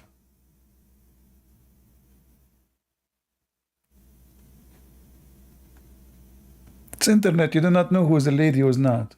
It might be Zakir Naik on the other side. You never know. Get some breath. First of all, Sage is not Zakir Naik. He spoke to you and he have a voice of a female. Well, there is a voice changer, Zakir Naik. Don't you know the internet? You can use voice changer. You can make your voice the same as Kamala Harris. Exactly. But he is a female. How you know? First of all, I can tell. How you can tell? Because I can tell. How you can tell? Take the breath. I can tell what I can tell because you cannot tell what I can tell. The Quran said, you will worship what I worship and you will never worship what I worship because you will not worship what I worship and I will never worship what you worship. So you worship not what I worship and you worship not what you worship because you don't worship what I worship. Thank you very much. No, Zakir Naik. This is not what that says. It says, I will eat what you are. I will not eat what you eat, and you will not eat what I eat, and I will never do eat what you eat because you will not do eat what I eat. I will not eat what you eat because you have your food and I have mine. Exactly.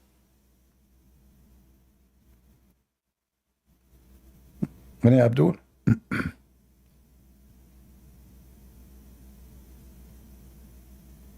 Yeah, these days in the internet, you know, Andrew Tate, in his video, he said that he used to text men, making them believe that he is a female to give him money.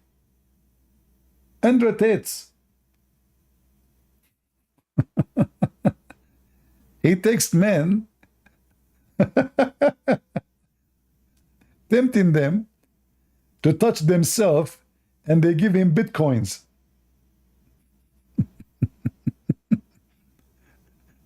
Oh boy. It means that they like you. Oh, that is not even a good news.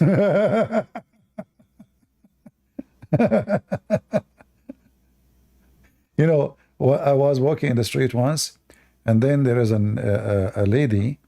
She was trying to take a picture with her, you know, an older woman, but the girl, she is young. She is maybe 20 something. Yeah. So anyway, I decide to you know, I like to help people. So they trying to put the phone in the on a branch of a tree, and it keeps sliding. So I told them I would take a picture for you. So I took a picture, and then she said, "Thank you." I said, "You are welcome." Then she said, "Your voice is familiar." I said, "Oh." I said, "Where are you from?" I said, "From USA." I said, "I'm from Indonesia." Oh boy. So I did not answer no more. I did not talk. I just turned my back, and I'm sure they were wondering why he left right away. I mean, I just turned my back. She's from Indonesia. She said, "Your voice is so familiar." I said, "Oh, okay. I better shut up, not to talk no more." Next time, if I speak to Indonesian, I will say, "No. Do you need help to take picture for you?" That maybe will, or, excuse me, do you like me to take a picture for you?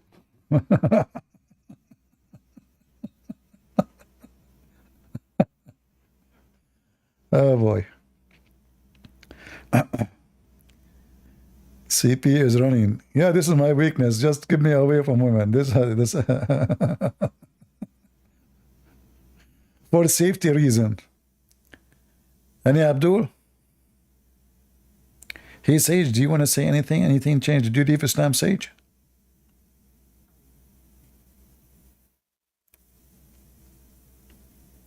Oh, she left Islam.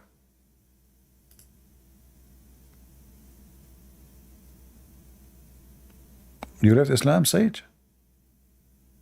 Hey, Christian. No, fortunately, I'm still Muslim. Fortunately? Or unfortunately? Yeah. No, I mean, the stuff that, you bring up, I don't think they are sufficient to sort of refute the religion as a whole, right? I'm not saying that the religion is perfect. There are some areas that do need explanation. But again, I don't think that it's enough. Is your God perfect? My God is perfect.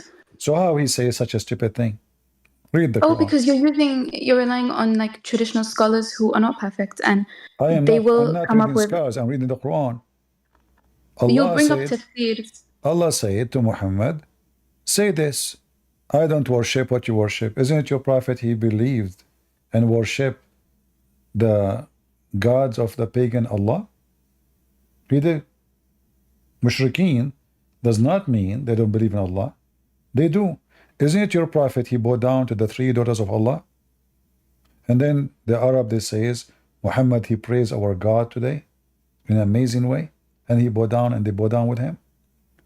And then when he say, I will never worship what you worship, and he receives satanic verses and he worship what they worship.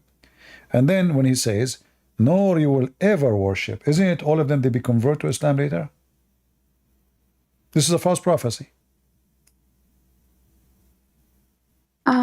Why you bring up satanic verses when you know like they've been rejected? We can go there. No, who can reject it? The Quran confirmed that they are even still there.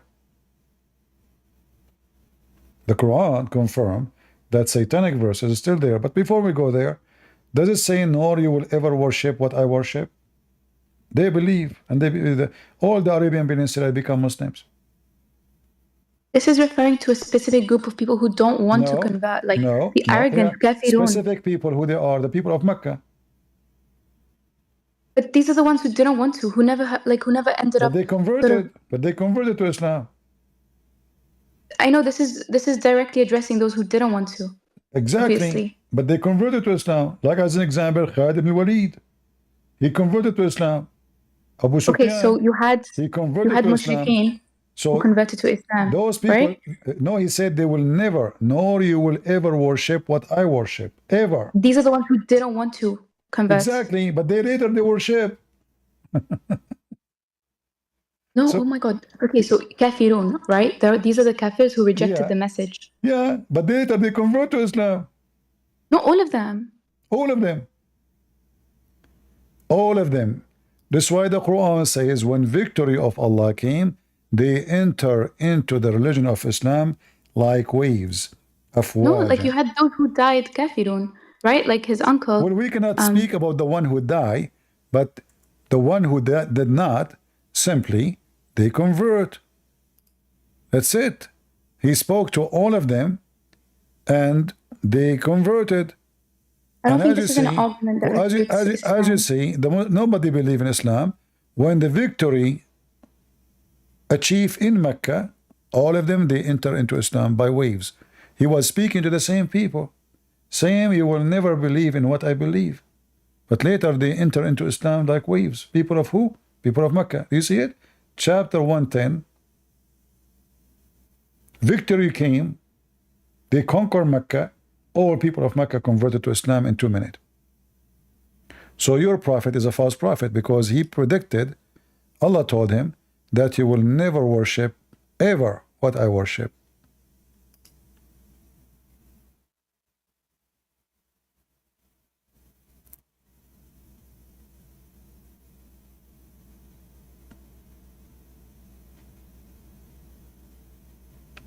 Why you aren't answering? Are you doing your makeup?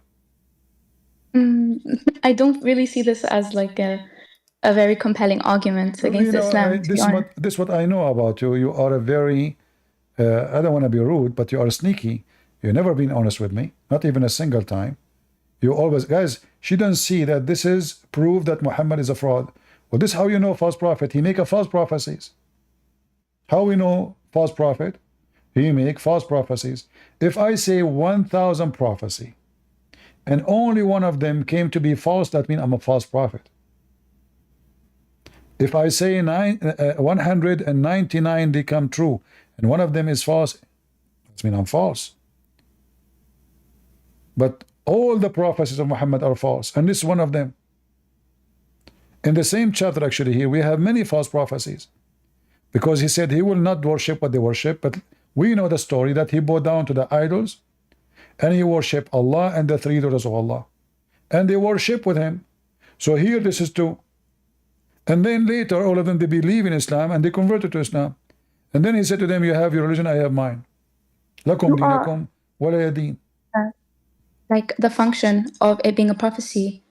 Where is the indication that it's a prophecy? Huh? If I say, this is God talking, if I say they will never believe in what I believe, never will. It is about the future. This is what prophecy is about. If I speak of the future, not in the past, that is a clear prophecy. So you will never will worship what I worship, ever. I think it's just like an expressive thing of like saying, we are different people. Yeah, Sage, you think it's obvious, but this is what you do. You do your sneaky things. You're not being honest. You see, just look at the rest of the verse. When I talk about your makeup, I'm not talking about makeup. I'm talking about the makeup you do here. All what you do, you try to put makeup on the Quran to the point we cannot even read the verses no more. You cover it by the makeup. So even this one is not clear. You will never believe. Never, ever will. So did Allah spoke of the future here? Yes. Did he say that they will never ever? Which means there's no option for maybe? There's no option for maybe. The thing is, Christian, like if you look at the actual surah, it's clear it's about setting boundaries with the kafirs, right? No problem, So- but he said clearly that those kuffar, they will not believe in what he believed. Never. But they believe. They converted.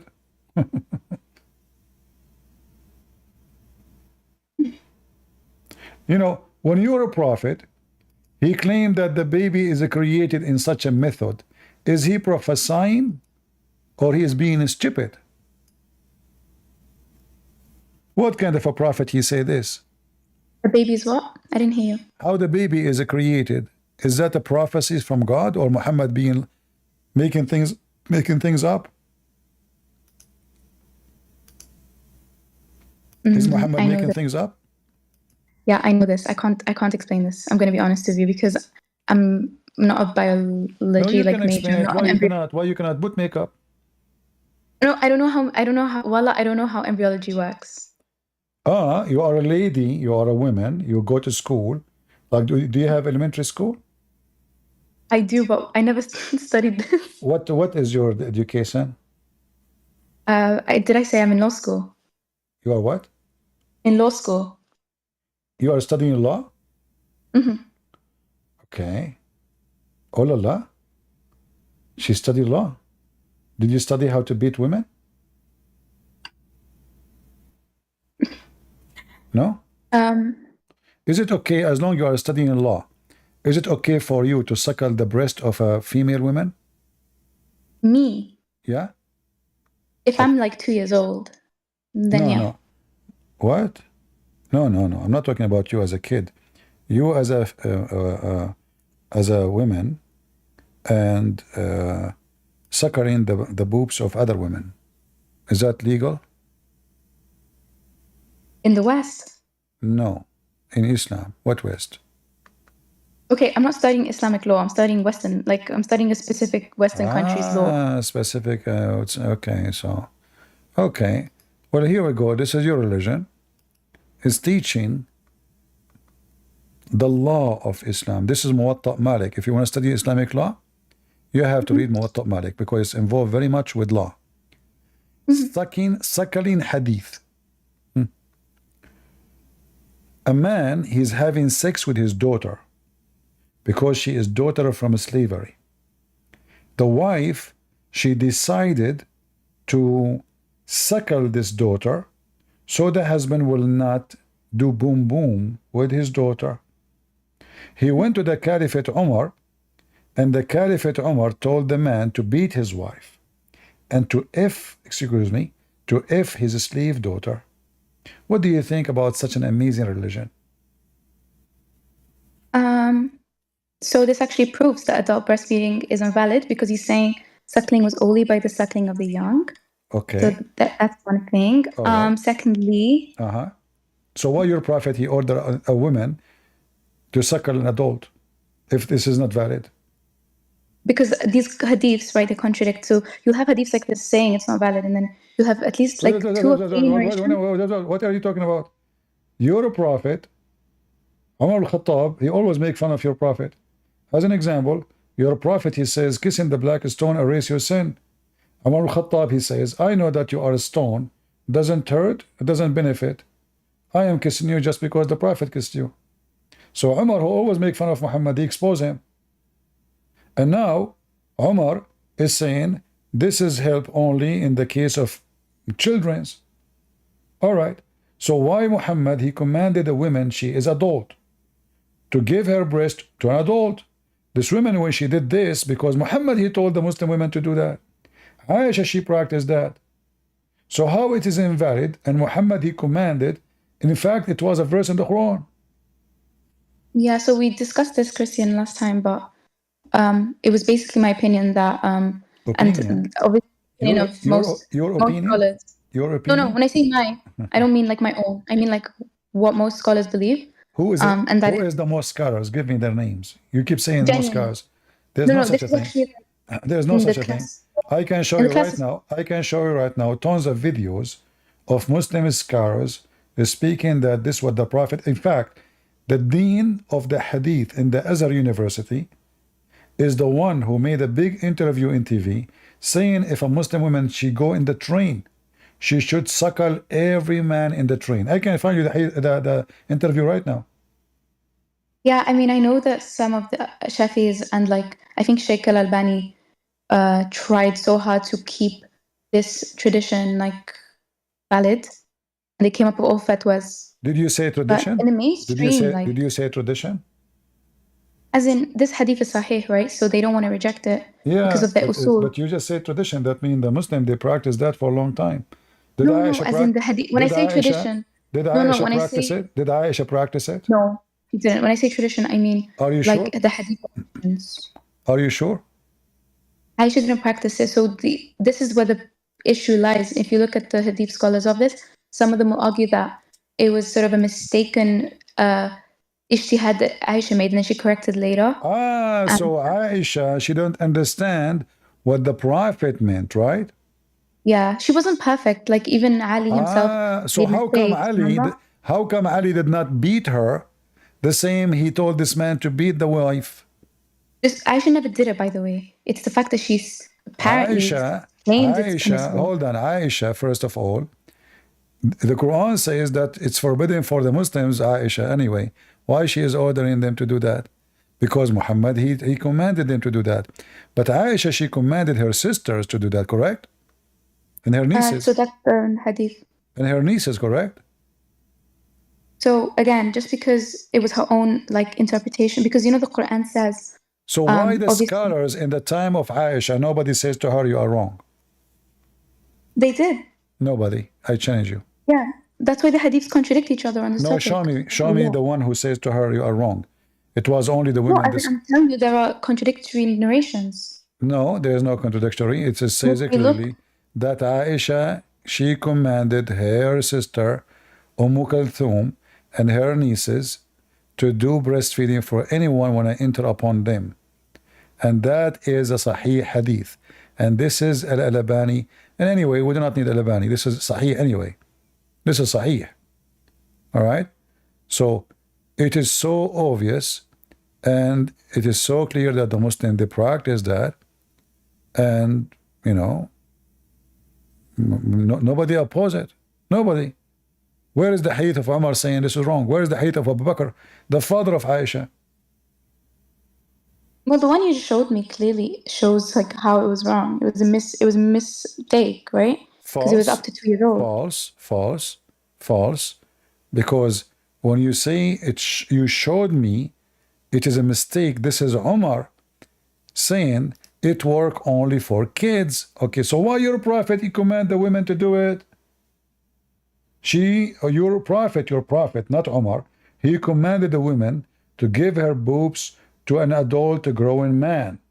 So if Umar is right, that means Muhammad is a fraud. If Muhammad is right, that means Umar is a fraud. Yes, because they can be both. So tell me, why Muhammad ordered the adult women to give her breast to adult man? Give me a reason. He didn't order. That's the thing. I'm trying to say the hadith translation process is subject to a lot of error and misattributions to the Prophet. So anything we show them, even it says Sahih in their books, they say it's subject. Anything is subject. Such and such and such. If there is any and such and such, if there is any hadith, is not subject. I'm serious. Do you know anything is not subject? Yeah, there's a hadith that says, anyone that lies on my name, I can't remember the exact word, but something of that sort. This has been the one who lie in my name, he will sit in a chair of fire, correct? Yeah, that one. Okay. Are you sure this hadith is correct? Yeah, because it's the most apparently mass transmitted hadith. All right. Did Umar lie in his name? No. Who? Wait, why did he lie in his name? Muhammad, he says, kissing the black stone erase your sin. Umar, he said, the black stone is useless. It doesn't hurt. It doesn't benefit. So which one of them is telling the truth?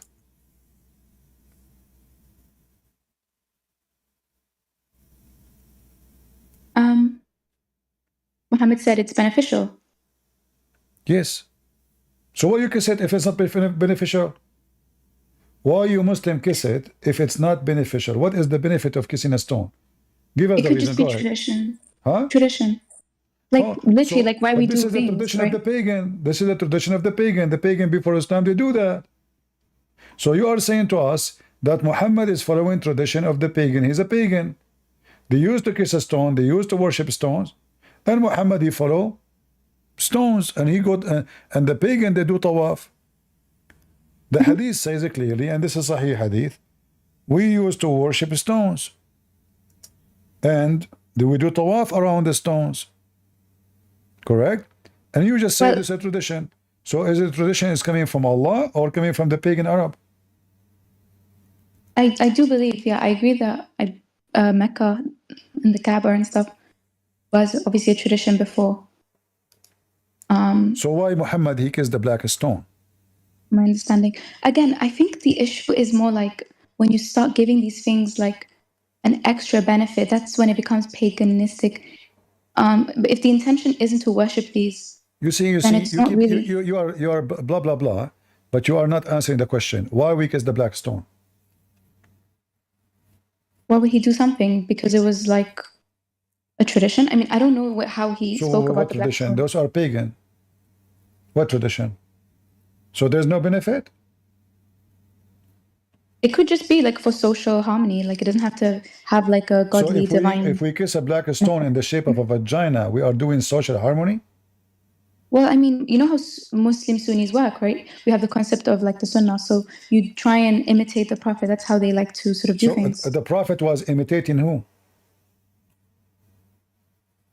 I couldn't tell you myself. I don't know who he was imitating. See, your religion is not a religion. Is everybody imitating everybody, but nobody knows why. Nobody knows why. You know, one day my dad, he was have a fight with a bunch of people. So it was a house of the neighbors, like in the same area. So my mom, she said to him, your brother is fighting. My uncle is so huge, a giant. He went inside the house. He started beating everybody, including my dad. He did beat my dad. Because when he got angry, he don't see in front of him. He's so giant. He took the column from the thing. He started hitting everybody with the stud of wood, including my dad. You're saying to me everybody is doing what everybody doing. Nobody knows what they are doing. So Muhammad, he came, he found people kissing stone. He just started kissing stone. Muslim, they saw Muhammad kissing stone, so he started kissing stone. You go to the Kaaba, you kiss the stone because everybody kisses the stone. And then your children, they were born. Everybody is kissing the stone because the stone is kissed by before. So now we follow the tradition. And then you claim that you are not a pagan.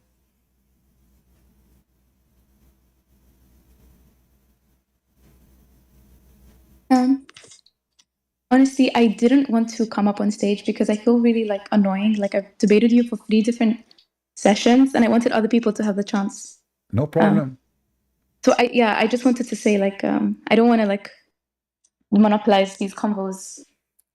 Okay, it's time to take a hike and run.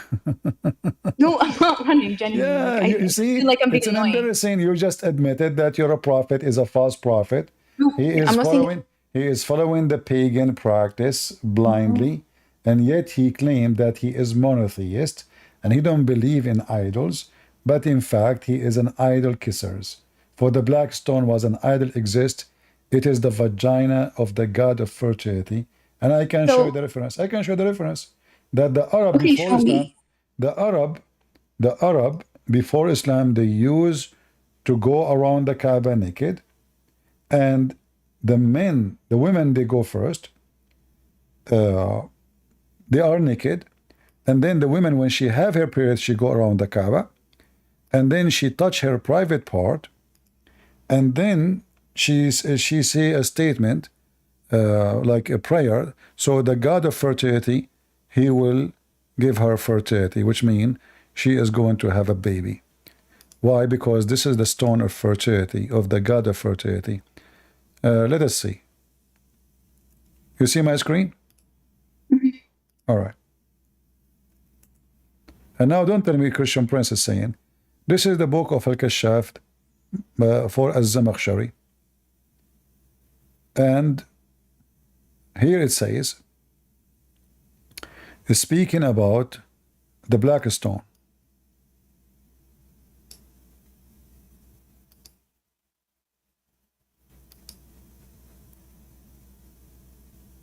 Gabriel brought him the black stone from heaven. It was said, Abu Kubay gave birth and broke away from it. It was hidden in it during the days of the flood, and it was a white ruby from paradise, but when menstruation touched it in pre-Islamic times it turned black. It was said that Abraham was building and Ishmael was handing him stones, our Lord, meaning they said, our Lord. The translation is not too much accurate, but you know Arabic anyway. Does it say here that the blood of menstruation touching it made it black? Or I'm making things up? Okay. Explain to me what happened. Why the blood of menstruation of women is touching the black stone and it make it black? Your prophet in the Sahih Hadith, he confirmed that the black stone was white like milk, and the sin of mankind made it black. Exactly. So those women who they cannot have babies, they think in their pagan belief that because they committed sin, God is punishing them. So their vagina is not producing. So what they do? Because when women she have her period, it means she is not going to have a child. It's a bad sign. So what they do?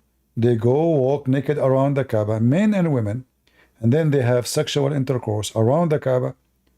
And then when the women she arrive in the front of the black stone, she touch her vagina and she put her hand on the black stone. This is what your prophet is kissing. And this is your book. This is not my book. This is not my book. That is very bizarre. I mean, you know, the pre-Islamic societies were very ignorant and they had very strange, bizarre ways. You just told me that your prophet is following their ignorant. How he is a prophet He's not sent by obviously God. following that practice. No, he do. Show me one place where your prophet says, don't go around the Kaaba naked. Never. Until now, you Muslim, you go around the Kaaba naked. A Muslim man, he's wearing a sheet. He's totally naked. Until now, you are wearing the clothes of the pagan. They used to go around the Kaaba naked, and then when they finish, they give them the clothes you see the Muslim now they are wearing. So there was a business. People make money. You don't go with the Kaaba to your, you take off your clothes. You go around the Kaaba totally naked. And then when you are, you finish certain round around the Kaaba, then you give them a new dresses like the one you see the Muslim now they are wearing.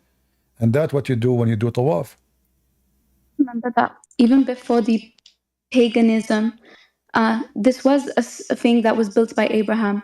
It was a center of monotheism, and these practices in our belief system, we believe they existed even before it became corrupted into paganism. Abraham never been in Mecca. Well, we believe he did, and we have Millat Ibrahim. No, that's a lie, because the Quran says Abraham never been there. The same Quran says Abraham. The Quran never say. You see, you Muslims are a bunch of ignorant. When the Quran speak about Abraham, is he speaking about the Kaaba? No. It says that he built the Bayt. You never heard of, you never heard in Israel Beit Lahem, Beit Hinia, Beit. This is a temple. The temple, they call it Beit. This is not in Mecca. How we can prove that? Here we go. We go to the Quran. We will find that before Muhammad, Mecca never had any warner or a messenger. So how Abraham was there and Ishmael was there, and then the Quran says, we never send you before you, Muhammad, to those people, to people of Mecca. Never we send them to them a messenger or even scriptures. But the Quran says that Abraham have scriptures.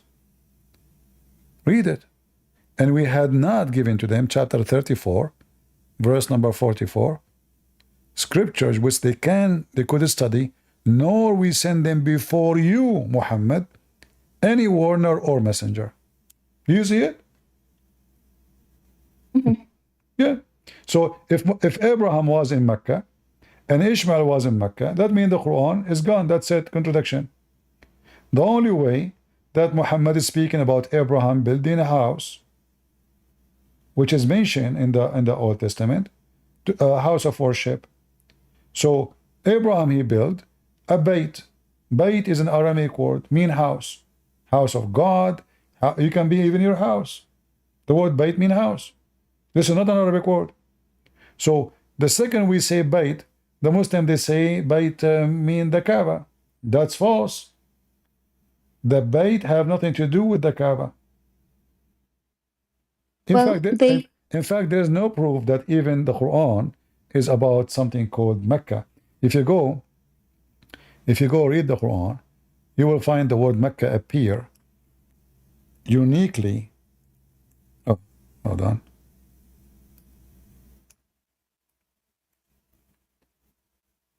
The chapter 48, verse number 24.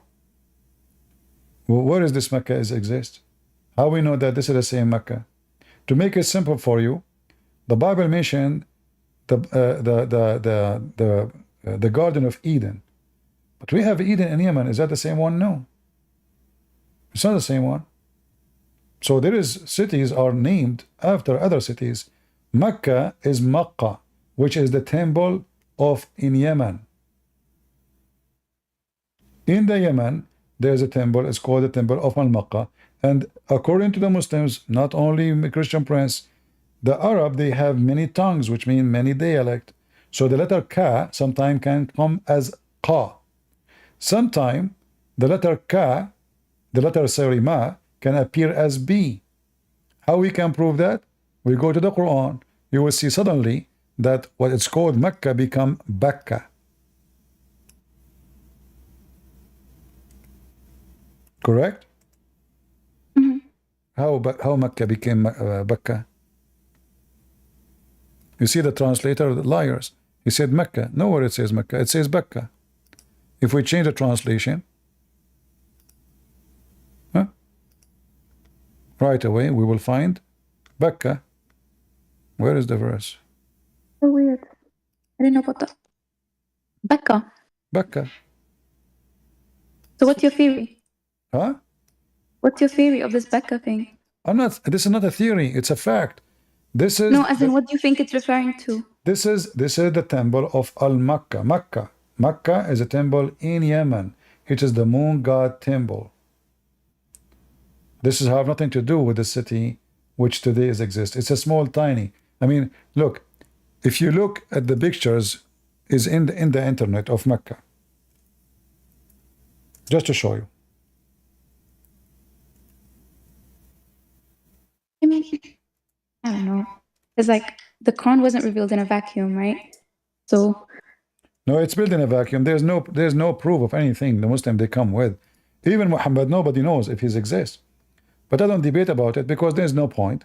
If somebody believes in someone's existence, I better debate him about what he believes, not about something, you know. He can play games with it. This is Mecca in 100 years ago. Look, there's nothing. There's nothing. What is this? Wait, what is this supposed to be? This is the Kaaba. Just 100 years ago. 100 years ago? Yes. Because after we have cameras, you know, Saudi Arabia is in the cave time. So everything comes to them in a delay. So this is the Kaaba. Look at this. If Mecca is an ancient city, what is this? What is the ancient? This is the house built by Abraham? What is this? There's nothing. They made a fence. In fact, there's other picture. Hold on.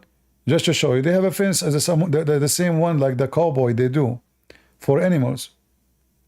Let me see.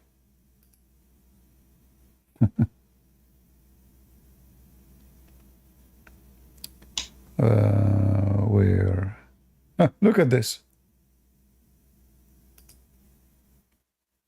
Oh, this is a new one. Hold on, not this one. I'm trying to show you older images. Look at this one. What is this? This is when they start getting material. They made the fence like the one they use for goats. And then they open stores. It's a market. You see, all of those are stores, grocery, food, chicken. This is the Kaaba.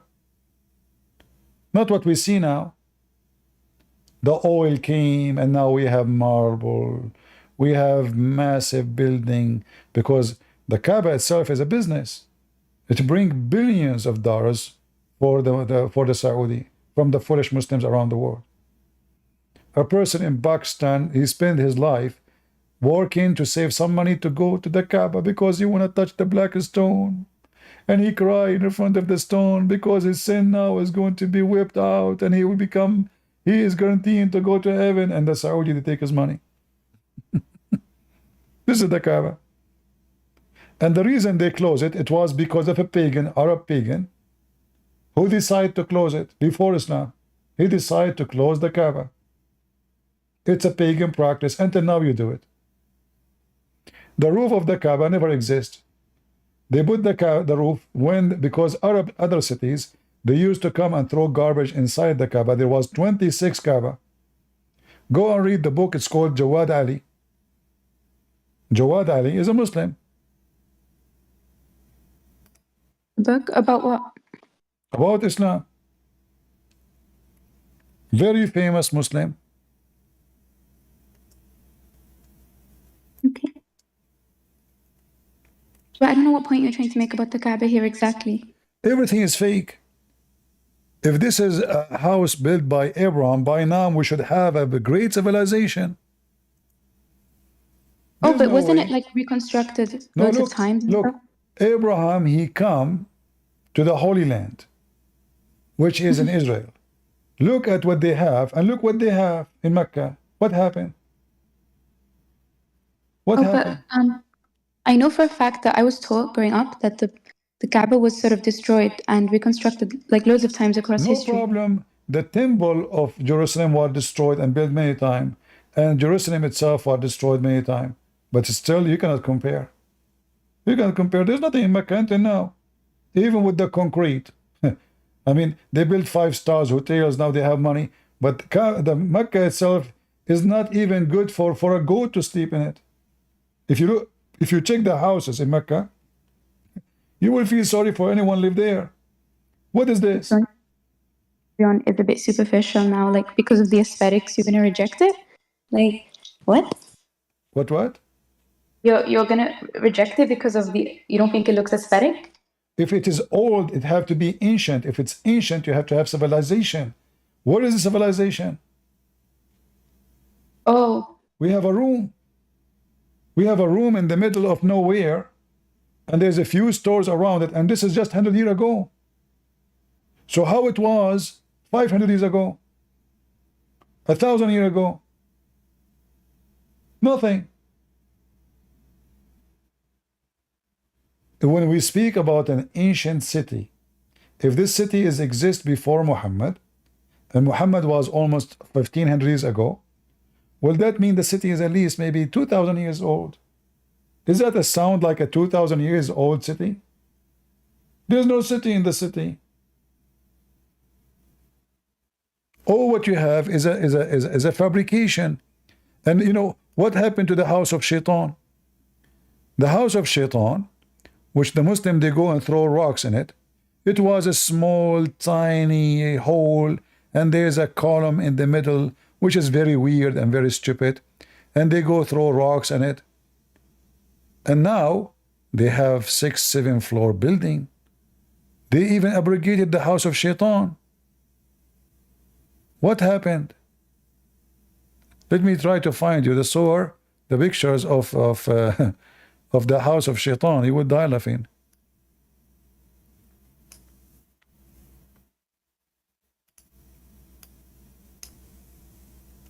Even Shaitan, he have a new house now?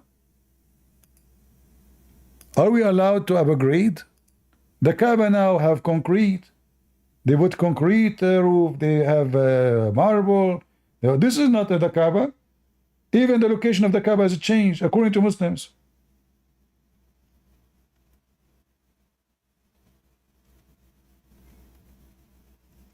Let me show you how your religion is abrogated. This is the house of Shaitan. You can go there, she takes selfie with Shaitan there. I mean, have you ever heard of his religion? Satan and God, they live in the same town. This is how it used to be not long time ago. Do you see it? Mm-hmm. All right. How the house of Shaitan become today? Do you know? It cut off. Do you know how the house of Shaitan look today? No. Like a spaceship. I mean, Shaitan is lucky, you know. How many floors? How many? Look at this. Look what happened. Shaitan, he took a mortgage and he abrogated his house. Look, look, look. It's looked like a submarine. Oh, I know what you're referring to. Huh? Oh, okay, I know what you mean now, but... What is this? Who allow you to change it?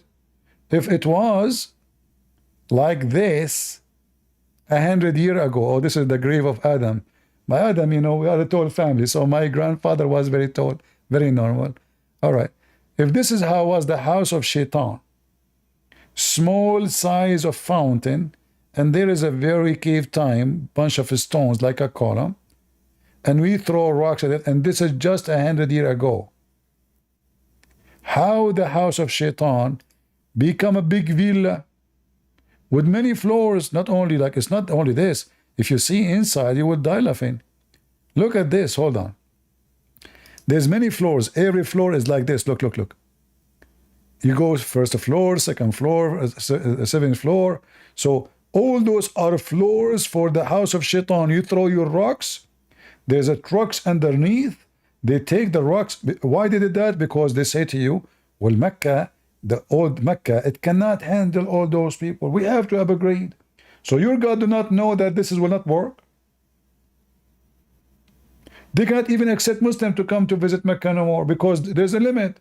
Otherwise, people will die. So why Allah make it obligatory for every Muslim to come during his lifetime at least once? If you calculate the number now, there's no way you can make it in your lifetime unless you get lucky.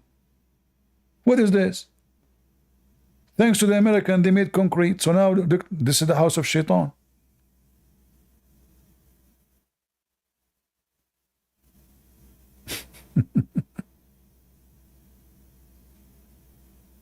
Right?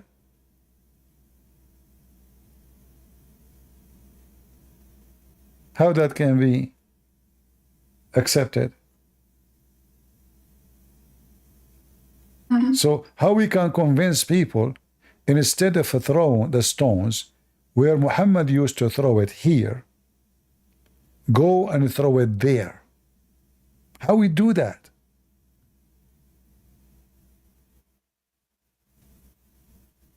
So if I say the Kaaba is not the Kaaba, well, here we go. I mean, the place of the stone is not the place of the stone. They change everything.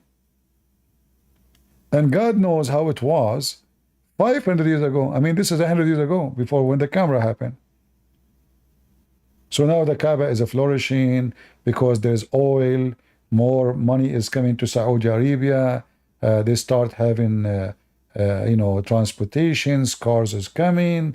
So before, people used to go by the camel. It's very tough journey. People die in the street because of the heat. So now things is getting easier. And look at this. This is a very clear pagan cult. In a 1,000 years from now, the Muslim, they will throw rocks by tablet, by the internet.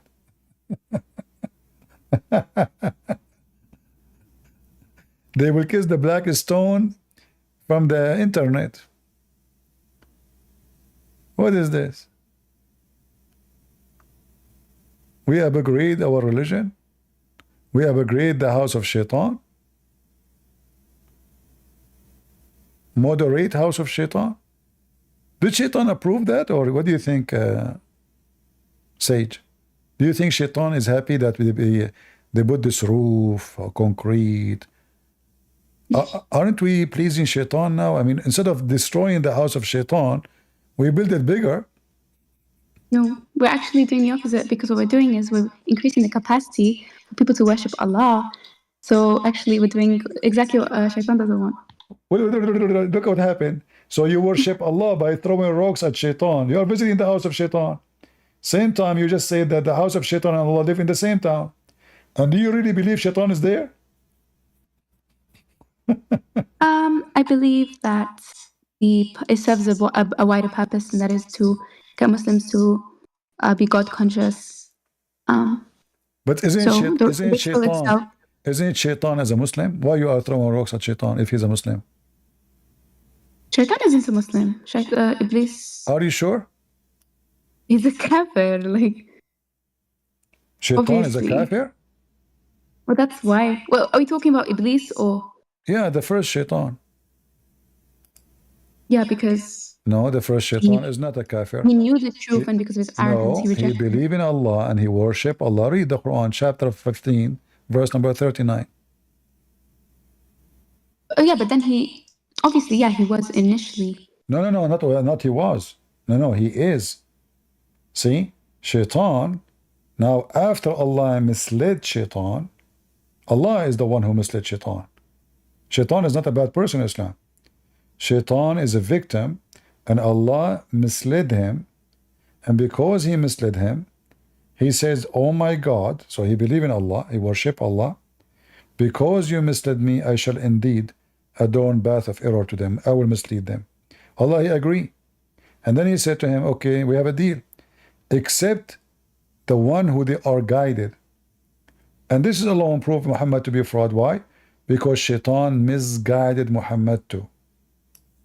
So when the Quran says that shaitan have authority to misguide all mankind except the chosen one, who are the chosen one?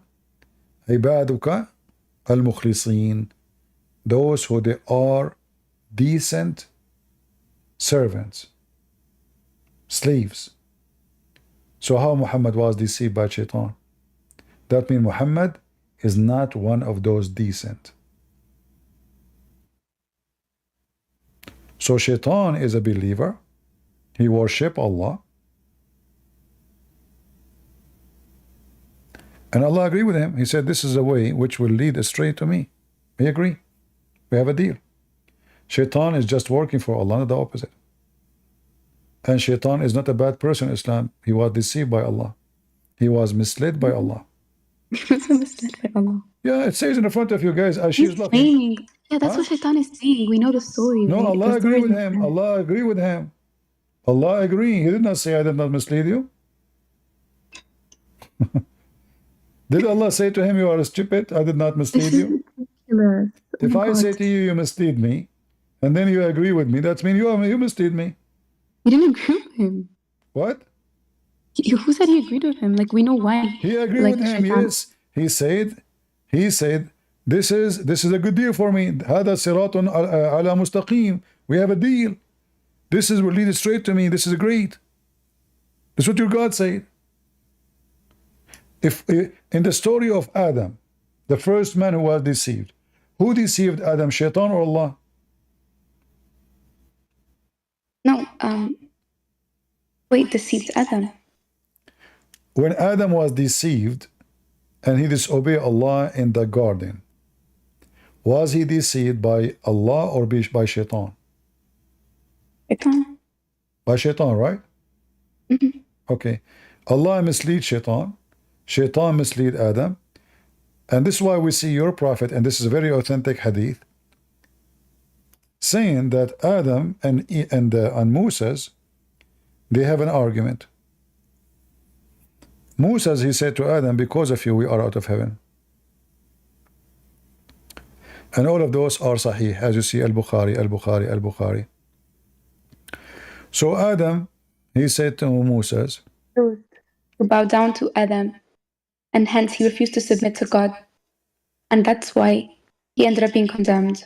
Well, first of all, the verse you are quoting for me in the Quran is stupid, because Allah, he commanded the angels to bow down to Adam. He did not command Iblis. Iblis is a genie. The angels are not genies. So the Quran, again, making a stupid mistake. But look what happened here. Moses says to Adam, because of you we are out of heaven. Adam said to Moses, you are an idiot. You blame me for fate and destiny written for me 40 years before my creation.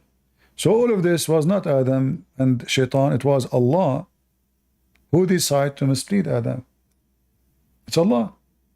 And your prophet agreed with Adam, saying that Adam, he won the argument 3 times.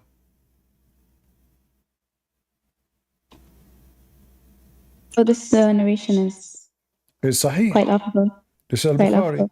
This is Yeah, I know, Al-Bukhari. but it's Abu Huraira. Like you have to take it with a grain of salt. So now Abu Huraira is come back. All the Sahih hadith is coming from Abu Huraira. Not all of them, but these ones especially pertaining to matters of the unseen. Listen, like all those borrowing from hadith, look how tradition. many times is repeated. All of it, it says authentic, authentic, authentic. Only for you, it's not authentic. No, like the stuff on like these kinds of like things on Bani Israel, he does borrow them. So It's well known. so those hadith are authentic and they are in Al-Bukhari and they are in Muslim, and now we have to accuse the Jews. The Jews, they made this hadith. The Jews, No, they didn't make- the Jews, they made the hadith. They forced the Muslim to write it, and they forced the Muslim to believe in it, and they forced them to say it's authentic. The Jews. I don't believe in conspiracy theories. You do. You but just say it. You just said the children of Israel. You accuse them. He's borrowing, or whoever this. If he like is these borrowing, narrations that being means he's a borrowed. liar. That means you should not accept anything he's saying. So why your scholars accept what he's saying? Who is the one of them is saying this is not correct? Look, this is all authentic. All of this repeated many times in Sahih Muslim al-Bukhari. This is the most authentic books for Muslims. All of this. It's so obvious these are like stories that were like just being circulated. You see, circulated. Isn't it the Quran circulated too? Everything you have is circulated. You don't have a book. Muhammad did not give you a book. He never wrote a book. According to the Muslims, Uthman is the one who wrote a book, and he ordered them to burn all other Quran because obviously disagree with each other. If they are in agreement, he would not burn them. The first one who burned the Quran is the Muslims. Is it because of like dialects? What dialect? From what I remember. Isn't it your prophet, he said that the Quran sent to him in 7 letters? So if Muhammad, he claimed that my people will not be able to handle it, that means the 7 dialects are needed. And by the way, there's hundreds of reading of the Quran. Hundreds, not 1, not 2, not 3, not 5. You know, the Muslim, they say the 10 small and the 10 big. And what is this? Because the Quran, each one of them is different. It is your prophet who could be asking Allah to send him more Quran in different way, because he claimed that the small tiny city of Mecca, they are stupid, so they need 7 Quran in order to understand the Quran. So where is the 7 Quran? And this is Sahih. So what you will do now, anything is embarrassing as usual. You say the Jews, Netanyahu. No, this. It is a Trump. It is a Trump. I'm very sure that the one behind these stories is Donald Trump. It's obvious. Yes. I mean, who's going to be? Biden? He don't remember his name. It can't be him. So it must be Trump. You know? Yeah. It was his economy plan. That's why he's building a big project now in Mecca for the Muslims, so people, they can go and do Hajj, big hotel. Yeah. Partnering with the Crown Prince. I would talk to him. He can give you like a nice jacuzzi there. I want my jacuzzi in Al-Aqsa Mosque. No, I'm joking. No, jacuzzi, the best jacuzzi, if you want to have a real jacuzzi, you do what the Prophet did. Do you know what your Prophet did? No, I don't. He take jacuzzi with dead dogs and women blood from period and stinky garbage. Did you try that? No, but thanks for the recommendation. I'm serious. Maybe you should let me know how it's like before I try it. Why not? Are you ashamed of your prophet? Tradition. You said to me tradition. You kissed the stone because tradition. So you should do this. It's tradition. Huh? I've never seen this hadith. Give me a sec to read it. Does it say that your prophet, he do wash himself doing ablution in a water, small tiny body of water in the size of a jacuzzi, full of rags of menstruation, flesh of dogs, not one dog, and it is garbage thrown in it. He said, sure. Indeed, water is pure. Nothing make it impure. Oh, of course, because wudu is a spiritual purity. It's not a actual it's not meant to be clean, right? It's illusion. Okay, guys, it's not meant It's to not be a clean. shower. So now what we did, if it's not meant to be clean, so why I'm taking shower or washing myself with dead dogs' blood? No, it's not about washing. Because that's why when you don't have water, you just use soil or you use Listen. like a rock. Do you put the ablution water in your ears? Yes. Not inside the ear, like You you do. just Do you put the ablution in your nose? Yes, you do. Do you put water in your mouth? Yes, you do. Imagine water have dead dogs, when a blood from period, and garbage thrown in. Even in Arabic it says nothing, the stinky garbage. And yes, your prophet saying this is pure. I mean, this guy, if he exists now, he would destroy the world if people follow him. What kind of a savage, trashy person he is. it's not pure hygienically, but he's saying it's what he's pure. saying is spiritually, it won't go against your prayer. Okay. Christian. Guys, it's spiritually. Nice to meet you. It won't. It's time for you to go. It's too much spiritually lies. Thank you very much. This is a spiritually, guys. Dead dogs. So what your prophet says, if a dog lick your dish, you have to wash it 7 times. How we have to wash it 7 times just because of his tongue. And then we have a dead dog. Not only one, many dead dogs. It's okay. How come if you want to pray, you have, if women, they have period, you cannot pray, and your Muhammad is praying by touching women blood from period, and their rags is all over his head. Dunkar, your mic.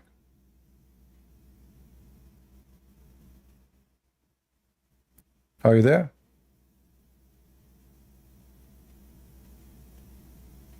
Yeah, it doesn't invalidate the prayer, guys. This does not invalidate the prayer. But if a woman walk by, invalidate the prayer. If you touch the women, invalidate the prayer. But women of blood from period does not invalidate the prayer.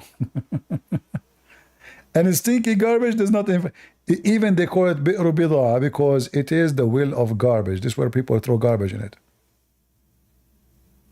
And it's very small, tiny, to the point it does not even reach your pubic area. Read it. It below the private part of the body. Small, tiny body of water is not a well where the water coming off from. It is a water, it's a low ground where the water of the rain come and the water of the sewage from the houses come.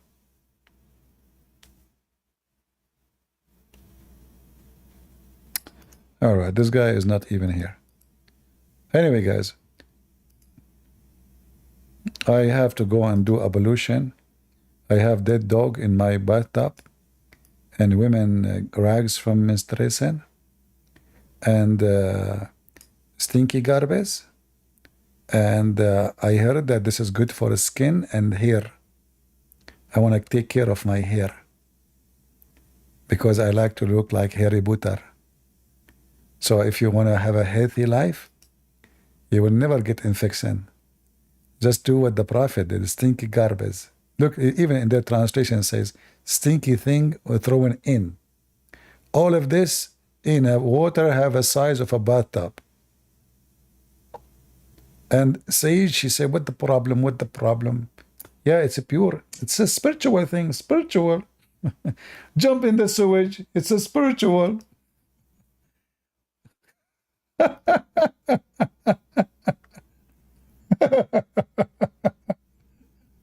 I like your spirituality. Hey Sage, I don't know what your husband would do when do you smell bad so bad, really? Because your husband, he would say, why you have a blood menstruation rags on your head? He said, oh, I just took shower. Oh, but isn't this a dirty? No, this is spiritual. Yeah, spirituality in Islam involve women rags from menstruation. Oh, look! There is a leg of a dog in your shoulder. Oh, it's okay. Hold on. This is the tail too. In my bra. Okay, let me take it off. Why you have a dead dog's meat in on your body? Oh, it's so, don't worry, it's a spiritual. Water is always pure. Nothing make it impure. You know, you are making a big story about nothing, you know, nothing. Oh, look, there's a condom on your head. Oh, this is from the garbage, stinky garbage. What the condom is doing, I don't know. Maybe it's your condom. I mean, this is spiritual. So those people, they lie to their teeth, trying to duct tape the one who is covered by duct tape like a mummy. You know the mummies? You know the mummies, right?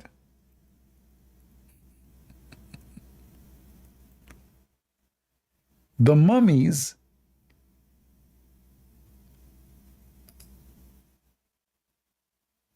they look exactly like Muhammad, covered by duct tape. Muslims, they bought all the duct tape in the world to cover their prophet, the mummy. This is how Prophet Muhammad looked like now.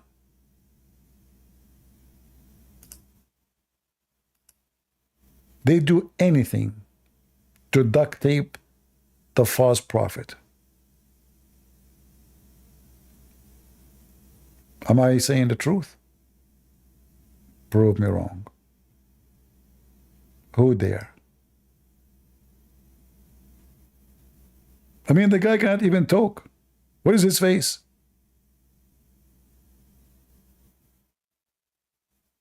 The mummy Muhammad.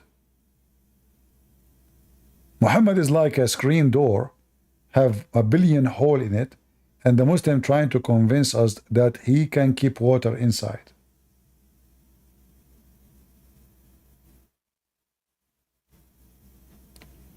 My voice is muffled? Is it? Okay. Don't worry about it. Don't worry about it. Just put the duct tape over your speaker, you will be fine. What Zabril control me? Are you kidding me? Zabril cannot control me. In order to control me, there's one of two things you can do. Either you take hair from the anus of the man according to the Prophet, or you get him married. Either those are not happening.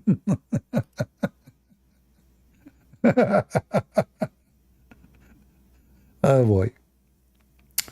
Prophet Muhammad, he knows everything. Water is always pure. Nothing make it impure. Why, what the heck is that? Shish kebab religion. Hummus. You know? Unbelievable. But what we can do, I mean, the duct tape mummy, I mean, mummy, oh mommy. Oh mommy blue. Oh mommy blue. Oh mommy.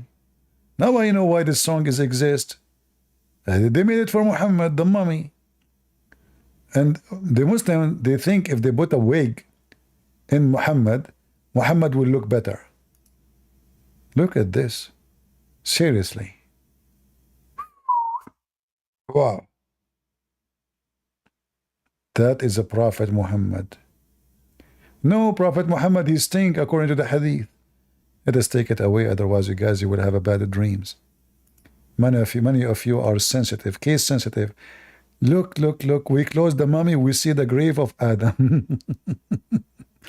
Islam is the truth. All of this is proven by scientists. This is Adam there. Adam is, look how tall he is.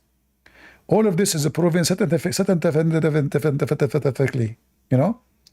And look, the Muslims are praying to Allah in the top of the grave of Adam, Prophet Adam. You know, hey Muslim, why you don't like make a train there? I mean, can we walk really? I mean, it's so long. And look here, this is the same Adam and the same Eve, but in different country. They have a grave too. And what is those, you know, green things? And is that the laundry of Adam when he died? Like he died, he was doing the laundry. What is that? Is that the underwear of Eve? She used to wear a green panties, huh? Look how many panties, subhanallah. And what do you have over the grave? Like, will you put the blocks from Home Depot? And what is that sheet? That is a sheety grave. Why this guy here have a marble? The same Adam, he have marble here. And then the same Adam, he have dirt. This is not fair. Look, look, this is the other one. Oof, oof, oof, oof, oof, oof. Whoa. Which one of them is Eve? Which one of them is Adam? I bet you if you open the grave of Eve, you will find makeup, hair comb, séchoir, hair coloring, nails, the tools, high heels. I mean, this is how we know who is. You do not even need to think about it, Yeah. This is the tomb of Habil. Why Habil is so short? Hold on, hold on. Look, look, look, look, look. This is the tomb of Habil, Abel. And the Muslim woman there, look, she is touching the grave because she will receive a blessing. But why? What happened? Why is so short? And why he's fat? And they have a rag in Arabic in the top of the grave of Habil saying, Inna lillahi wa inna ilayhi laraji'un.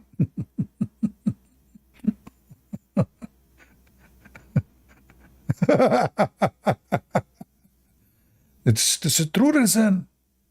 And look, the Muslim, they found the footstep of Prophet Adam in Sri Lanka. This is his footstep. But this is the temple of the Buddhist.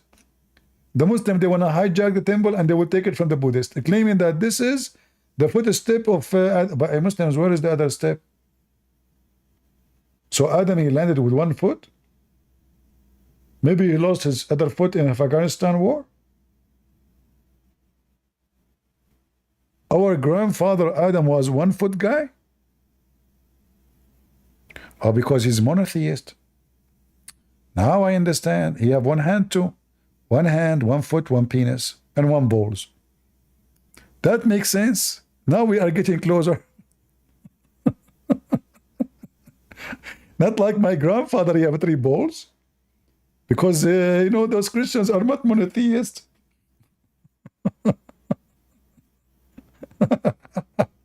What a stupid religion. It's possible, it's possible. Everything is possible. Yeah. Yeah, true stories. And Muslims don't lie, man. This is the footstep of Adam. He was very heavy, man. He was very big, and beautiful. But those Christians, they make mockery because they are stupid. They don't understand. Yeah. What else? What else?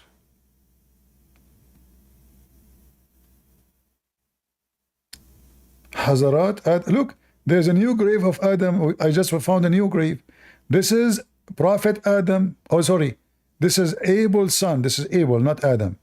This is Abel. They cover him by red. Why? Because he's a bad boy. You Muslim visiting the grave of the bad. How come their bodies is scattered around the world? What happened?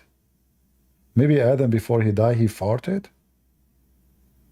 And his kids, they are everywhere.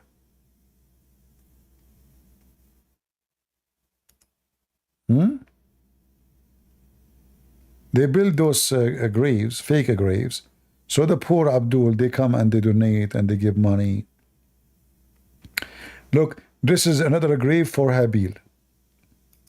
Abel. In Syria. That one before it was in Pakistan. The other one is in Bangladesh. This one in Syria.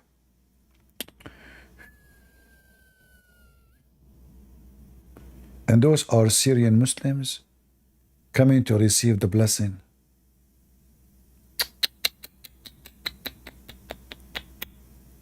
There's nothing in Turkey? Aman Rabbi Aman. This is the grave of who? This is the tomb of Job. Muslim, they have all the graves. Look, look, look. This is the grave of Job. He was short, huh? And fat. I know, it looked like a swimming pool. And what are you burning behind him? Is that a wood for like the smell? Yeah, Job, he liked to smell good, you know. I mean, what you will lose? Yeah. This is the grave of whom? This is the same guy, but different location, different country. Look, this is Job too.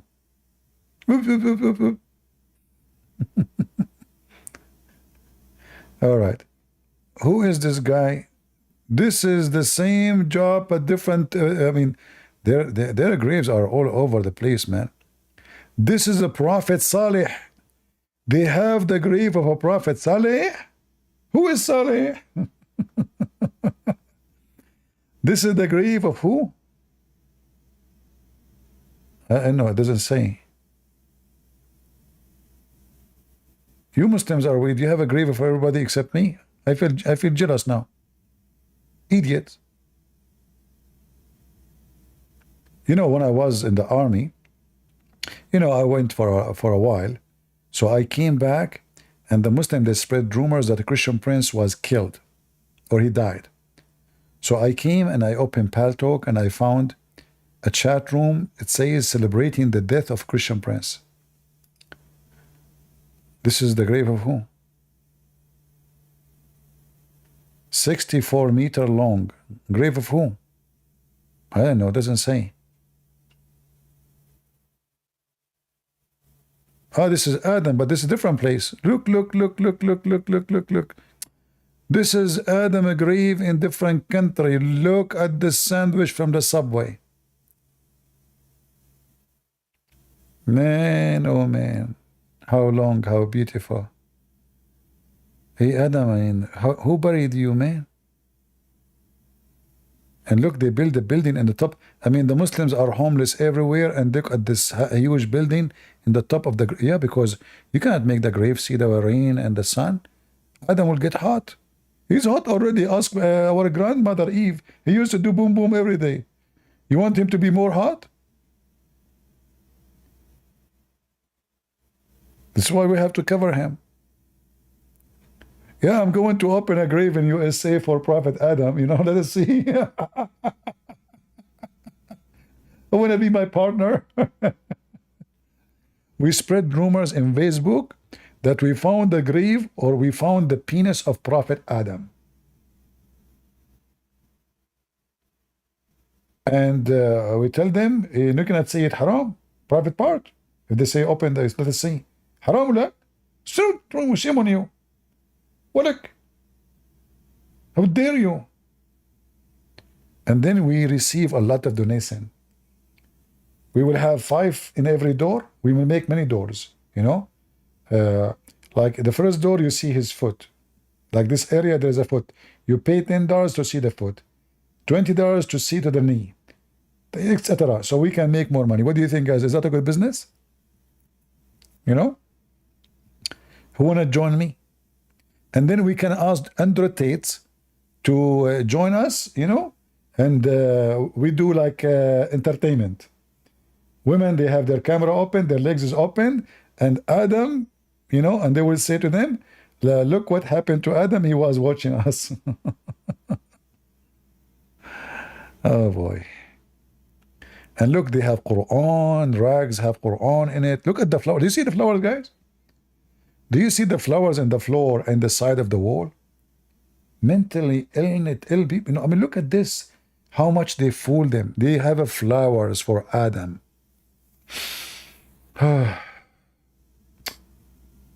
Man. Hey guys, when I die, please put a sign in the top of my name, Prophet Adam grave is here. So Muslim will bring shish kebab, falafel. We accept all kind of donation. Falafel, shish kebab, hummus.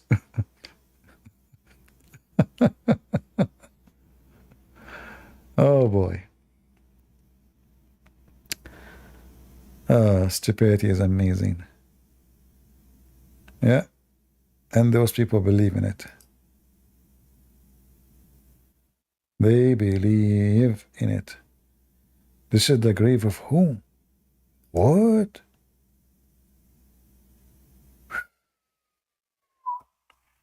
I mean, the subway is smaller. The tunnel of Hamas is smaller.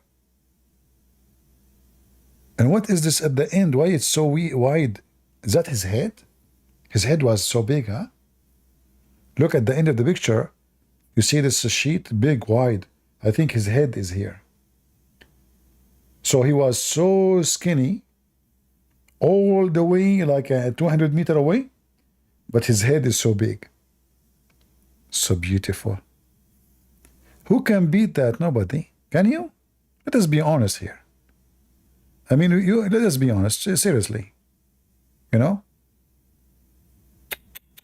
Look at the flowers, look at... Oh boy.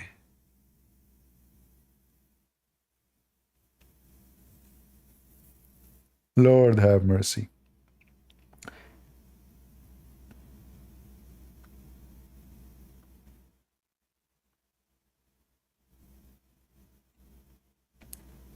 Yeah, you might find more, if you search yourself, you might find more graves from the Abdul.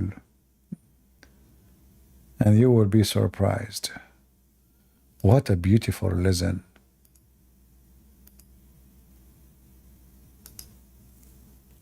I mean, we have to come to a conclusion. Guys, is it time for a conclusion? Hey, by the way, I heard that some of you don't like my accent. Is that true? Why you don't like my accent?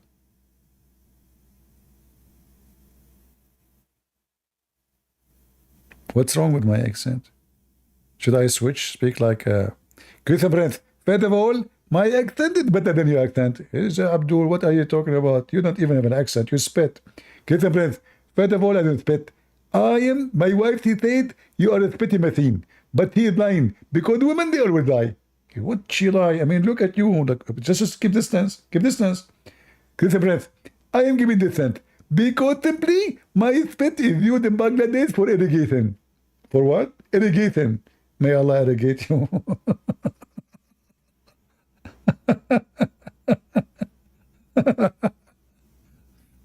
Oh boy. Anyway. Yeah, my accent. What I can do.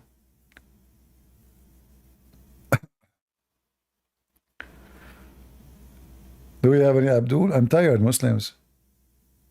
I have to go soon, like 6 hours from now. So if you are a Muslim and you like to debate me, I have only 6 hours left. Take your opportunity before it's too late. 1 CP in the hand is better than 10 in a tree. Anyone?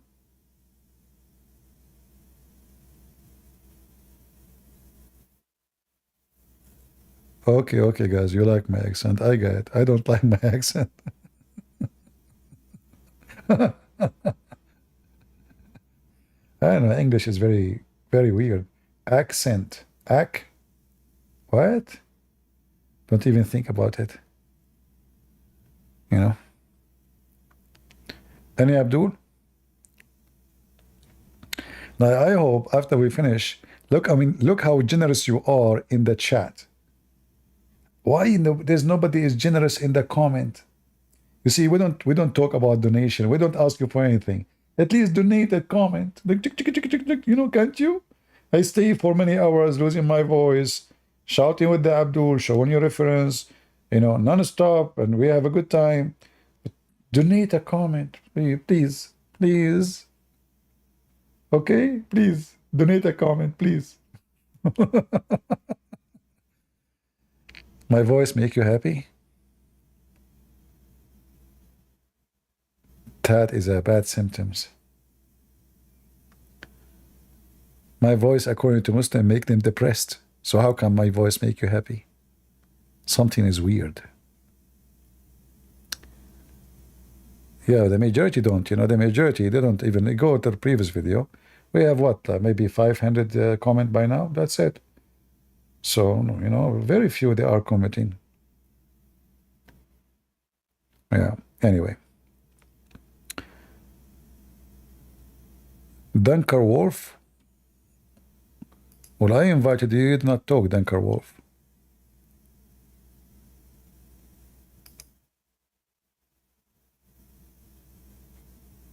Go ahead.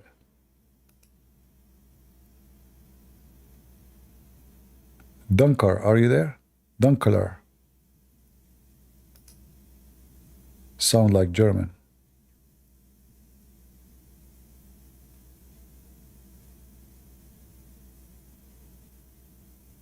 I am still awake? No, no, no, no. I'm like Prophet Muhammad. I go to heaven when I am asleep. I came back and I saw 7 heaven when I am asleep. Yes, Dunkeler, go ahead. I don't hear you.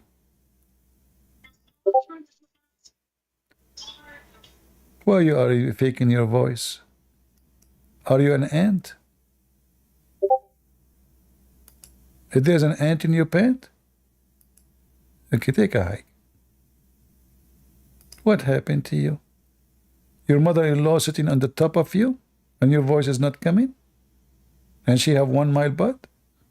May Allah butt you.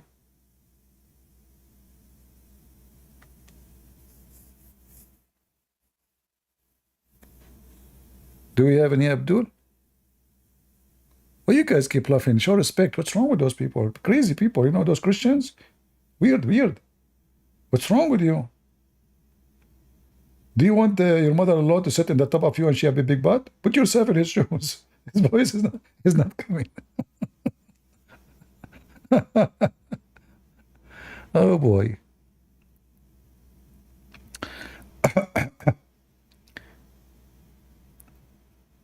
What's wrong with my vocabulary?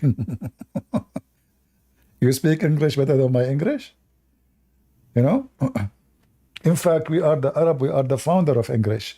Shakespeare, his real name is Shakespeare. His real name. He's an Arab. Shakespeare. Check it out.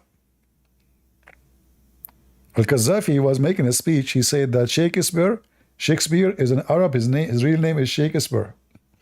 And he claimed that democracy, the word democracy, is coming from the Arabic language, which is democracy, which means bring the chairs. That's deep. And the same guy who speak about democracy coming from Arabia, anyone who oppose him, he cut his head.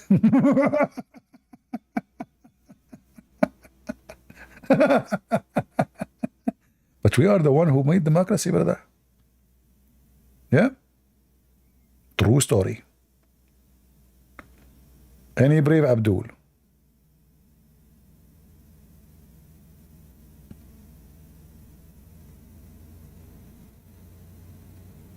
Anyone?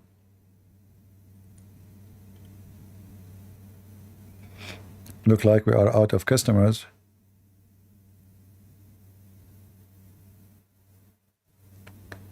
My 4 wives need attention. I think this guy is spying at me. How he knew that I have 4 wives? That's sound fishy. Man, you cannot hide a secret these days.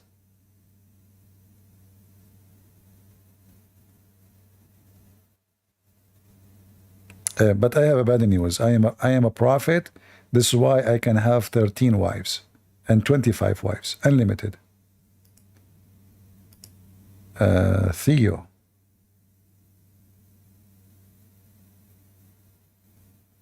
Go ahead, Theo. What do you want to say to us? Hello, can you hear me? I hear you. Go ahead. Okay. Hello, Christian Prince. Hello. I'm a Christian, but I just had a couple of questions. Is it okay if I ask them? What do you think about Muhammad?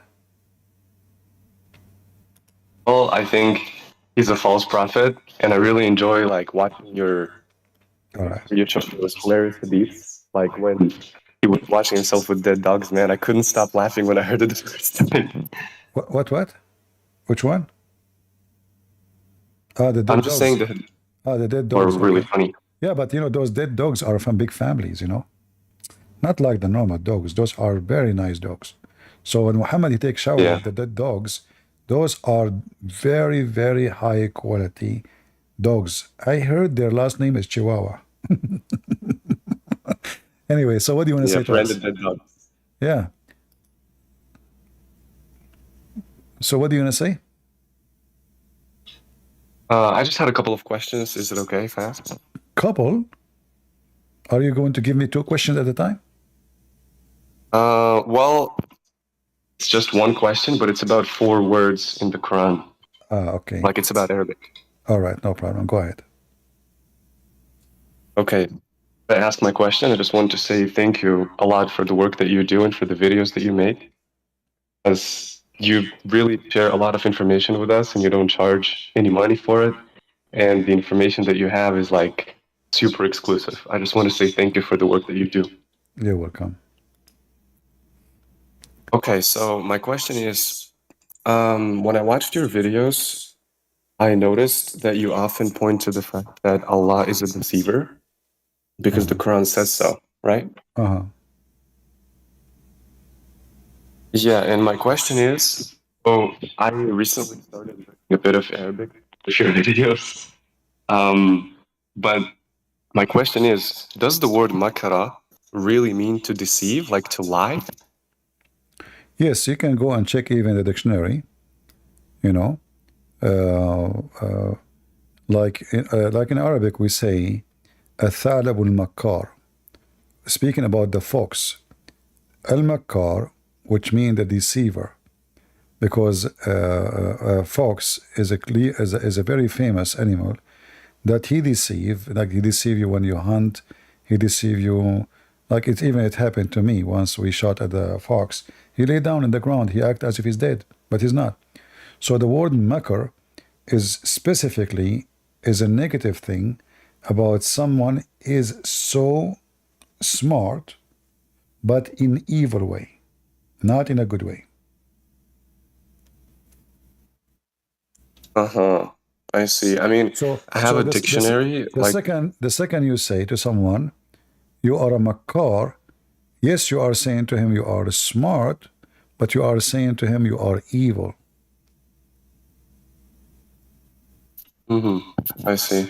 Well, I have a Arabic dictionary at home. When I looked at this word in the dictionary, it says that the meaning is to deceive or to like create a evil plan, basically. Yeah, it's just to make someone believe in something false, so you can accomplish something from behind that. Like I make you believe in, let us say, scammers. You know, scammers is a makar. Why? He make you believe in something in order to gain something which will destroy you maybe. So like he call an old person, say to him, I am from the bank. This is kind of a makar. So he's smart, he have a plan to deceive you, but the deception he is doing is not for fun, is to hurt. I understand.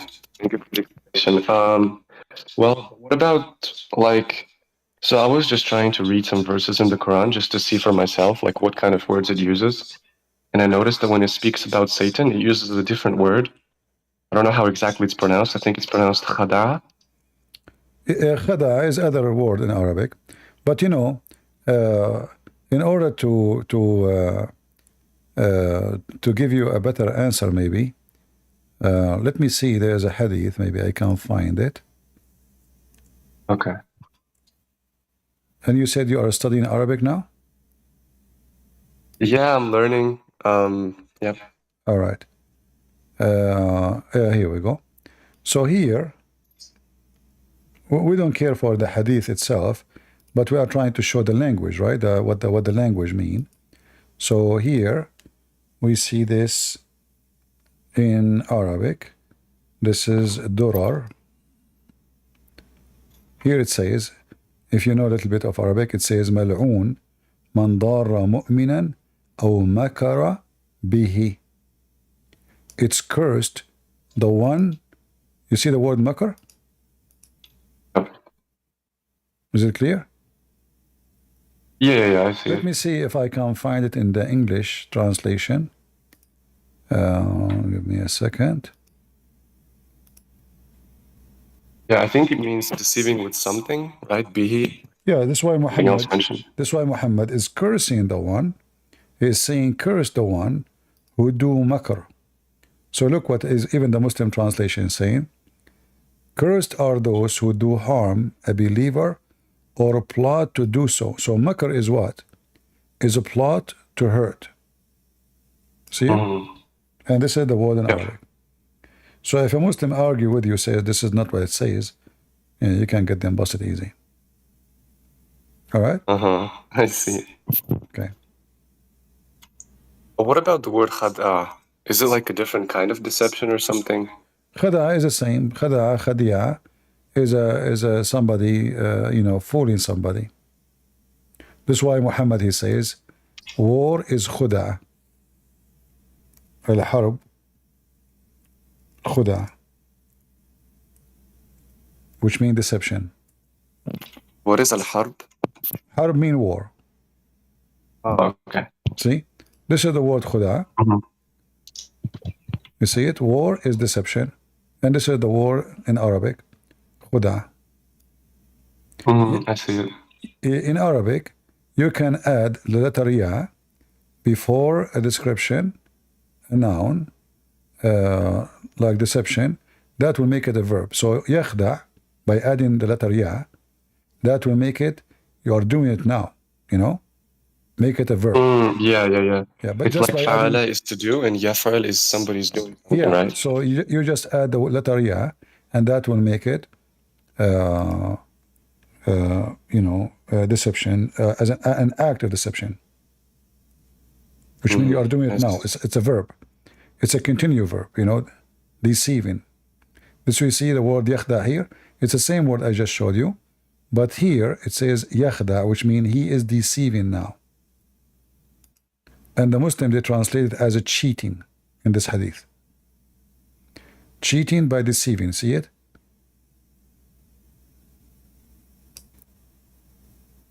So here the word yakhda. All right? Okay. Yeah. Anything else? Is it okay if I keep Oh, asking? you guys, sorry, There's like 2 more words. the people in YouTube, they cannot see the screen. It's my fault. Sorry, guys. Yeah, sorry, it's my fault. Now you can see it. People in Discord, they can see it. All right, no problem. So this is what the word yakhda mean. You see, I have a channel to teach Arabic. You can learn there. I make it very simple for anyone to learn Arabic, because I don't teach as Arabic teacher. The Arabic teachers, when they teach, they make it so complicated, and they will make you even more confused. So for me, like I right now, I just taught you, you add ya before any noun, that will make it a verb. Or let us say past tense, we make it like akil. Akil is a word mean food. You add letter ya, that will make it yakul, which means eating. So Arabic, Arabic can be very easy if you have a teacher who can make things simple.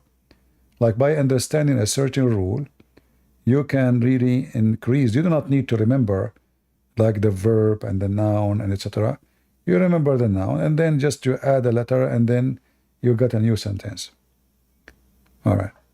You said you have a channel where you teach Arabic. Is it like on YouTube? Arab for Christ. There is a series of Arabic class for free. I'll check it out. Yeah, and you will see the number there is 666. I think I chose that one because this is the language used by the devil. Okay. Yeah. All right. Anything else? Yeah. Is it okay? I have like 2 more words that I wanted to ask you about. No problem. Go ahead. Okay. So another word that is used in the Quran talking about Allah is yudil, right? It's like to deceive also. Right. So I checked my dictionary, and it seems like yudil means like to make someone get off the right track or something like that. Like you have your way, and then you get off the way. That is what yudil means. Yeah, but when we speak is it about, really like deception? It is deception, because if you are going to Los Angeles, and I put a sign in the highway to make you go in direction of New York, isn't this what deception is? Yeah, it is. I just make you go to the other side of the country, So this is deception. So as an example, the Quran have many verses in there. It says that Allah, He deceive who He will and He guide who He will. You know,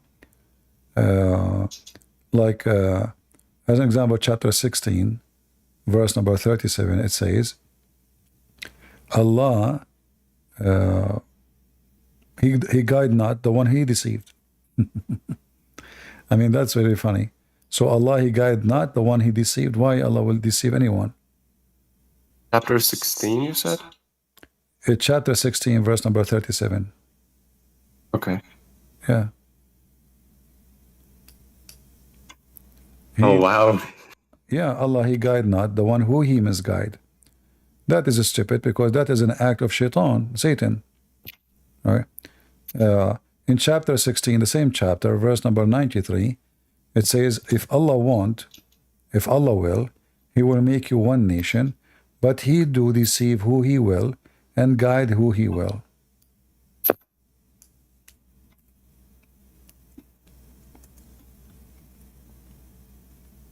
You see it? Yeah, I opened it on my phone.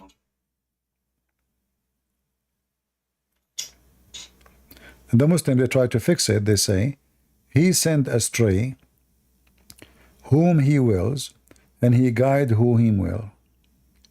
But sending astray, even though they're trying to make it look nicer, is the same as deceive. Who is the one send you astray? Allah. Allah. So what shaitan he do for a living? Nothing. Yeah. Yeah. You know, the reason why I'm asking about all of this... yeah, go ahead. Okay, so the main reason why I'm asking you about all these words is because after watching your video, I wanted to find a couple of verses maybe in the Quran where the same verb is used for Allah and Satan, because that would be very strong. But I noticed that about Satan, it uses khada, and about Allah, it uses all the other words like ghawa, yudil, and makra. You know, aghwaytani. Aghwaytani, yeah, aghwaytani. All of those words is just description of deception. You know, it's not really something too much different. You know, like it's the same. It's just like different word. You know, khada'a, even lying. You can use the word lie, because all of this is based on lies. You know, you deceive, that's mean you lie. You cheat, that mean you lie. You misguide, that mean you lie. All those actions based on one thing, lying. And if Allah is the one who misguide or mislead, that means He is the one who do lie. And that alone is enough to prove that Allah cannot be God.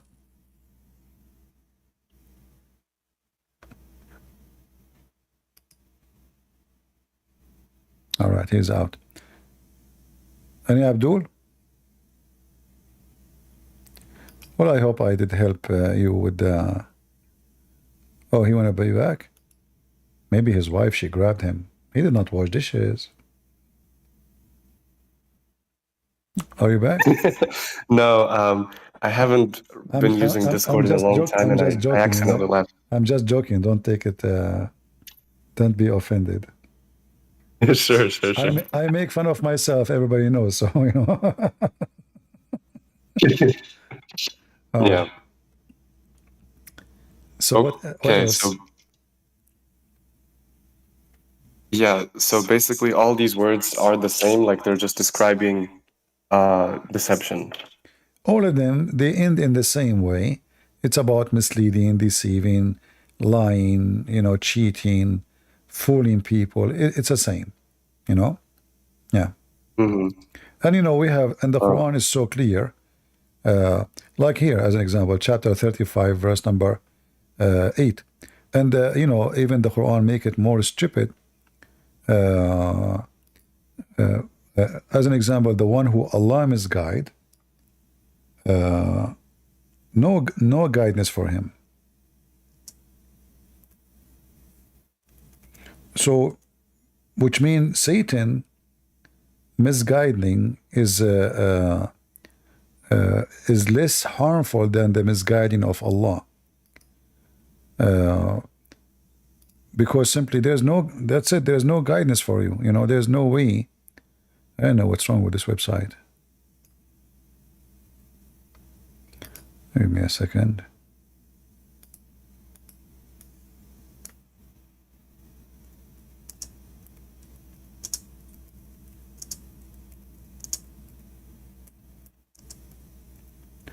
So when the Quran make it so clear that the one who Allah misguide, there's no guidance for him, that is the top proof of Muhammad confessing that his God is the devil. The Muslim, they try to fix it. They say, whomsoever Allah send astray, none can guide him. So when Allah send you astray and deceive you, Allah is cobra. His deception is deadly, and that is Satan. Yeah. You know? Like there is no return. That's it. And look how the Muslims, they try to fabricate the translation. To such as Allah, reject from his guidance. There's no it's the same word. Yeah, but what happened to the word yudlil, you know? They lie. So what reject from his God? It doesn't say that. It says that the one who Allah deceive. Let us see Hilali and Khan. Even if they say reject from his guidance, like why would God do that? That's not what it says. See here they are using the word astray, which is still not accurate too, but it's okay. Astray is the same as deceive, but the reality is deceive. You know, every Muslim, he tried to give you different words, different translation, but they are not being honest. I never saw an honest Muslim anyway. I mean, honest Muslim is an ex-Muslim. Yes. What about the word ghawa? Word what? Ghawa. I don't understand. I mean, it's spelled ghain, waw, and ya at the end. Aghwa. Yeah, but it was like that in my dictionary, so. Yeah, the word ghiwaya is an act of a crimes of a criminals. And it's used usually when it's come to something connected to temptation, but mostly is in sexual way. This is why I don't understand even why the Quran used the word aghwaytani, because how shaitan he been tempted by Allah in a sexual way. But obviously here, if you see here, in chapter 7 verse number 16, shaitan he says, and look, this is the Muslim translation, now for they, which mean Allah, perverted me. Do you see it? Oh, he's gone again. Guys, do you see the word pervert in me? Allah, he made shaitan pervert. Allah deceived shaitan, caused him to be pervert. This is the Muslim translation, not my translation. You perverting me. This is why the word riwaya usually is connected to sexual lust.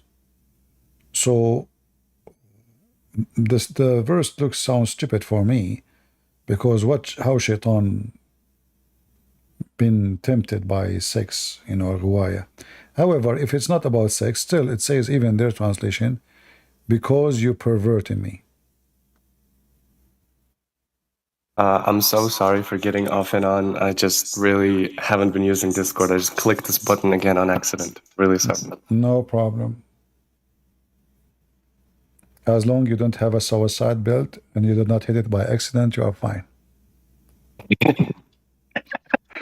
Yeah, I know, because my cousins, they always do such a mistake. All right. Okay, you're saying that ahwaitani is like sexual deception or temptation, right? Yeah, but the Muslim, they will not agree. They will say this is not really what it's meant.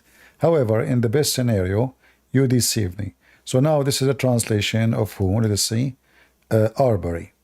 If you go to different translation, let us say Hilali Khan.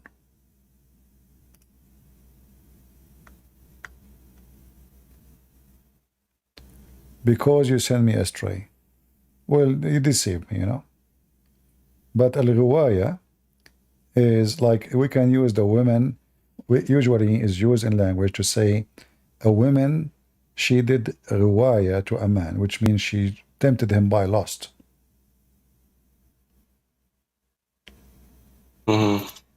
Yeah.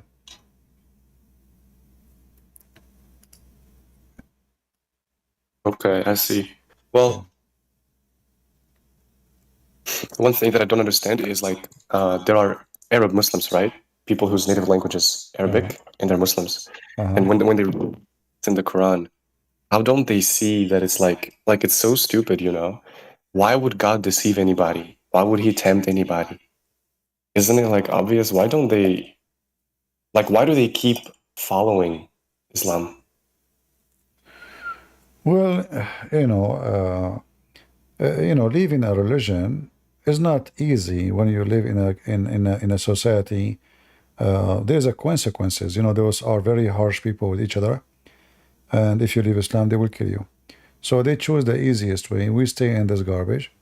I better be praised for being a Muslim from being condemned, spit at, and maybe even killed. So this is how they calculate it. Otherwise, however, a lot of Islam is leaving Islam, big deal, you know. Because the more freedom, the more you find an answer, you know, that people leave Islam because now they are not under the threat.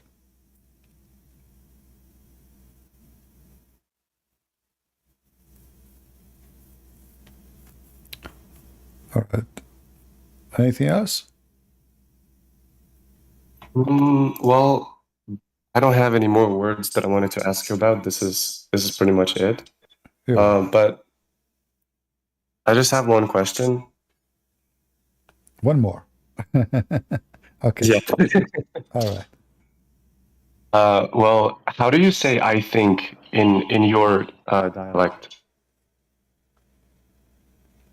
In dialect or in Arabic, in general, like a classic language? Well, I'm sure that, you know, there's the literary Arabic and there are the dialects of Arabic that are different. I'm sure you have like your own dialect that you speak, or you don't want to speak it so that people don't, you know, see where you're from. Well, there's many ways. I will give you many dialects. Like you can say أظن, I can say بفكر, you can say أعتقد, you can say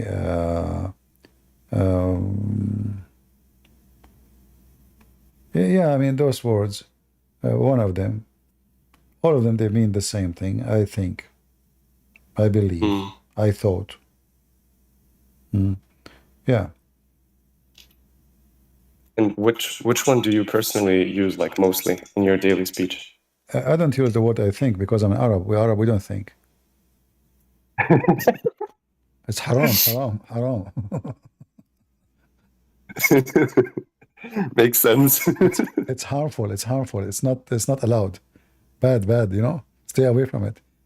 You start thinking, you know, bye-bye, say hello to your neck. You cannot say I think. You think, you know, like what are you talking about? What do you think? Then if you think, they will call you a thinker. Thinker means philosopher. Philosopher is a kafir. Kill him. You know? Yeah. Yeah. All right, my friend. Thank you very much for joining us. Yeah, thank you very much for all the answers and the information. It's really, really helpful, man. You're welcome. Really appreciate it. You're welcome. Thank you. I have to go celebrate Indonesian independence at church. Do you have independence in Indonesia? Okay. That's strange.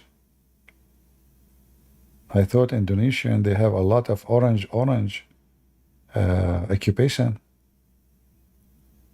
It turned to be they have independence.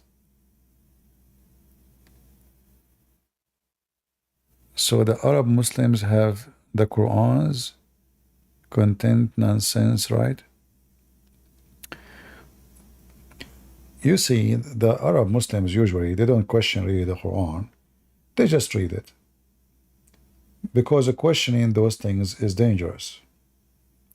You can't even mention it in front of a family member. You know, like Islam is like, as a very famous Western man said, is like rabies for dogs. Even, like there is a story about a girl, a Jordanian girl. She borrowed the Bible from a Christian girl. But she did not borrow the Bible because she wanted to believe in Christianity. She decided to study the Bible so she can make mockery of Christianity. So this woman, her family are very, very religious Muslims. So she have no choice except to hide the Bible, you know. Her mother, she came to clean the room. She found the Bible under her pillow. Because they are mentally ill and full of hatred. The mother, she waited for her daughter when she came from the school. She did not even ask her a question. She have a kitchen knife in her hand. Her daughter, she opened the door, she walked inside, and she starts stabbing her non-stop hundreds of times. And for sure she killed her. Because she thought that her daughter, she become a Christian. So this is will telling you how filthy, satanic this garbage cult. Her own daughter did not even ask her why. And then when the police investigate, it turned to be that she borrowed just a day before the Bible because the Christian girl, she said to her, you are talking about something you don't know. What about you read the Bible before you open your mouth, insulting us? She said, okay, give it to me. She killed her. So when you see Hamas and they are doing, and women, they are dancing in the street, for this is satanic, demonic cult. Very filthy. Like here we sit, we laugh, etc. But if you live between them, you will know what I'm talking about.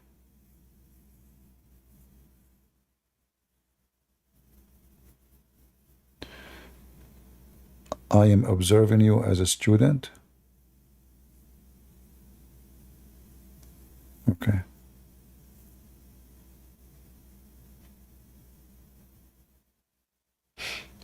Any Abdul?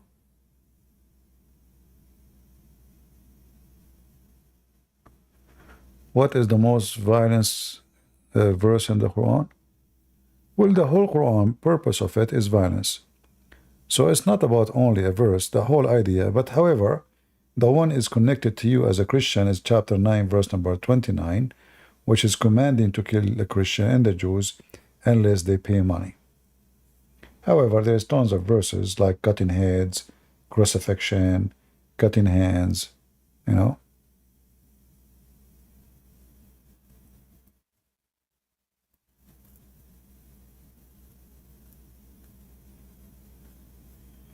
All right, I think we are out of Abdul. Sage, her head is spinning. Sage, because you are trying to use your brain, and your prophet, he said you are brainless.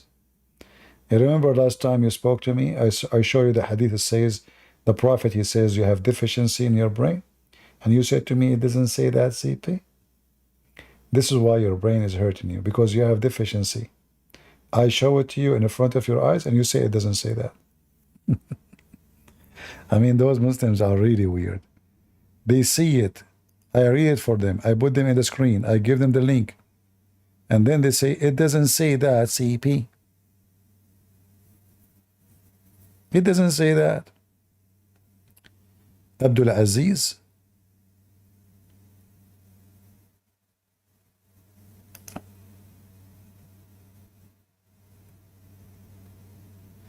No, she is not mental. You know, she is poor woman trying to defend, you know, she is born this garbage, what she can say.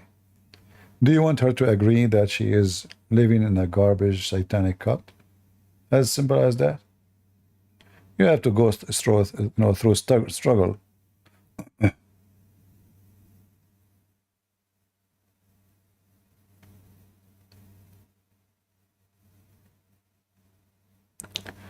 Can you give a few moments in Sam Shamoun debate that has reached millions? Well, I don't know how many reach. I think the number is still small. Debate or one debate or debates? I don't know what are you talking about.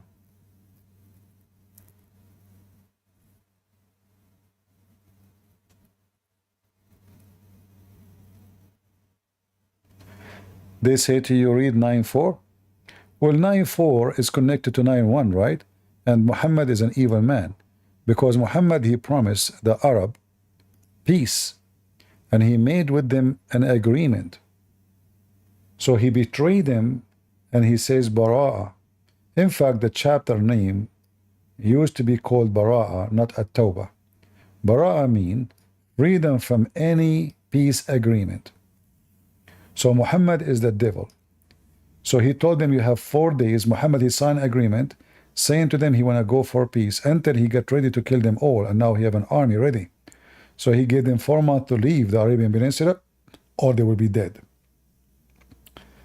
And when they say to you, read number 4, they say, except those who they are from the mushrikeen, who you have agreement with them. How he wash his hand from the agreement, and then he says, except those who have an agreement. The one who he mentioned is the one who gave them protection. Those are a few group or people, or few people, like let us say a relative, who he promised them protection. Otherwise, he said clearly that he have no agreement no more. He sent Ali and Abu Bakr, as I remember, to tell them, you have 4 months, otherwise all of you will be slaughtered. This is why anyone who believes that you can have a peaceful agreement with the Muslims, this is why here it says, when those months are over, kill them, wherever you find them, anywhere you find them. But if they believe, which means they convert to Islam, don't kill them. And this is the clear proof that people, they convert to Islam by the sword. And this is why the Arabian Peninsula became all of it Muslims. Ambush them anywhere you find them. Unless they believe, they convert, and they pray as all Muslims, and then Allah is all merciful. That's it. All right? And then, in verse number 29, the Quran usually is not connected to each other. But here, when Muhammad, he took over Mecca, and he forbidden the non-Muslims to enter Mecca, the Muslims, they said to him, but Mecca now will die, because the business is done by those who they are visiting the Kaaba, the non-Muslims. They are the rich ones. At that time, the Muslims are not rich yet, because they did not kill a lot of people yet. So he said to them, if you fear, I mean, the translation here is really weird. But let us see. Hold on, give me a second. I don't know why they are adding all those things. Anyway, so he said, from now on, non-Muslims are filthy, are not allowed to enter Mecca. So they will not get close to it no more. However, if you fear poverty, you see the money? If you fear poverty, Allah will reach you. And right away he says, go and fight the Christian and the Jews, and if they pay you money, they can live. See it? So if you fear poverty, Allah will reach you. Go and fight the Christian and the Jews and kill them, or they have to pay you. And here you notice, by the way, that Muhammad is nothing but satanic. How you accept them to believe that Jesus is God just because they pay you money? Are you doing for the sake of Allah or for the sake of money? It is for the sake of money. Do you see it? So if you pay Muhammad money, You can worship Jesus as God. No problem.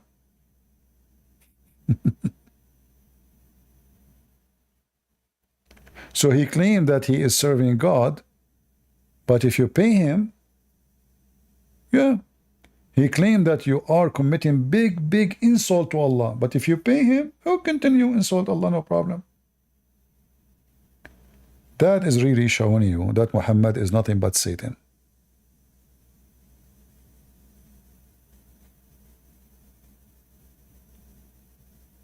Like imagine, I say to somebody, if you make a donation to me, you can come and insult Jesus. Do you understand what I'm saying?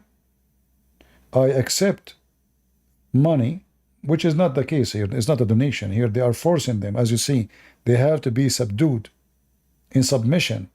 So the Christian, they have to be treated like dogs, and they pay them money in order to stay Christians and to be alive. So imagine I say to you, let us say I am doing jihad for the sake of Jesus, and then I conquer you. And then I say, you know what, you can insult Jesus as much as you want, as long as you pay me money. But that is telling you that I don't care really for Jesus, I care for money. And this is who is Muhammad. He's a scam, he's a criminal, he's a pirate.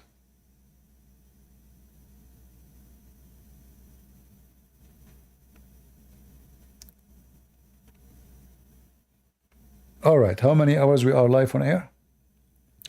Only 6 hours and 14 minutes. Not much. I think I still have some few hours more. What do you think, guys? Are you guys bored? Who's bored? Let us see people on Rumble. People on Rumble, are you bored? What about in Discord? In Discord, they are jumping like crazy. What about in YouTube? Not bored yet? You know, when you learn English, like you go in the airplane, they say, welcome in board. I said, I'm not going to get in. This is boring. What? Welcome in board. What? I don't know. I don't know who made English. You know, I don't know. We need to replace this language. We are going to ask Kamala Harris to change it for us, to make it fit with the Arab. Why in the world when I go in board in the airplane, it's boring? All right.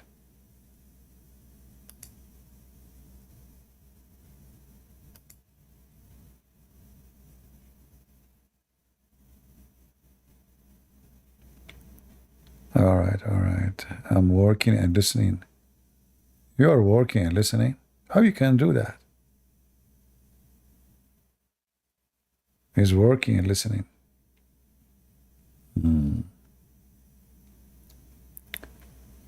We are greedy for your time. You will pay. Just wait. Get a breath. I didn't get recorded. You are asking people for donating. Zakir Naik, I did not say. I say just you will pay. I didn't say money. So Christian Prince, you are saying to them you will pay. And you claim you don't care for money. So how you say pay and there's no money? Okay, well, they can, you know, they pay by, let's say, you know, making a comment. They will have a pain in their back because they are listening for me for long. Their eyes is hurting from looking at the computer. This is what that meant. I pay. Don't you Muslims say the Quran have an outside meaning and inside meaning? Well, this is the inside meaning. Christian Prince, first of all, pay mean pay and mean money. Okay. Do you pay respect to Prophet Muhammad? Christian Prince, I have to go. Hold on. You just say pay mean pay and pay mean money. So when you say Muslims, you pay respect to Allah, do you pay Muhammad respect money? Christian Prince, I have to go because your answer and your question are stupid.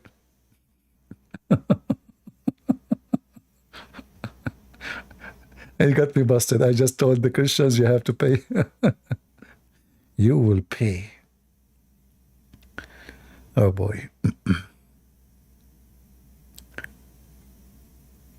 I renew your strength in the name of Jesus. Thank you. Yeah, you know, people, they say to me, do you write those things before you say them? People, they think I write them down, like, you know, I prepare. No, my friend. I make it in the moment, in a second.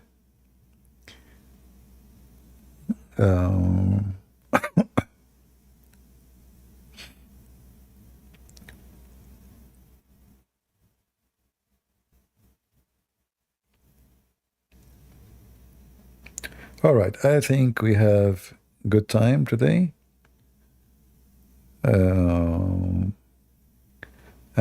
look like we are out of customers. And as long as we are out of customers, we better close the store. Capiche? What do you think? Sorry, Zen, we are done for today. Maybe next time you can join us. Give more lessons in Arabic. Well, you know, the problem is, when I started the Arabic class, I said, who want to join? People, you said, yes, me, a lot, you know. But then when we start, the 100 became 50, the 50 become 40, the 40 become 10, the 10 become 5. So obviously, you know, people get excited for something, but they cannot do, you know. However, the website there have all the videos you need, from teaching you how to read, how to write, how to connect letters. It can give you a full, you know, education about the Arabic language. And then all what you need to do, just memorize words. The more words you know, use the basic I taught you there, and you will be able to, you know, enrich yourself with languages. All right? Okay. Otherwise, I don't mind really to teach. Like, you know, a priest, he asked me to teach online, and then he asked me to go and fly to his country. I said, okay, I'm willing to do it, you know.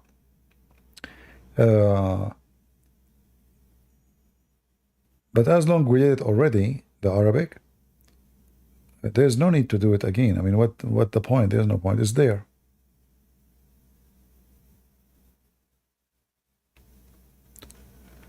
Go to AGT.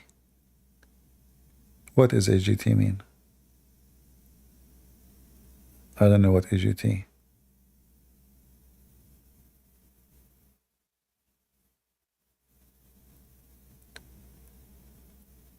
All right. Well, I want to say thank you for all of you, the one who care and the one who don't care, especially the one who don't care, because they are the majority. So I appreciate you, and we appreciate your careless, because careless means you are so good and priceless. I mean, they add the word less at the end for a reason. Useless, careless, brainless. So I want to say thank you for the careless. For being careless is like being wonderful-less and beautiful-less and amazing-less. So thank you very less for doing nothing. So don't forget, guys, to make a comment. Donate a comment. Don't donate money. Donate a comment. So don't be cheap. Donate a comment. Don't donate money. Donate a comment after we finish, because the more you make comment, the more YouTube, you know, more the video will be suggested to many people. So if you care to share the truth, and at the same time, you can download my video, you can cut it pieces, all the calls we receive, Muslims calling us, debating us, etc. You can cut them pieces. Don't play with them, you know. We don't do what Muslims do.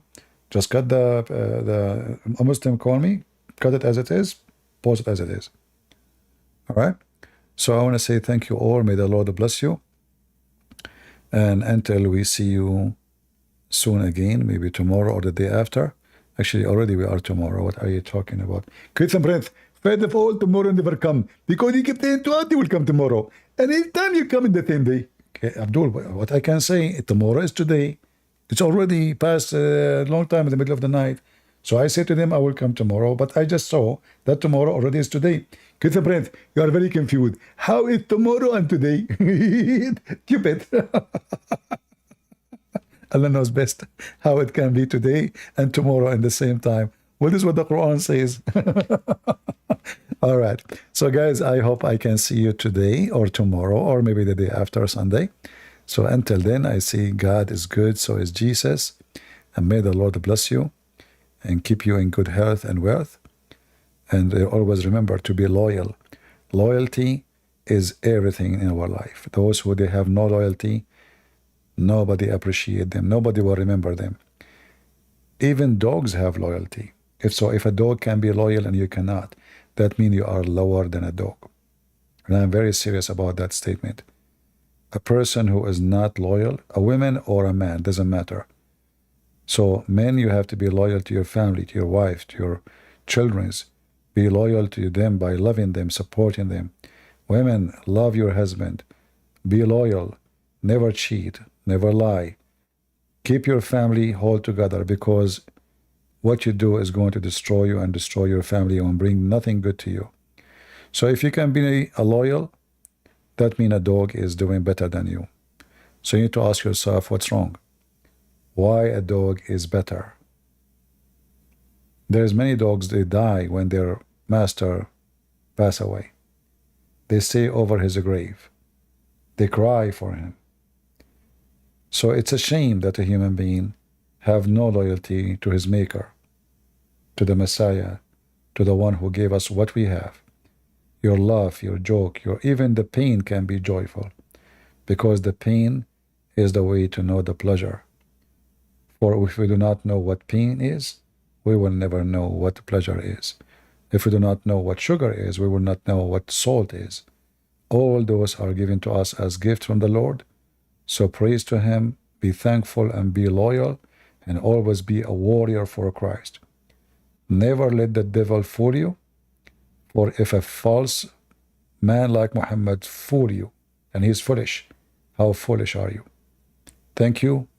God is good. So is Jesus. Amen to that. See ya.